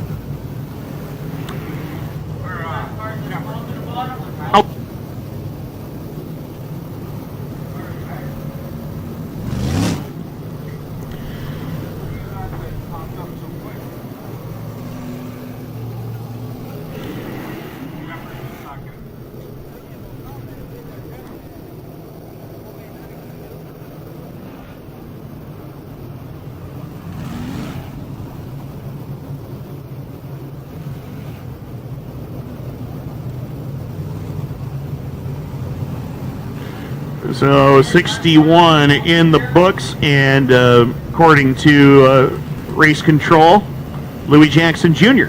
is the recipient of the Easy Pass tonight. So that'll put 16 drivers on the lead lap as Brianna Laddister, she's still on the lead lap in 15th. We'll give you the running order here in just a moment as we know Dalton Slack, Steve Bernard, they're 1 and 2. Corey Wheeler is 3rd. Gary Lindbergh, Ryan Arbuthnot, Martin Peltier, Steve Bernier, Luke Whitaker, David Hebert, Austin Wood now 10th.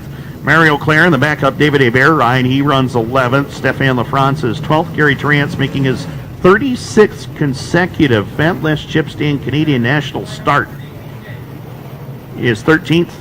Jeff Corbo, 14th. Brianna Lattiser, 15th, having a solid day. 16th is Louis Jackson Jr., last driver on the lead lap. Tire wear is going to be an issue now. We'll see what these drivers have left. Did Dalton Slack maybe run that right rear too hard at the start? Did Steve Bernard conserve it enough? Keep in mind, caution laps count up to lap 75. The final 50 will be running to the green, and that is where the tires are going to be key. See if they have enough left to hold on. Speaking of tires and everything, the feature for the Big Block Modifieds, the final event of Oktoberfest week, is in the books. And ladies and gentlemen, Max McLaughlin picks up the win in the Big Block Modified feature at Wheat Sport. Got by Matt Shepard late in the going to pick up the win. Jimmy Phelps, Stuart Friesen, Matt Williamson comes home 5th tonight.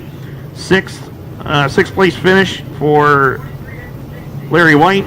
Pat Ward 7th, Brett Hearn 8th, Eric Rudolph 9th, and Mike Mahaney rounds out the top 10. So a great week for Mike Mahaney.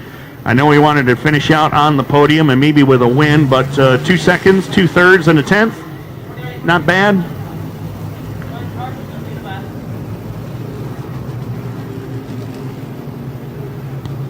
So that is the update from the Weed Sport Speedway.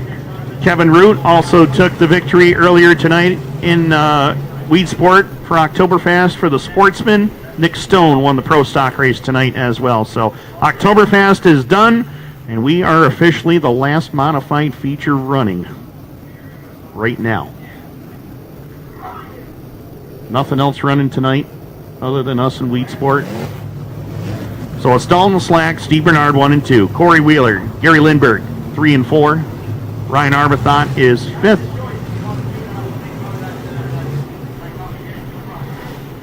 Followed by Martin Peltier, Steve Bernier, Luke Whitaker, David Hebert, and Austin Wood. That's your top 10. 66 down. We'll come to 67 when we cross the line of the Wired Audio Fire Zone. Dalton Slack sees it first. We're back to green. Steve Bernard drives it deep into the corner that time, and Steve Bernard to the lead down into turn number 3. Steve Bernard, the new race leader. Dalton Slack trying to figure out a way back by as Gary Lindbergh has taken over the 3 spot from Corey Wheeler as they head into turns 1 and 2. Martin Peltier still there for 5th, followed by Steve Bernier in 6th. 7th is Whitaker. 8th to David Hebert. 9th is Ryan Arbuthnot. He lost a bunch of spots on that restart all the way back to 9th, battling with Austin Wood as he rides in 10th. As we click off lap number 69, and Steve Bernard, Robert Bernard Tire Center, number 54 to Granby, Quebec, looking to go back-to-back. It would be his 4th series win if he could get it done, and first driver to win back-to-back in about 3 years. But Dalton Slack is not done with Bernard at the moment as he works the back straightaway. Gary Lindbergh, he's found a little extra speed on that inside lane as well. He closed in on Slack going into turn number 3, but coming off of 4, Slack is just that much better right now. Corey Wheeler still holding on to position number 4 as the 92 of Peltier completes the top 5. The next battle on the racetrack is for the championship as Steve Bernard back there in the 6th spot, trying to close in and take away the number 5 position from Martin Peltier. Corey Wheeler just has to finish in front of Steve Bernier. That is his mission right now, to try to wrap up the Fatless Chip Stand Canadian Nationals title. Off of turn 4 and across the line, Steve Bernard still in command of it, as Slack still there within striking distance. He's got 2 car links to deal with. Right now, Gary Lindbergh settles into 3rd, trying not to use up that right rear tire if he possibly can across the line for lap 74. Lap 75, keep in mind, ladies and gentlemen, we will be stopping the counting of caution laps. So from here on, it is 50 green flag laps all the way through. Halfway home. And look out, Dalton Slack to the inside. Aggressive move by Slack. He picks the lead back up. And right now, they got caught behind Jeremy. Oh, my! Bernard gets into slack there for a moment. And in the meantime, here comes Gary Lindberg in the 37. Do not count Gary Lindberg out of this one just yet. Off of turn number 2, Lindberg closes in on Bernard for position number 2. Oh, we got Tyler Javogue around in front of the field. Mike Stacy over top of him. Tristan Draper slides in. Your leader's involved. Dalton Slack involved in front straightaway. Yellow lights are on at lap 77. Corey Wheeler had to go through the infield to avoid everything. We'll sort this one out in just a moment. My goodness. A heartbreaker for Dalton Slack. Nowhere to go. And Dalton Slack had a great run going. Sees it all go away here in the front straightaway. Mike Stacy, he has some heavy damage on the 23 machine right now. It was looking like it was going to be Dalton Slack's day, however, as he is able to pull away in the Transport Sales in Service number 3 RS. And we'll sort out the lineup and see where everybody is going to be running here when we go back to caution. Tristan Draper in the number 17. He has had one of those seasons. I talked to him earlier today, and he says it's just been one thing after another with these race cars. He said it's just been, if the thing's not good mechanical-wise, it handles good. And he says when it doesn't handle good, it runs good mechanical-wise. He says he's just been chasing it all season. So, man who is going to become a father here any day now, from what he tells me. Lovely girlfriend, Alicia. Expecting a baby boy. They've already got a name picked out. That's what a lot of these drivers are going to win tonight. Cash. Not bad. He says he got to pick the name. Yeah. So that's good deal there for them. And also purchased a new home just recently. So lots going on in the Draper family. Of course, they own and operate Draper Doors.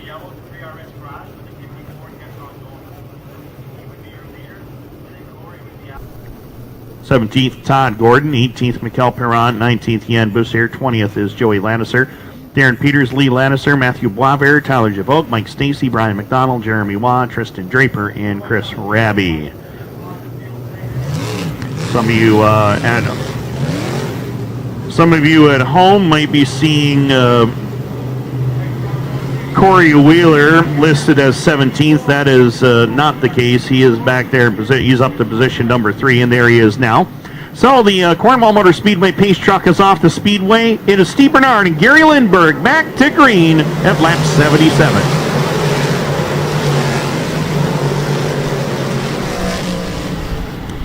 As they work it off the corner, Lindberg and Bernard side by side for the lead. Gary Lindberg to the lead off of turn number 4. Impressive move by the Ridgeway, Ontario native to get on by, and here comes Corey Wheeler. He's looking for second, trying to get by Steve Bernard, and he will do just that. Corey Wheeler on the move as they head up into turns 3 and 4 and across the line. Gary Lindberg in control. 3-car linked advantage over Wheeler. Steve Bernard, David Hebert. Battle for 5th between Mark Peltier and Ryan Arbuthnot as they head down the back straightaway. The 70 of Arbuthnot trying to make his way towards the front of the field late in the going as Lindberg continues to show the way, keeping the eye on the battle for the spot in turn number 1 between Arbuthnot and Peltier. Peltier giving them the lane is behind them, Mario Claire in the backup David Hebert car, battling with Arbuthnot and Peltier for positions 5, 6, and 7. Claire to the bottom, the all-time series win leader, couldn't get the run he was looking for on Arbuthnot. He'll settle into spot number 7. Steve Bernier continues to lose ground. He's back to 8th. 9th is Kerry Terrance, and Luke Whitaker completes the top 10. Meanwhile, Gary Lindberg continues to show the way. That Jukasa Motor Speedway Bicknell chassis. 4 wins in 2020, 3 of them at the Maryville Speedway, his home track. He's actually the defending track champion at Maryville this year. Lindberg also picked up a surprise win this year at the Brockville Speedway. Invaded on one of our first shows of the season at the Boss and took home a checkered flag, his first ever at Brockville. In the meantime, he's looking to get his first ever Cornwall win here, but Corey Wheeler has got 2 wins here at Cornwall Motor Speedway and would love nothing better than to cap off a Fat Less Chip Stand Canadian Nationals title with a victory and an extra $5,000 in his back pocket. But right now, Gary Lindbergh shows the way, and that's all that separates Corey Wheeler from a feature win at the moment. 85 on the scoreboard. We'll be approaching lap 86. Steve Bernard, David Hebert still there for 3rd and 4th. Martin Peltier continues to round out the top 5 with Ryan Arbethon 6th, Mario Claire 7th, Steve Bernier 8th, Kerry Terrance 9th, Luke Whitaker 10th. And as the leaders work traffic, mentioned Luke Whitaker running in the number 10 position. The opening 2 events, Luke Whitaker finished 10th. Friday night, he won. Last night, he finished 10th. Where's Luke Whitaker running right now? 10th. Seems to be a theme for the Whitaker team in this Canadian National Series, but in any event, he is in the top 10 right now against a stout field as we work lap number 88. Corey Wheeler trying to get to the back bumper of Lindbergh. He got there, but the door was shut as they head into turn number 3 and 4. Wheeler trying to roll the middle of the speedway. Steve Bernard now to the inside lane as Bernard picks up the 2 spot. Position swapping in the top 3 in the late going of this one. We'll have 90 in the books next time by. Gary Lindbergh trying to hold on to win. But Steve Bernard wants to go back-to-back. He sneaks down to the low side. Steve Bernard to the lead at lap 90. But Matthew Boisvert right there in front of him. Lindbergh steps out of line, goes to the top side, can't get by as Boisvert pulls away. Steve Bernard now trying to get by Gary Lindbergh for the lead, can't quite do it. Lindbergh shuts the door as they head into turn number 1 and 2. Brian McDonald, a lap car, makes contact with Lindbergh there in turns 1 and 2. Steve Bernard opens the door, slides on by. We got a car off in turn number 4. It's Stéphane Lafrance in the 124. He was running back in position number 12 at the time. Yellow lights are on at lap 91, and a tough break for the St. Albert native making his return to racing. 2012 358 modified track champion. Or I'm sorry, 2011 358 modified track champion here. Also won the Canadian Nationals title.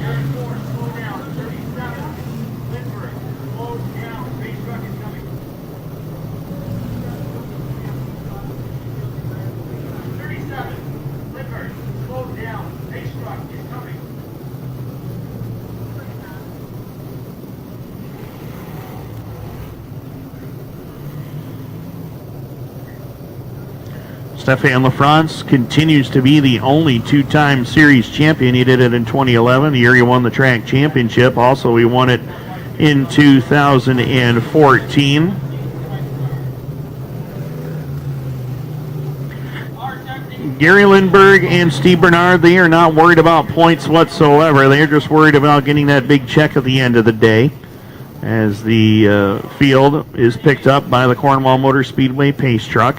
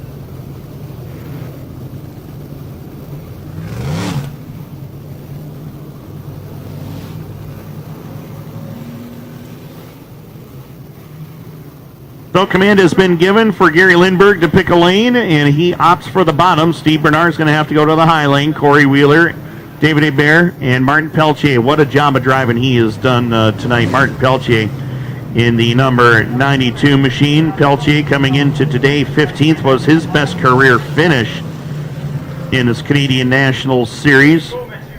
Peltier, 2 career starts in this series as well. As we get ready to come to green, Peltier finished 16th in his first start last year on August the 4th, 15th on September the 6th of this year. So definitely an improvement for Martin Peltier as we are green. Gary Lindberg wanted that lead, and he got it. Slid up in front of Steve Bernard. Bernard trying to fight back on the top side as they headed to turn number 3 and 4. Back portion of the top 5. Ryan Arbuthnot made a big move, went from 7th to 5th, and Steve Bernier picks up 2 spots. He goes around both Kerry Terrance and Peltier, but trying to move up into spot number 7, and he does so. Steve Bernier may have found something that extreme outside lane. He is making some big moves as we click off lap 93. Gary Lindberg not fazed by that whatsoever. He still will hold that inside lane. Corey Wheeler continues to look at the back bumper of the 54 Bernard into turn number 3. David Hebert right there for 4th. Arbuthnot now up into the top 5 for the first time tonight. Steve Bernier in that extreme outside lane knows he has to try something. Everybody caught around the bottom. He's not able to get to the front and catch the 47 of Corey Wheeler. In the meantime, Corey Wheeler trying to put the move on the 54 of Steve Bernard as they come across the line. Couldn't quite do it though. 95 in the books. We have 30 laps left to go. 30 remain in the Fatlash Chip Stand Canadian Nationals. And here comes Steve and him and Lindberg. Heavy contact in turn number 3. Steve Bernard takes over the lead. You know that fired Gary Lindberg up as they head off at corner number 2. Corey Wheeler takes over 2nd. Lindberg relegated to 3rd. David Hebert 4th. Ryan Arbuthnot sitting back there in the 5 spot. 6th is Mario Claire. Kerry Terrance 7th. Luke Whitaker 8th. Steve Bernier 9th. Martin Peltier continues to ride in the number 10 position. In the meantime, Steve Bernard, a very aggressive move in turns 3 and 4, but he did what he had to do to try to get to the lead. 98 in the books. Closing in on lap 100. Corey Wheeler back there in 2nd. Some 5-car lengths back. Lap traffic will play a part in the outcome of this race as we click off lap 99. 99 in the books. Bernard and Wheeler still 1 and 2. Gary Lindberg charging through the back straightaway into turn number 3 and 4. David Hebert, Ryan Arbuthnot, Mario Claire, as behind them Luke Whitaker and Kerry Terrance have a fight for position number 7, and Whitaker able to wrestle that spot away. Terrance looking at the back bumper of the 38 King Edward Auto Parts Dirt Outlaw Apparel ride as Steve Bernier back there 9th. Peltier still completes the top 10 as the freight train develops here at Cornwall. Everybody glued to the bottom portion of the speedway. Steve Bernard, he's trying to find the way by the 23 of Mike Stacy, who was involved in that early accident here on the front straightaway. They got that car repaired and he's back out on the racetrack. Stacy pulls up to the high lane, gives way to the leaders as we click off lap number 103. 22 laps remain. Steve Bernard trying to win his 2nd straight Canadian Nationals feature in the span of 2 days. Corey Wheeler just trying to hold on to 2nd and secure the Fatlash Chip Stand Canadian Nationals title. Off of turn number 4. 3 car lengths is the separation between Bernard and Wheeler. Gary Lindberg still there in 3rd. Well within striking distance, still has a good chance to win this race. In the meantime, David Hebert has the 4 spot. Mario Claire has now jumped around Ryan Arbuthnot to pick up 5th. As they head into 1 and 2. 20 laps left to go, and Steve Bernard having trouble getting around Jeremy Wan, the number 90. Into turn number 3 and 4, Bernard closes in on the back bumper. What will he do with Jeremy Wan? That's the next question. Corey Wheeler, what's his next move? Watch Gary Lindberg back there in the 3 spot. Gary Lindberg's got a pretty good memory of that last exchange between him and Steve Bernard. If Lindberg gets around Corey Wheeler, you can bet there's going to be some sparks between the top 2. Off of corner number 4 we go. 107 on the board. Steve Bernard, Corey Wheeler, Gary Lindberg. These 3 drivers trying to settle in amongst themselves. Keep in mind behind them in 4th, David Hebert has never won a Canadian National Series race. Off of turn number 4 and across the line. 108 on the scoreboard. We have got 17 more to go. And Steve Bernard holds about a car length and a half lead. Corey Wheeler trying to save that right rear as much as he can as he works it up off of turn number 4 and across the line. Gary Lindberg now moves in on the wheeler number 47 to try to get by for second. As I mentioned, watch Gary Lindberg in that 37 machine. If he's able to get by the 47 of Wheeler, it is going to be on for the win. Off of turn number 4, down to the line. 110 on the board, 15 to go. Leaders caught in lap traffic. Not much they can do right now with track pretty much down to about a groove on the bottom. It's tough to get by lap cars. You got to wait for them to make a mistake, and Steve Bernard has seen plenty of these type of racetracks in his career. Knows what to do. He just has to be patient at the moment. But how do you be patient with Corey Wheeler and Gary Lindberg breathing down your neck? That's the next question. Into turn number 3, Gary Lindberg looked like he had to look down low on Corey Wheeler for a second. Couldn't quite get it done as we click off lap number 112. 13 laps left to go, and Steve Bernard trying to find the way by Matthew Boisvert. Into turn number 3, Bernard's going to go to the high lane. Bold move by Steve Bernard, but he's got Joey Lannister in front of him now as we work in lap number 113, and Bernard clears the 73 of Boisvert, and Lindberg gets by Wheeler for second into turn number 3.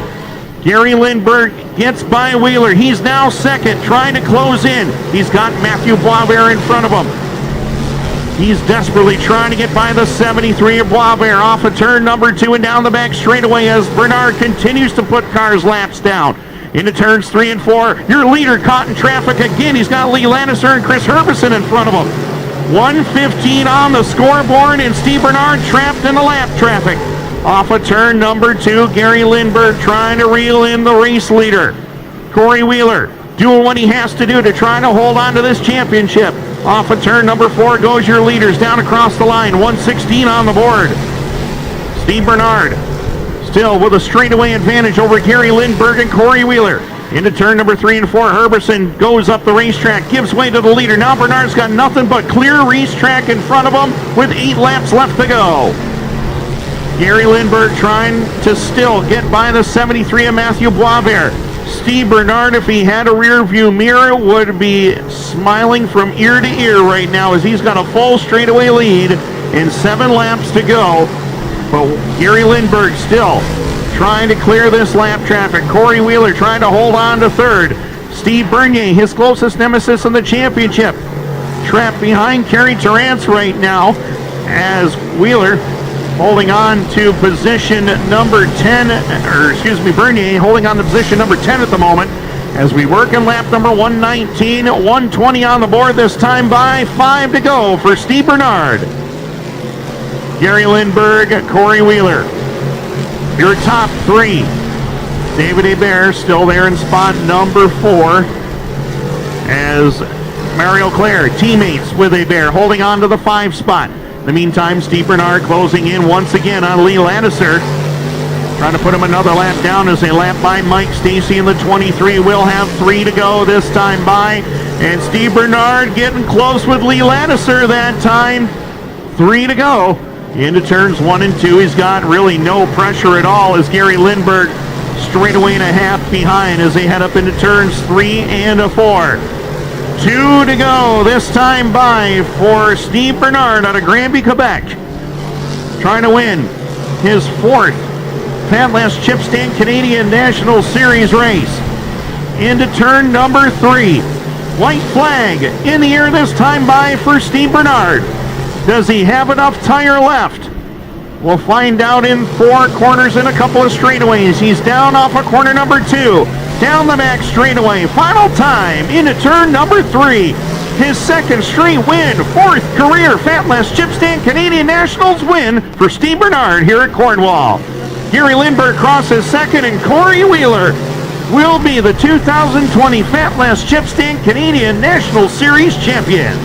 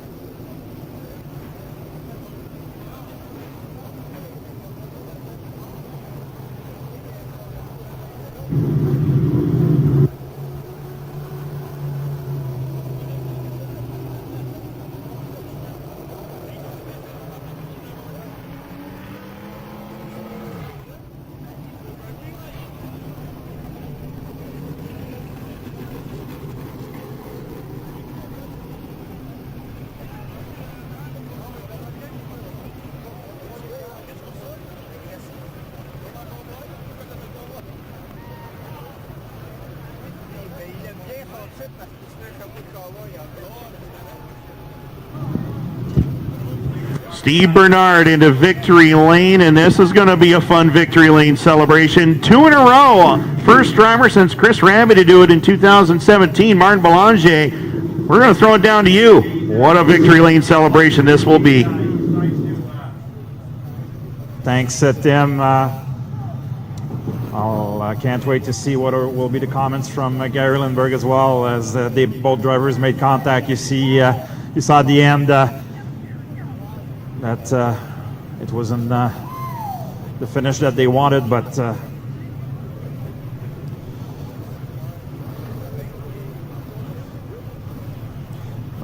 Steve Bernard is your feature winner here tonight at Cornwall.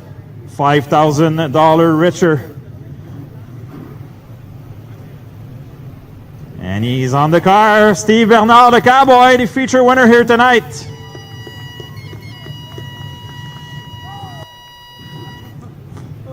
Steve, parler, ça a été une autre bouteille pour ta collection. Tout un week-end, évidemment, mais ce soir, là, la piste complètement différente à ce qu'on a vu hier, évidemment. C'est une piste qui a pris beaucoup de caoutchouc. Un contact avec Gary Lindbergh qui a terminé deuxième. Je pense qu'il est venu te voir ensuite, là, mais on termine la saison en beauté. Là, 2 victoires de suite ici à Cornwall. Grosse victoire ce soir, 125 tours. Là, on termine ça en beauté. Oui, c'est sûr que c'est plate. Gagner comme ça à la fin de même. Gary a pris plus large et vraiment sorti vraiment plus vite que lui de la 2. Puis quand je l'ai vu trop haut, je me suis dit, hey, il va manquer son coup. Moi, je prends le trou en bas. Malheureusement, il a été capable de refermer. On s'est touché. C'est plate parce que quand les tracks ils ont du rubber comme ça, on cherche toute la même ligne puis on essaye au max. Fait que c'est juste un moment moins le fun, mais je suis quand même super content de la victoire. Je veux remercier toute mon équipe. Aussi Randy Chibicknell qui nous a aidé énormément à travailler ces nouveaux setups-là. Donc, on peut juste être content. Félicitations à mon père. Merci à ma blonde d'être restée jusqu'à la fin avec les enfants. C'est le fun qu'ils puissent avoir vu ça. C'est sûr que avec la saison qu'on a eue cette année, là, avec le COVID et tout, l'hiver va être un peu moins long avec cette belle victoire-là. Ah oui, c'est sûr que ça va être moins long. Ça va nous donner le goût de retravailler là-dessus puis de les préparer. Fait que, non, puis tout ce qu'on peut souhaiter à tout le monde, aux fans puis à l'équipe, ben, c'est que l'année prochaine, ça soit une vraie saison. Exactement. Félicitations, Steve. Victoire pleinement méritée ce soir. Steve Bernard, votre gagnant ici du côté de Cornwall. I have a chat with Gary Lindbergh. Gary, you started 12 here tonight, and you led that event for quite a while. Made contact with Steve Bernard, but good second here tonight. Good weekend. Every time you come here, you're always one of the top runners here, and good second here tonight. I know you wanted to win, but strong second. Yeah, we had a strong second. We had a good restart there, and the guys put together a good car tonight. And well, the move for the lead, it is what it is. Everybody's seen it. Not very classy, but I want to thank all the sponsors: Jacasa Motor Speedway, John Bevan, Gaston's Auto Sales, Rona Ford Erie, CSR Racing Engines, K&J Trucking, EP Machine, everybody that's helped out. My wife, my kids, the crew, Andrew for giving me a nice car to drive. Thing was good tonight. We started deep in the field and got up there, and the rubber was tricky. I think maybe Steve might have had a little bit of a car when it rubbered up like that, so good night. It's all, like I said, it's always a pleasure having you here at Cornwall, and hopefully we'll see you back more often in 2021. Yeah, hopefully. It's fun racing here, smooth, track's awesome. Good night.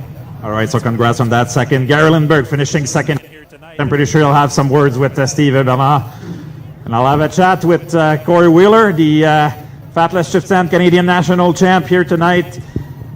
Do you think you had the car to win here tonight, Corey? The track rubbered up quickly in this feature, and I'm pretty sure everyone had to save the tires, but you had two strong competitors with these two guys, with Lindbergh and Bernard, but still another podium and track champion here again this season.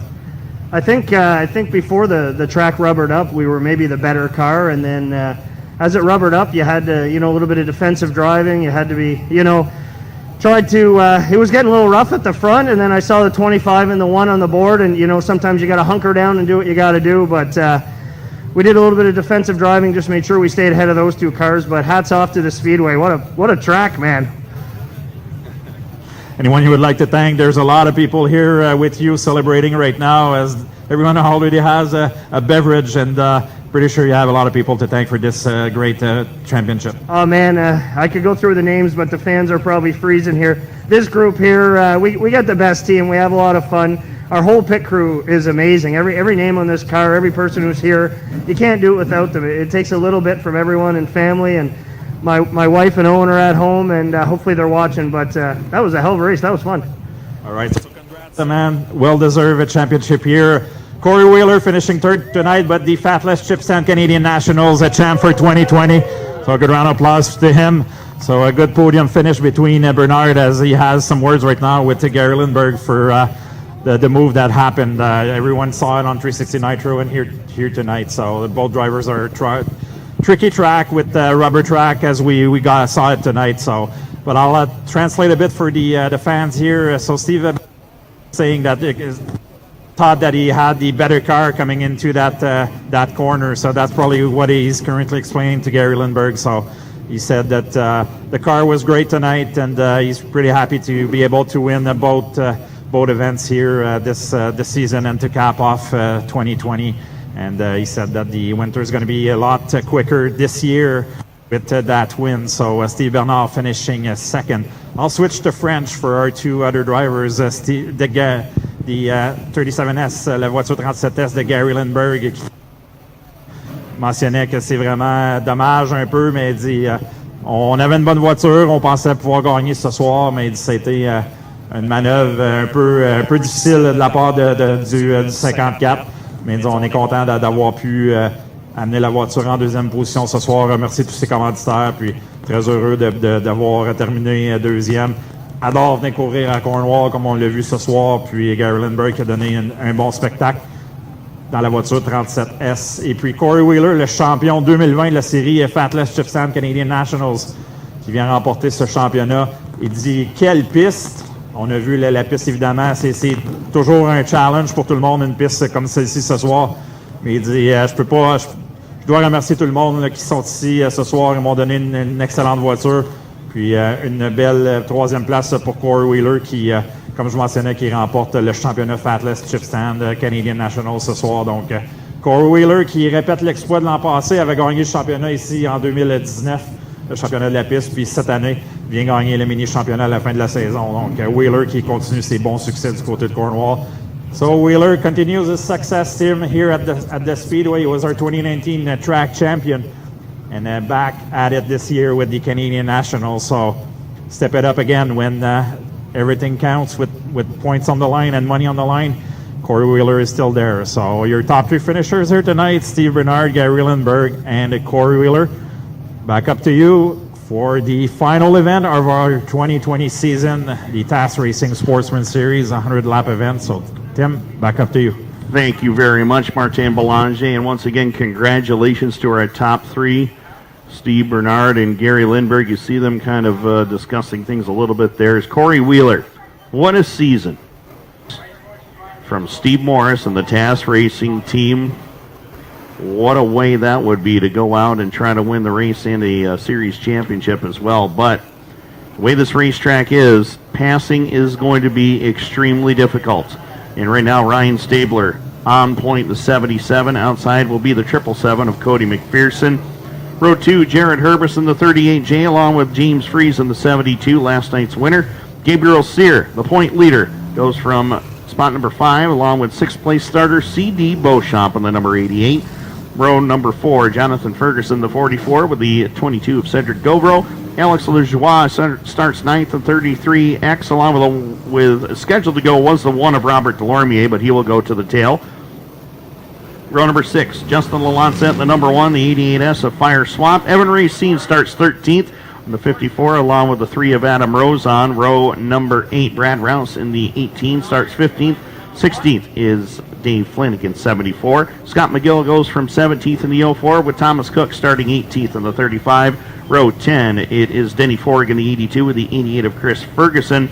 Daryl Mitchell starts 21st in the 37 with Steve Turcott in the 29. Row 12, Luke Carlton's 26 with the 101 of Junior Mayotte. Row number 13, William Racine 35D, 1R Ricky Thompson. Jason Rose in the 18 JR goes 27th. Dylan Kirkland in the 88 goes 28th. 29th starter, Papa Gilles Godard in the 65, along with Travis Back in the number 6. Justin DeRosier starts 31st.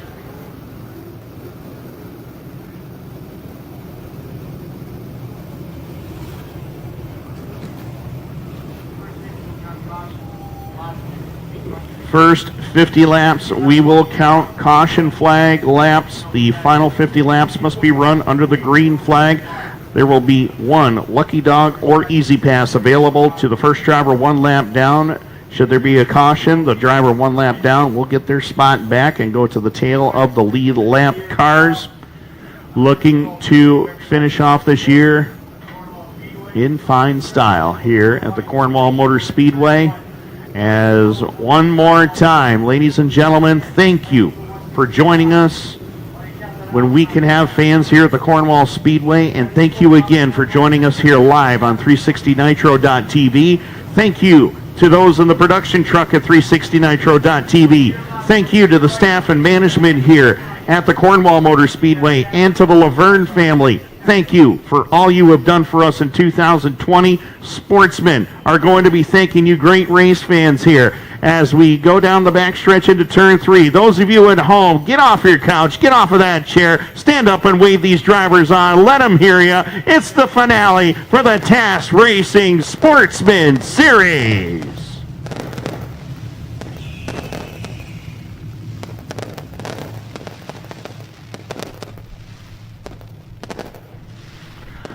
What did I hear? A famous announcer says, what says nothing better than I love racing than blowing stuff up. Pyrotechnics in the air. Gotta love it. Fireworks. All over the place.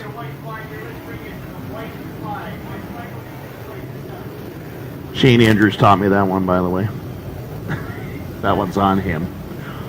White flag in the air. Oh, by the way, congratulations to all of our Super Dirt Car Series team as well for all that they did with their week of Oktoberfest, and great job by the announcing team there as well, which was Shane Andrews and Dan Kapazinski in the booth there, pit reporters Mike Warren, Rich Vleck, and Doug Elkins throughout the week. Congratulations to all of those great people, and to World Racing Group and Dirt Car Northeast. Want to send a special shout out to former PR director for Dirt Car Northeast and the World Racing Group, Chris Dolak, in a fight right now, health-wise. Chris, we are all thinking about you. Get well soon. Keep fighting hard. We're all praying for you, buddy. And stay upbeat and keep smiling. We're all behind you. We're ready to go. 100 laps. The TAS Racing Sportsman Series finale. Off of turn number 4, we're green.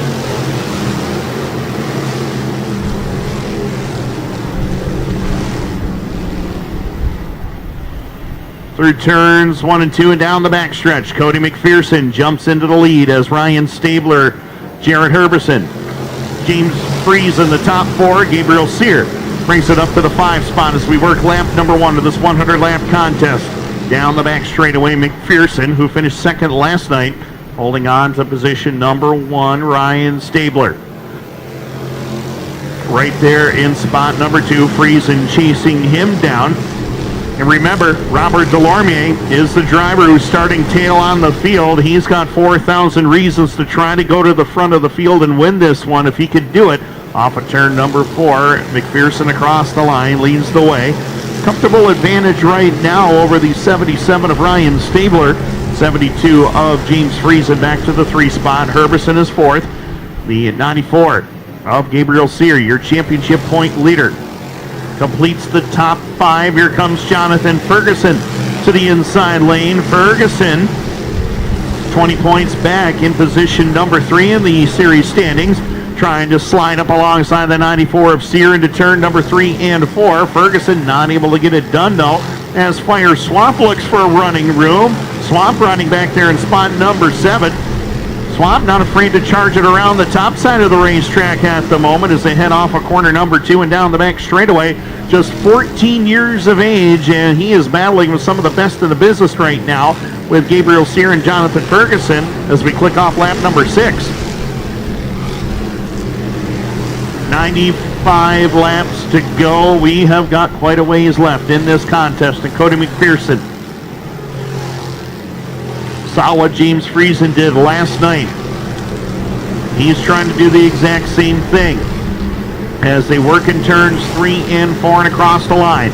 Lap traffic will come into play here as we work down the front straightaway at lap number 8. Ryan Stabler, James Friesen, Jared Herbison, and Gabriel Sear. That is your top 5 at this time with 8 laps complete. And again, looking back behind the top 5, Jonathan Ferguson and Fire Swamp still having their battle for positions 6 and 7. Swamp goes up the racetrack, opens the door for Cedric Govro to get on by.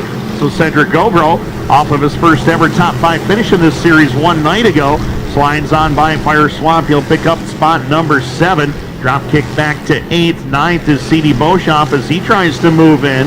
10th is Adam Rosen as we click off lap number 10 this time around. The man in charge, though, is Cody McPherson. Cody Mack, the former Dirt Car Sportsman Series champion in 2012. Trying to work through the lap traffic. He's up to the back bumper of the 29. Oh, Jason Rose spins it in front of the field. Tries to get, and Billy Cook up and over on the back straightaway. Red flag is out immediately. Billy Cook up and over on the back straightaway. Had no place to go. Trying to avoid Jason Rose. And my goodness, what a hit Billy Cook just took back there. Jason Rose, he spun around in a 360. He tried his best to get up out of the way, and Billy Cook thought he was going to be able to avoid him. Not so much the case. We're going to get an update as quick as we can on Billy's condition. Denny Ford will be the recipient of the lucky dog when we go back to racing here, but our concerns now are with Billy Cook. Jared Herbison in the 38, 94 of Gabriel Sear holding on to 5th. Robert Delormier, he is still mired in traffic back there. As we get set to go green, we are back underway.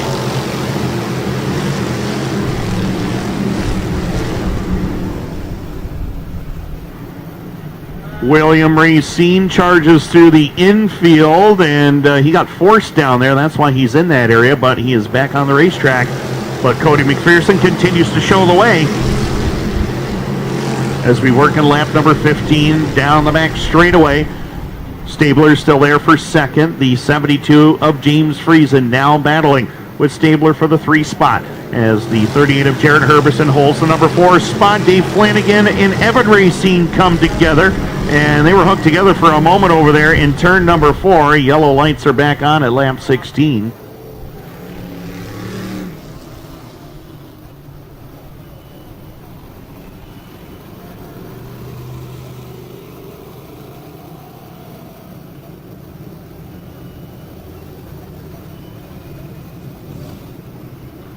So Evan Racine will take his ride to pit road. Evan, the 2020 Autodrome Granby Sportsman Track champion. Brother William, also a track champion on the Quebec circuit this year at Autodrome Drummond. So the Racine brothers had a great season. As we were just about set to get this field back in order, looks like Dave Flanagan's going to be able to continue in the Outlaw chassis number 74 ride out of St. Catharines. Cody McPherson, the race leader, Ryan Stabler, James Friesen, Jared Herbison, and Gabriel Sear. The top 5, Jonathan Ferguson is 6th, 7th is Cedric Govro. Fire Swamp doing just an impressive job tonight, holding on to 8th. Alex Lajoie is 9th. Thomas Cook completes the top 10. C.D. Beauchamp hanging in there in 11th. 12th is Adam Rosen. Justin Lalonce at 13th. Brad Rouse 14th. Daryl Mitchell 15th. Chris Ferguson 16th. Junior Miot 17th. 18th Travis Back. 19th Luke Carlton. Dylan Kirkland 20th. Ricky Thompson 21st unofficially. Robert Delormier is 22nd. He's moved up 9 spots. 23rd is Justin DeRosier. Gilles Godard 24th. 25th Steve Morris. 26th is Steve Turcotte. 27th Denny Ford. 28th William Racine. 29th Dave Flanagan. Scott McGill 30th. Evan Racine unofficially 31st. We are back to green.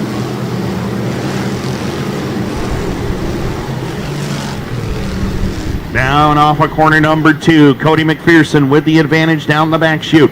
Ryan Stabler, 72 of James Friesen, now there for third as we click off lap number 21. This time by cars around. We got them scattering all over the place over there. Travis back involved. Steve Morris also collected. And Robert Delormier was able to sneak through on that one, so he is clear of all the traffic over there. Not sure who all else is over there. I believe Ricky Thompson is involved. Justin DeRosier got a piece of that as well. He is headed to pit road. And wired audio signs, well, they got the worst end of it.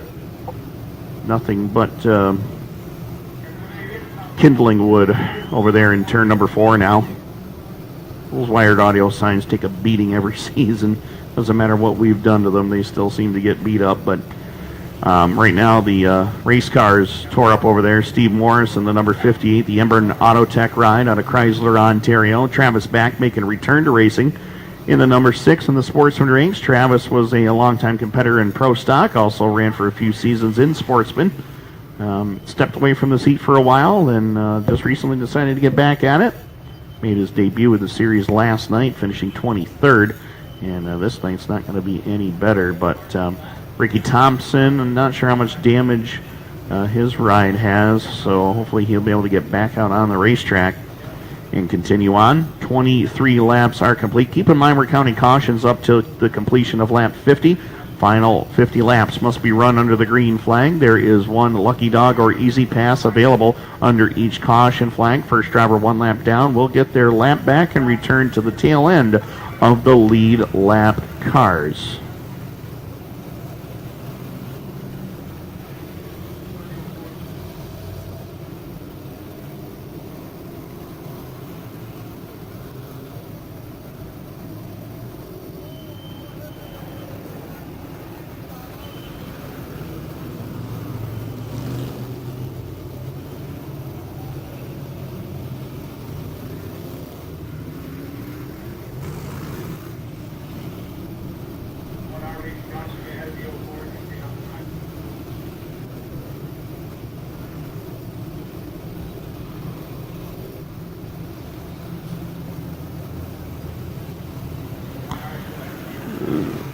So Ricky Thompson was able to get away in the number 1R, and the 6 of Travis back. He's also able to pull away. Justin DeRosier in the 29, able to get back going.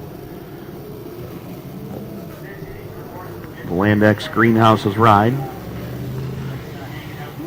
And it looks like all drivers are going to be able to get away with just some minor damage. They may take it to pit road to have it checked out. Once again, these drivers cannot lose a lap in the pits.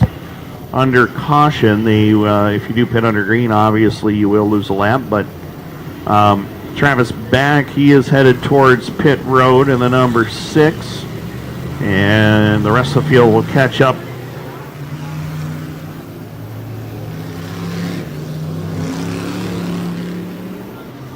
So we'll get the field back to green in just a few moments as the drivers assemble down here in front. Cody McPherson, the race leader. Ryan Stabler, James Friesen, Jarrett Herberson, Gabriel Sear, Jonathan Ferguson, the top 6. Fire Swamp is now 7th. 8th is Alex Lajoie. 9th is Thomas Cook. Cedric Govro is 10th. 11th, C.D. Beauchamp. 12th to Justin Lalancette. 13th, Adam Rosen. Brad Rouse now up to 14th. Daryl Mitchell, 15th. Junior Mayotte, 16th. Luke Carlton, 17th. Robert Delormier continues to move forward. He's up to 18th now. Chris Ferguson, 19th. Gilles Godard, Papa Jill up there in 20th. 21st is the 35 of William Racine. 22nd, Dave Flanagan. 23rd, Denny Ford. 24th, Evan Racine. 25th is Scott McGill. 26th, Ricky Thompson. 27th, Justin DeRosier. 28th, Steve Morris. 29th, unofficially, is Travis back. So, ready to go green. And Billy Cook credited with 30th out of the event, unfortunately. There's Dylan Kirkland in the number 88 making his way back out as well. We are back to green. Lap number 28 goes up on the board, and Cody McPherson goes back into the top spot as we work the back straightaway into turn number 3 and 4. Ryan Stabler trying to move in on your leader as they work it off of turn number 4 and across the line. James Fries and Jared Herbison battling for positions 3 and 4 at the moment. Behind them, Jonathan Ferguson trying to get by Gabriel Sear. And in the meantime, Thomas Cook, having one of his better runs of 2020, finds the way to the inside lane. He's trying to get by the 94 of Gabriel Sear down in front. 30 laps are complete, 70 to go. TAS Racing Sportsman Series title on the line. Thomas Cook to the inside, still battling with series point leader Gabriel Sear as they work in turns 3 and 4. And Alex Lajoie getting into the mix, and here comes C.D. Beauchamp as well.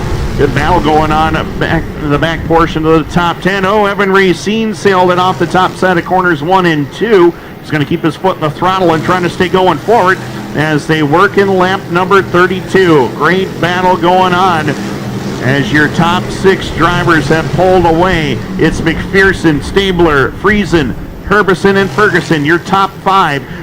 Thomas Cook 6th, 7th is Gabriel Sears. C.D. Beauchamp up to 8th, 9th is Alex Lajoie. Fire Swap rides in 10th, but he has got a battle on his hands between himself and Brad Rouse as they dice it up for 10th and 11th. Swap doing a great job battling wheel to wheel with Rouse down the back straightaway into turn number 3 and 4 as the drivers behind them trying to settle themselves out, get into a groove, start clicking the laps off as we work in lap 34 this time by. We will have 35 in the books as we cross the line. 65 to go. Cody McPherson has been in these long distance races before. He knows how to manage tires, and when you're out front like that, you can manage a lot of things as they head into turns 3 and 4 and down across the stripe. Stabler still there for second, 72 of James Friesen in third. Fourth is Ferguson, Jonathan that is, holding on to the 5 spot.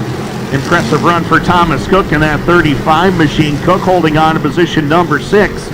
Fire Swap has driven back around some quality cars. He has jumped up into position number 7 and is going after Thomas Cook for the number 6 spot. What a job of driving by this kid from Akwesasne. Look at him fly around the top side. Fire Swap going for position number 6 down the back chute as they head up into turn number 3 and 4. That's about the best battle on the racetrack right now. Swap and Cook going at it, and Fire driving by. What a move.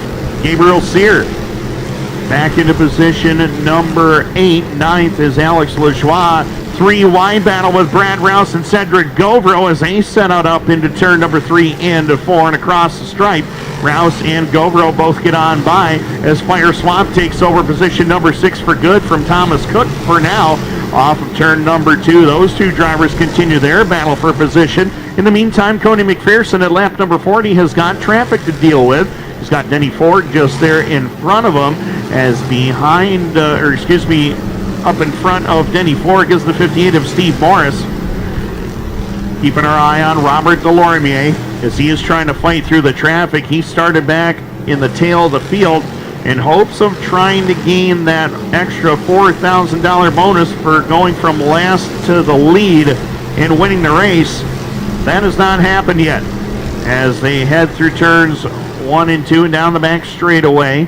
Cody McPherson continues to show the way, playing patience right now as he slides down to the inside lane, trying to get by Steve Morris to put him a lap down. Ryan Stabler's got James Friesen with him as they click off lap number 44 this time by. 44 laps are complete as they head down into turn number 3 and 4. McPherson still trying to find the way by Steve Morris. Ryan Stabler starting to close. Friesen there for third.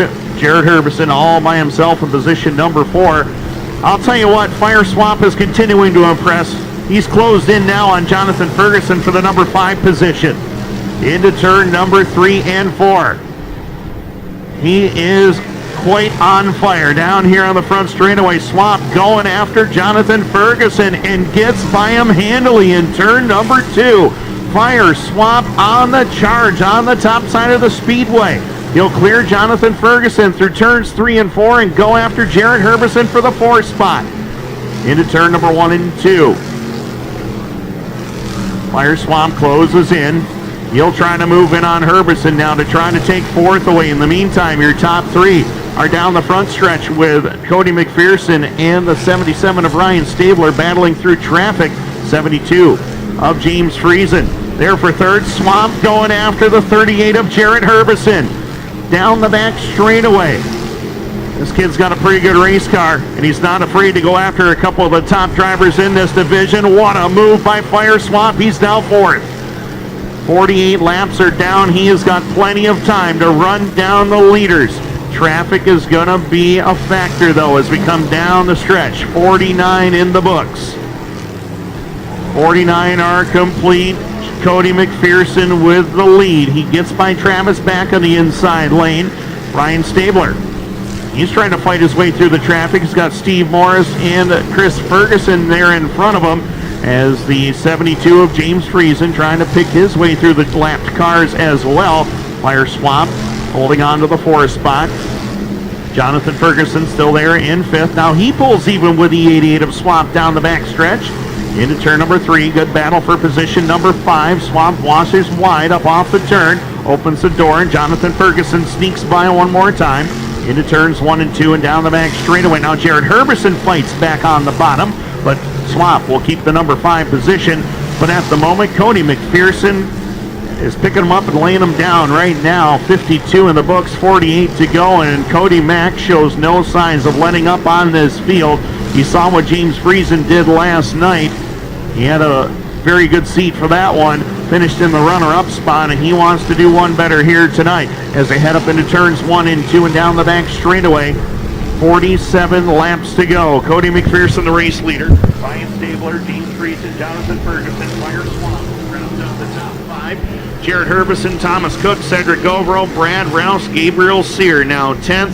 Alex Lajoie, Justin Lalancette, 12th, 13th, Adam Rosen, 14th, Robert Delormier, C.D. Beauchamp, 15th, Junior Mayotte, 16th, 17th, Daryl Mitchell, 18th, William Racine, 19th, Luke Carlton, Joe Goddard, 20th, 21st, Ricky Thompson, Dave Flanagan, 22nd, Evan Racine, 23rd, Travis Back, 24th, Steve Morris, 25th, Chris Ferguson, 26th, Dylan Kirkland, 27th, Denny Ford, 28th, 29th, Scott McGill, Justin DeRosier, 30th, Steve Turcotte, Jason Rose, and Billy Cook credited with a 33rd place finish.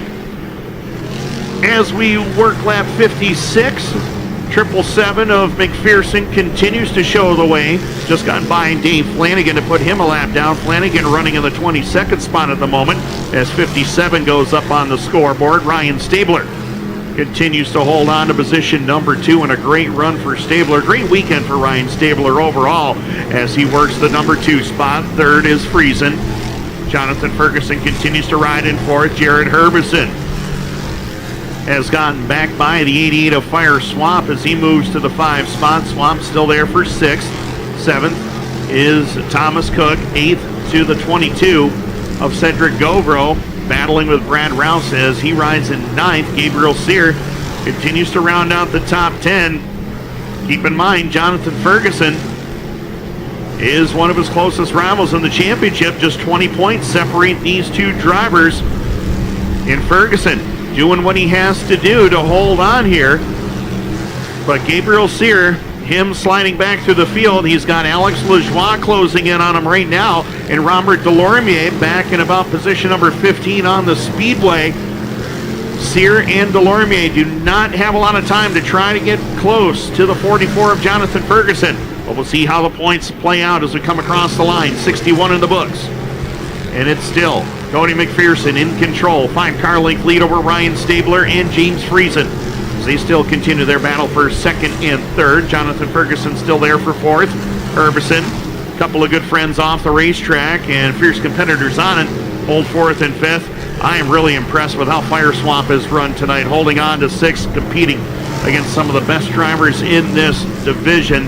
Got Thomas Cook there behind him in 7th. Brad Rouse holding on to 8th. Brad Rouse made a charge through this field as well. Brad started back in position number 15 and is now just inside the top 10. Caution flag is out. Jill Goddard around over there in turn number 3, and the yellow lights will fly, or yellow flag will fly. Yellow lights are on. 63 in the books. Lights everywhere. Lights are flying. A lot of words for this weekend, I'll tell you that.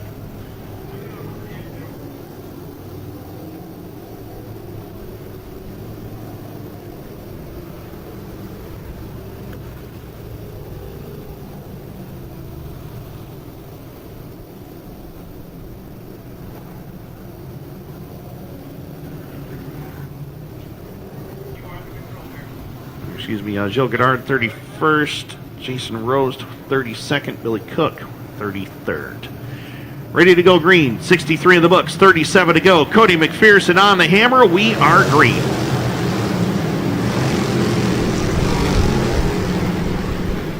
Through turns 1 and 2, Cody Mack to the lead. Oh my, they're tangled up on the back straightaway, 3 wide as Ferguson and Stabler got together. James Friesen takes advantage, tries to pull to second. Ryan Stabler fighting back, not about to give up that runner-up position too easily, and then Ryan Stabler back to position number 2. In the meantime, here comes Jonathan Ferguson. What a launch he got off the bottom side of the speedway. He'll clear Friesen into turn number 3 and 4 to move up a spot, as behind them they're 3 wide for position number 6, with Jared Herbison taking away the 5 spot. Fire Swamp battling with Cedric Govro and Brad Rouse as they dice it up off the back straightaway. Brad Rouse started back in position 15. He is closing in on a top 5 run as we click off lap number 67 with 33 to go. 67 will be in the books next time by. McPherson well in command of it as that battle between Ferguson, Herbison, and James Friesen continues here down the front straightaway. Ferguson now 3rd, Friesen is 4th. Jared Herbison continues to round out the top 5 as Brad Rouse holds on to 6th. Cedric Govro battling with Alex Lajoie for 7th and 8th. Fire Swamp is fallen back to 9th here into the clutches of Thomas Cook, rides in 10th as we swing it off the turn. Robert Delormier looking through this field. He is charged up through this field rather nicely. Who started tail on the field. He's now up to 11th. Remember, he's got 4,000 reasons why he started last on the grid, and he would love to take that back home to Akwesasne with him as he works down the front straightaway in a battle with William Racine and Adam Rozon as they work off of turn number 2. In the meantime, your leader, Cody McPherson, continues to show the way. 70 on the board, 30 laps left to go. It is a regular Sunday night feature now. Off of turn number 2 and down the back chute, McPherson still with a 5-car length advantage over the 77 of Stabler, who has some body damage on the left rear of the RSI Industrial, plumping up his Sedix number 77 machine. Jonathan Ferguson continues to show the way in 3rd. Championship implications on the line right now as Gabriel Sear, our point leader, continues to fall back to the field. He's back to 16th on the grid and continues to lose spots. Meanwhile, Jonathan Ferguson trying to sew up a 3rd career series championship as they come down across the line this time by Cody McPherson looking for his first TAS Racing Sportsman Series win into turns 1 and 2. If Cody McPherson gets it done tonight, that'll mark 3 first-time series winners in 2020, joining Ryan Stabler and James Friesen as they come across the line. Ryan Stabler, he would love nothing better than to get 2 wins and 3 tries this weekend. He holds the number 2 spot. Jonathan Ferguson still holding on to 3rd, doing what he's got to do to try to win this championship. 72 of Friesen battling with him in spot number 4. Jared Herbison 5th, Brad Rouse right in his tire tracks. Rouse brings it off the turn, holding position number 6. Cedric Govro still there for 7th. Fire Swamp continues to have a strong run, holding on to 8th with Alex Lajoie battling with him for 9th. And William Racine charges by Lajoie on the bottom. He'll pick up spot number 9 as we work in turns 3 and 4 and across the line. 76 laps on the scoreboard, 24 to go. It is still anybody's race, though, as we work across the line at lap number 77. And your leader, caught behind the 58 of Steve Morris as they work off of turn number 2. Running that inside lane is Cody McPherson. Slides by Steve Morris. He'll try to hold on to the lead, but Ryan Stabler and Jonathan Ferguson are closing quickly into turns 1 and 2. James Friesen not out of this one yet. He holds on to 4th. Jared Herbison slips by the Chris Ferguson ride. He'll try to close in on the top 4 drivers in front of him as we complete lap 79. We are 21 laps from the finish, and Ryan Stabler trying to see an opportunity. Moves in on the Cody McPherson machine in turn number 3 and 4. McPherson gets by the 88 of Dylan Kirkland. Now Ryan Stabler closes the gap down the front stretch into turns 1 and 2. Travis Back, who was caught up in an earlier jingle down here in turn number 4, still out there battling on the racetrack as he lets the leader get by. Ryan Stabler will try to get by him as well, along with Jonathan Ferguson and James Friesen. Jared Herbison about a half a straightaway back from those drivers in 5th. Brad Rouse has had one of those solid nights, holding on to position number 6. Came from 15th on the grid. And right now, the man from St. Catharines, former Dirt Car Sportsman Series champion, zeroes in on the top 5 as we bring it down across the line at lap 82. Ryan Stabler trying to find the way by Travis Beck. Those two drivers had their battles in the Pro Stock ranks over the years, and now they're doing it again here in the Sportsman ranks, but Travis Beck, a couple of laps down. Ryan Stabler knows he's got to get around these two drivers in front of him to have any chance of catching Cody Mack down the back straightaway.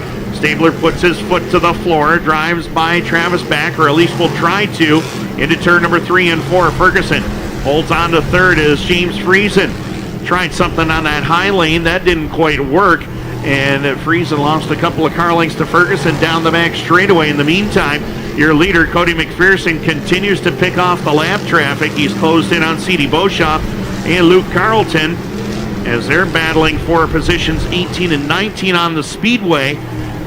McPherson still leads the way half a straightaway over Ryan Stabler. Jonathan Ferguson and the 72 of James Friesen continue their war for position number 3, with Dave Flanagan separating them now into turns 1 and 2. Really no change amongst the top 5 drivers up to this point, as we'll complete 87 laps this time by 13 laps left to go for Cody Mack. As they bring it down into turns 1 and 2, C.D. Beauchamp, who set fast time earlier tonight in time trials, well, trying to stay on the lead lap, but Cody McPherson slides on by. A couple of former Dirt Car Series champions there. For C.D. Beauchamp, the defending Dirt Car Pro Stock champion, sees the 2012 Dirt Car Sportsman champion Cody McPherson get on by in turns 1 and 2, and Ryan Stabler sees the door open. He'll slide on by as they head into turn number 3 and 4. Jonathan Ferguson still there for 3rd. Jared Herbison trying to fend off the 72 of James Friesen for the number 5 position as Herbison gets up to 4th. In the meantime, here comes Ryan Stabler. Stabler charging up to the back bumper of Cody McPherson. Will come down to the line. We'll have 10 laps left to go. Cody McPherson looking to become the 3rd first-time winner in the TAS Racing Sportsman Series here at Cornwall in 2020. Stabler throws it in on the bottom of turn number 3 and 4 and tries to reel in the race leader with 91 in the books. 91 laps are complete. Cody McPherson and Ryan Stabler 1 and 2. Jonathan Ferguson holding on to 3rd. He knows if he stays there, that championship could be his, as Gabriel Cyr is all the way back in turn number 3 and 4. Right now, he's back about the 15th or 16th spot, but he has lost a lot of ground, and this championship could be slipping away. Meanwhile, your top 2 drivers with 7 laps left to go are in turns 1 and 2. Cody McPherson and Ryan Stabler. Down the back straightaway they go as they head up into turns 3 and 4. Stabler closes the gap. McPherson not going to give up that inside lane. Will come across the line with 6 to go. Ferguson watching it all unfold in front of him. He knows if those 2 drivers make a mistake, he could capitalize and win this race. Into turn number 3 and 4. Stabler gets a heck of a run through turn number 4 that time. Couldn't quite get the job done. We've got 5 laps left to go. Ferguson 5 remain, and Ryan Stabler chasing one of the best in the Sportsman ranks right now as Cody McPherson caught in traffic behind Denny Forg and Luke Carlton. Into turn number 3 and 4, Stabler forcing the issue now with 4 to go. Jonathan Ferguson is moving in. This is going to be a 3-car battle before it's over, and here comes Jonathan Ferguson trying to take advantage. Couldn't quite do it off of turn number 2. The door was open to get second, but he couldn't get it done. 3 to go for Cody McPherson, trying to hold on for his first ever TAS Racing Sportsman Series win. Ryan Stabler trying to deny him. Jonathan Ferguson's got a championship to deal with. Jared Herbison's into the mix now. We'll come across the line. 2 to go for Cody McPherson. Off of turn number 4, car length separates the top 2 drivers. Can Ryan Stabler move in?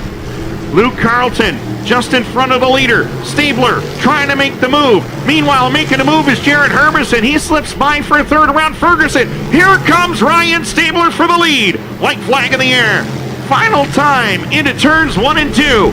Cody McPherson with the lead, and Ryan Stabler to the high lane, trying to get the lead down the back straightaway. This race is far from over with. Cody McPherson charges into turn number 3. Stabler to the high lane. It won't matter. Cody Mack is a winner at Cornwall.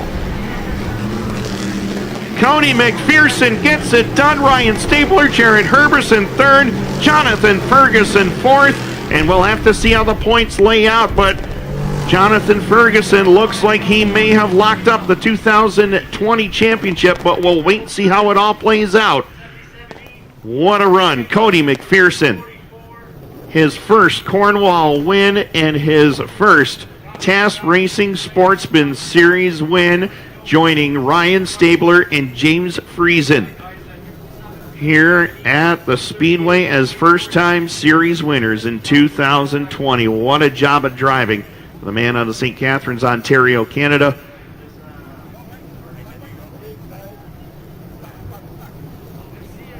Just checking on the winner of the TAS Racing Sportsman Series Championship.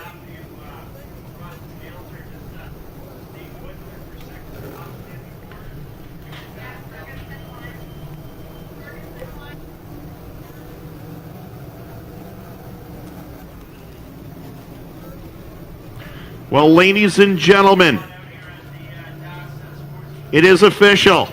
By 10 points, Jonathan Ferguson is now a 3-time TAS Racing Sportsman Series champion by 10 points over Ryan Stabler. Comes home second. Jared Herbison, what a battle there, comes home in third.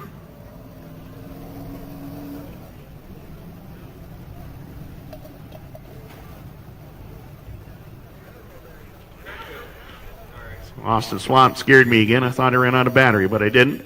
As victory lane celebrations there, you see Ferguson, Jared Herbison actually flew out of that car to congratulate Jonathan on a well-deserved championship season. His third title in 4 years. This is getting kind of a habit. Cody Mack, his first TAS Racing Sportsman Series win and a big night. $2,000 going back to St. Catharines. Martin Belanger, you're going to have a fun time down there with these 4 drivers. Take it away. Yeah, for sure. 3 local drivers here showing their stuff. Everybody smiling in the winner's circle, but one of the top runners in the sportsman division, Cody McPherson, showing how it's done here tonight. He led the whole thing, starting from the second spot, and got the win here after a second spot yesterday. And he had one of the good cars also on Friday. And he's out of the car, the 777 of Cody McPherson. Cody Mack winning the event here at Cornwall.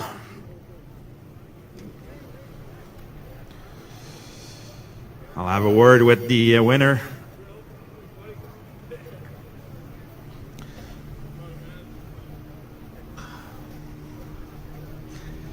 Cody McPherson, congratulations. I'll give you that. You'll be able to enjoy that with your team from Artists in Residence. You finished and that run on Friday with this win. What a run, 100 laps. You led them all, but those guys, the local here, were trying hard at the end, but what a run. Yeah, you know, I'm not going to lie, I was shocked when I seen him come up beside me in 1 and 2. And probably my fault. I was trying to take it easy with lap traffic. I didn't want to get in any wrecks and just trying to keep the car underneath me. I know it's a really tough track. I've raced a lot of dirt tracks, and I'm telling you, this is one of the toughest ones I've ever raced at, and I'm just so happy we can get a win this year. Yeah, it's quite a way to finish the year here at 2020. $2,000 in your pocket, so the ride to St. Catharines will be shorter, I think, with that win here tonight. Yeah, I'll make the long drive home tonight a little bit easier. But I really got to thank Rich and Ralph. You know, they asked me for drive for them last year, and they stuck with me for last year, this year. And even though this year hasn't gone exactly the way we want it, but yeah, and I also got to thank my dad. And then glad we could pick up a win with the bar car. All right, so congratulations, Cody. Well-deserved win here tonight, so we'll let you have a safe trip home and have a good winter. Thank you, I appreciate it. So Cody Mack. One more thing? Yeah. I'd just like to thank the Speedway, the owners of Cornwall. You know, it's tough times right now, and for them to put this weekend on for all of us, it means a lot. All right, so thank you. Cody McPherson, your Sportsman feature winner here, having some good words for the owners as well. So Ryan, talk to me, man. Second place here tonight. You tried everything to pass Cody McPherson. What a run, 100 laps to cap off 2020, and good second place. It was a good second place. Car wasn't great. He was definitely better, but at the end, I just had to take my chance, and I wasn't sure how close third was to us, but I seen first, so I had to go for it. Any thoughts about you had a contact with one of the drivers earlier on, but good battles throughout that feature event. The track rubbered up, but you still had a few options as you got into lap traffic, but you tried everything. Yeah, it was rubber on the bottom. I'm not sure who, Jonathan or maybe Jared. Not Jared. The 72. James Friesen. I wasn't sure if it was him with the restart, but then I had to go. So. I'm pretty sure you have a lot of people to thank for this good run here tonight. Yeah, I do. All my sponsors, my parents, my crew. It's been a long weekend. We've had a lot of fun. A little cold tonight. I can't wait to go put some warm clothes on and maybe have a beer or something. All right, so I'll let you enjoy the rest of the night. So Ryan Stabler finishing second here tonight at Cornwall. Have a chat with Jared Urbison. Jared, podium finisher tonight, slipped by Jonathan, and at the end, I know you two are good buddies, but 100 lap was a long one. A lot of battle between everyone, and tough race. Yeah, it was a tough race. We started to figure it out towards the end, and we made up some ground. I didn't even think about the championship. Maybe I wouldn't have passed Jonathan, but he had won it anyway, so it doesn't end up mattering. After the weekend we've had so far, this is awesome. It's been a great year for you this season. I guess a lot of different wins here at Cornwall, Brockville. I'm pretty sure you're really happy for to cap off with a podium finish here tonight. Yeah, it's great. We really came a long way this year and developed a lot as a team, and I'm really proud of our 2020 season. I'm pretty sure you have a lot of people to thank. Yeah, I really got to thank Limestone Limousine. Brent's here tonight. He hasn't been able to make it too much to many of our good runs, so he's here tonight. I got to thank Stewart's Automotive, Dave's Property Maintenance, Lafreni's Racer's Edge, Draper Doors, and Herbison Tree Service, and Tricked Out Promotions. All right, so congrats on your third, Jarrett. Impressive season this year. Thank you. Jared Ferguson finishing third, Urbison, finishing third. I'll have a chat with our 2020 TAS Racing Championship here as they're taking their photos here. On va en profiter pour faire un petit peu de traduction. Cody McPherson, qui est très heureux d'avoir gagné la victoire ce soir du côté des Sportsman, était très surpris de voir Ryan Stabler à ses côtés dans les derniers tours. Il mentionnait qu'il conservait la voiture, mais très surpris. Il dit c'est une des pistes les plus difficiles qu'il a couru. Il a fait plusieurs pistes, évidemment, aux États-Unis, au Canada. C'est une des pistes les plus difficiles ici. Puis il voulait remercier la famille Lavergne également d'avoir présenté cet événement au cours du week-end. Du côté de Ryan Stabler, on a essayé tout ce soir pour essayer de dépasser McPherson, mais McPherson avait visiblement la voiture la plus rapide ce soir, donc il va chercher la deuxième place du côté de Ryan Stabler. Il mentionne que ça a été toute une saison, mais disons, on va aller profiter de la fin de semaine pour aller, du reste de la fin de semaine pour aller prendre quelques verres puis se mettre au chaud. Jared Urbison, qui a connu toute une saison, il dit oui, ça a été toute une saison pour notre part. Il dit, on est très content d'avoir terminé 3e ce soir. Puis on va aller chercher beaucoup de confiance pour l'année qui vient. Jared Urbison qui a remporté des victoires un peu partout cette saison, donc s'ajoute au groupe ici. Donc, la traduction pour les 3 premiers. I'll go see Jonathan Ferguson, our 2020 TAS Racing Championship here tonight. You made it work. You were battling for that top spot here with at least with Urbison and Ryan Stabler, but you were able to clinch that championship. So I'm pretty sure you're pretty happy.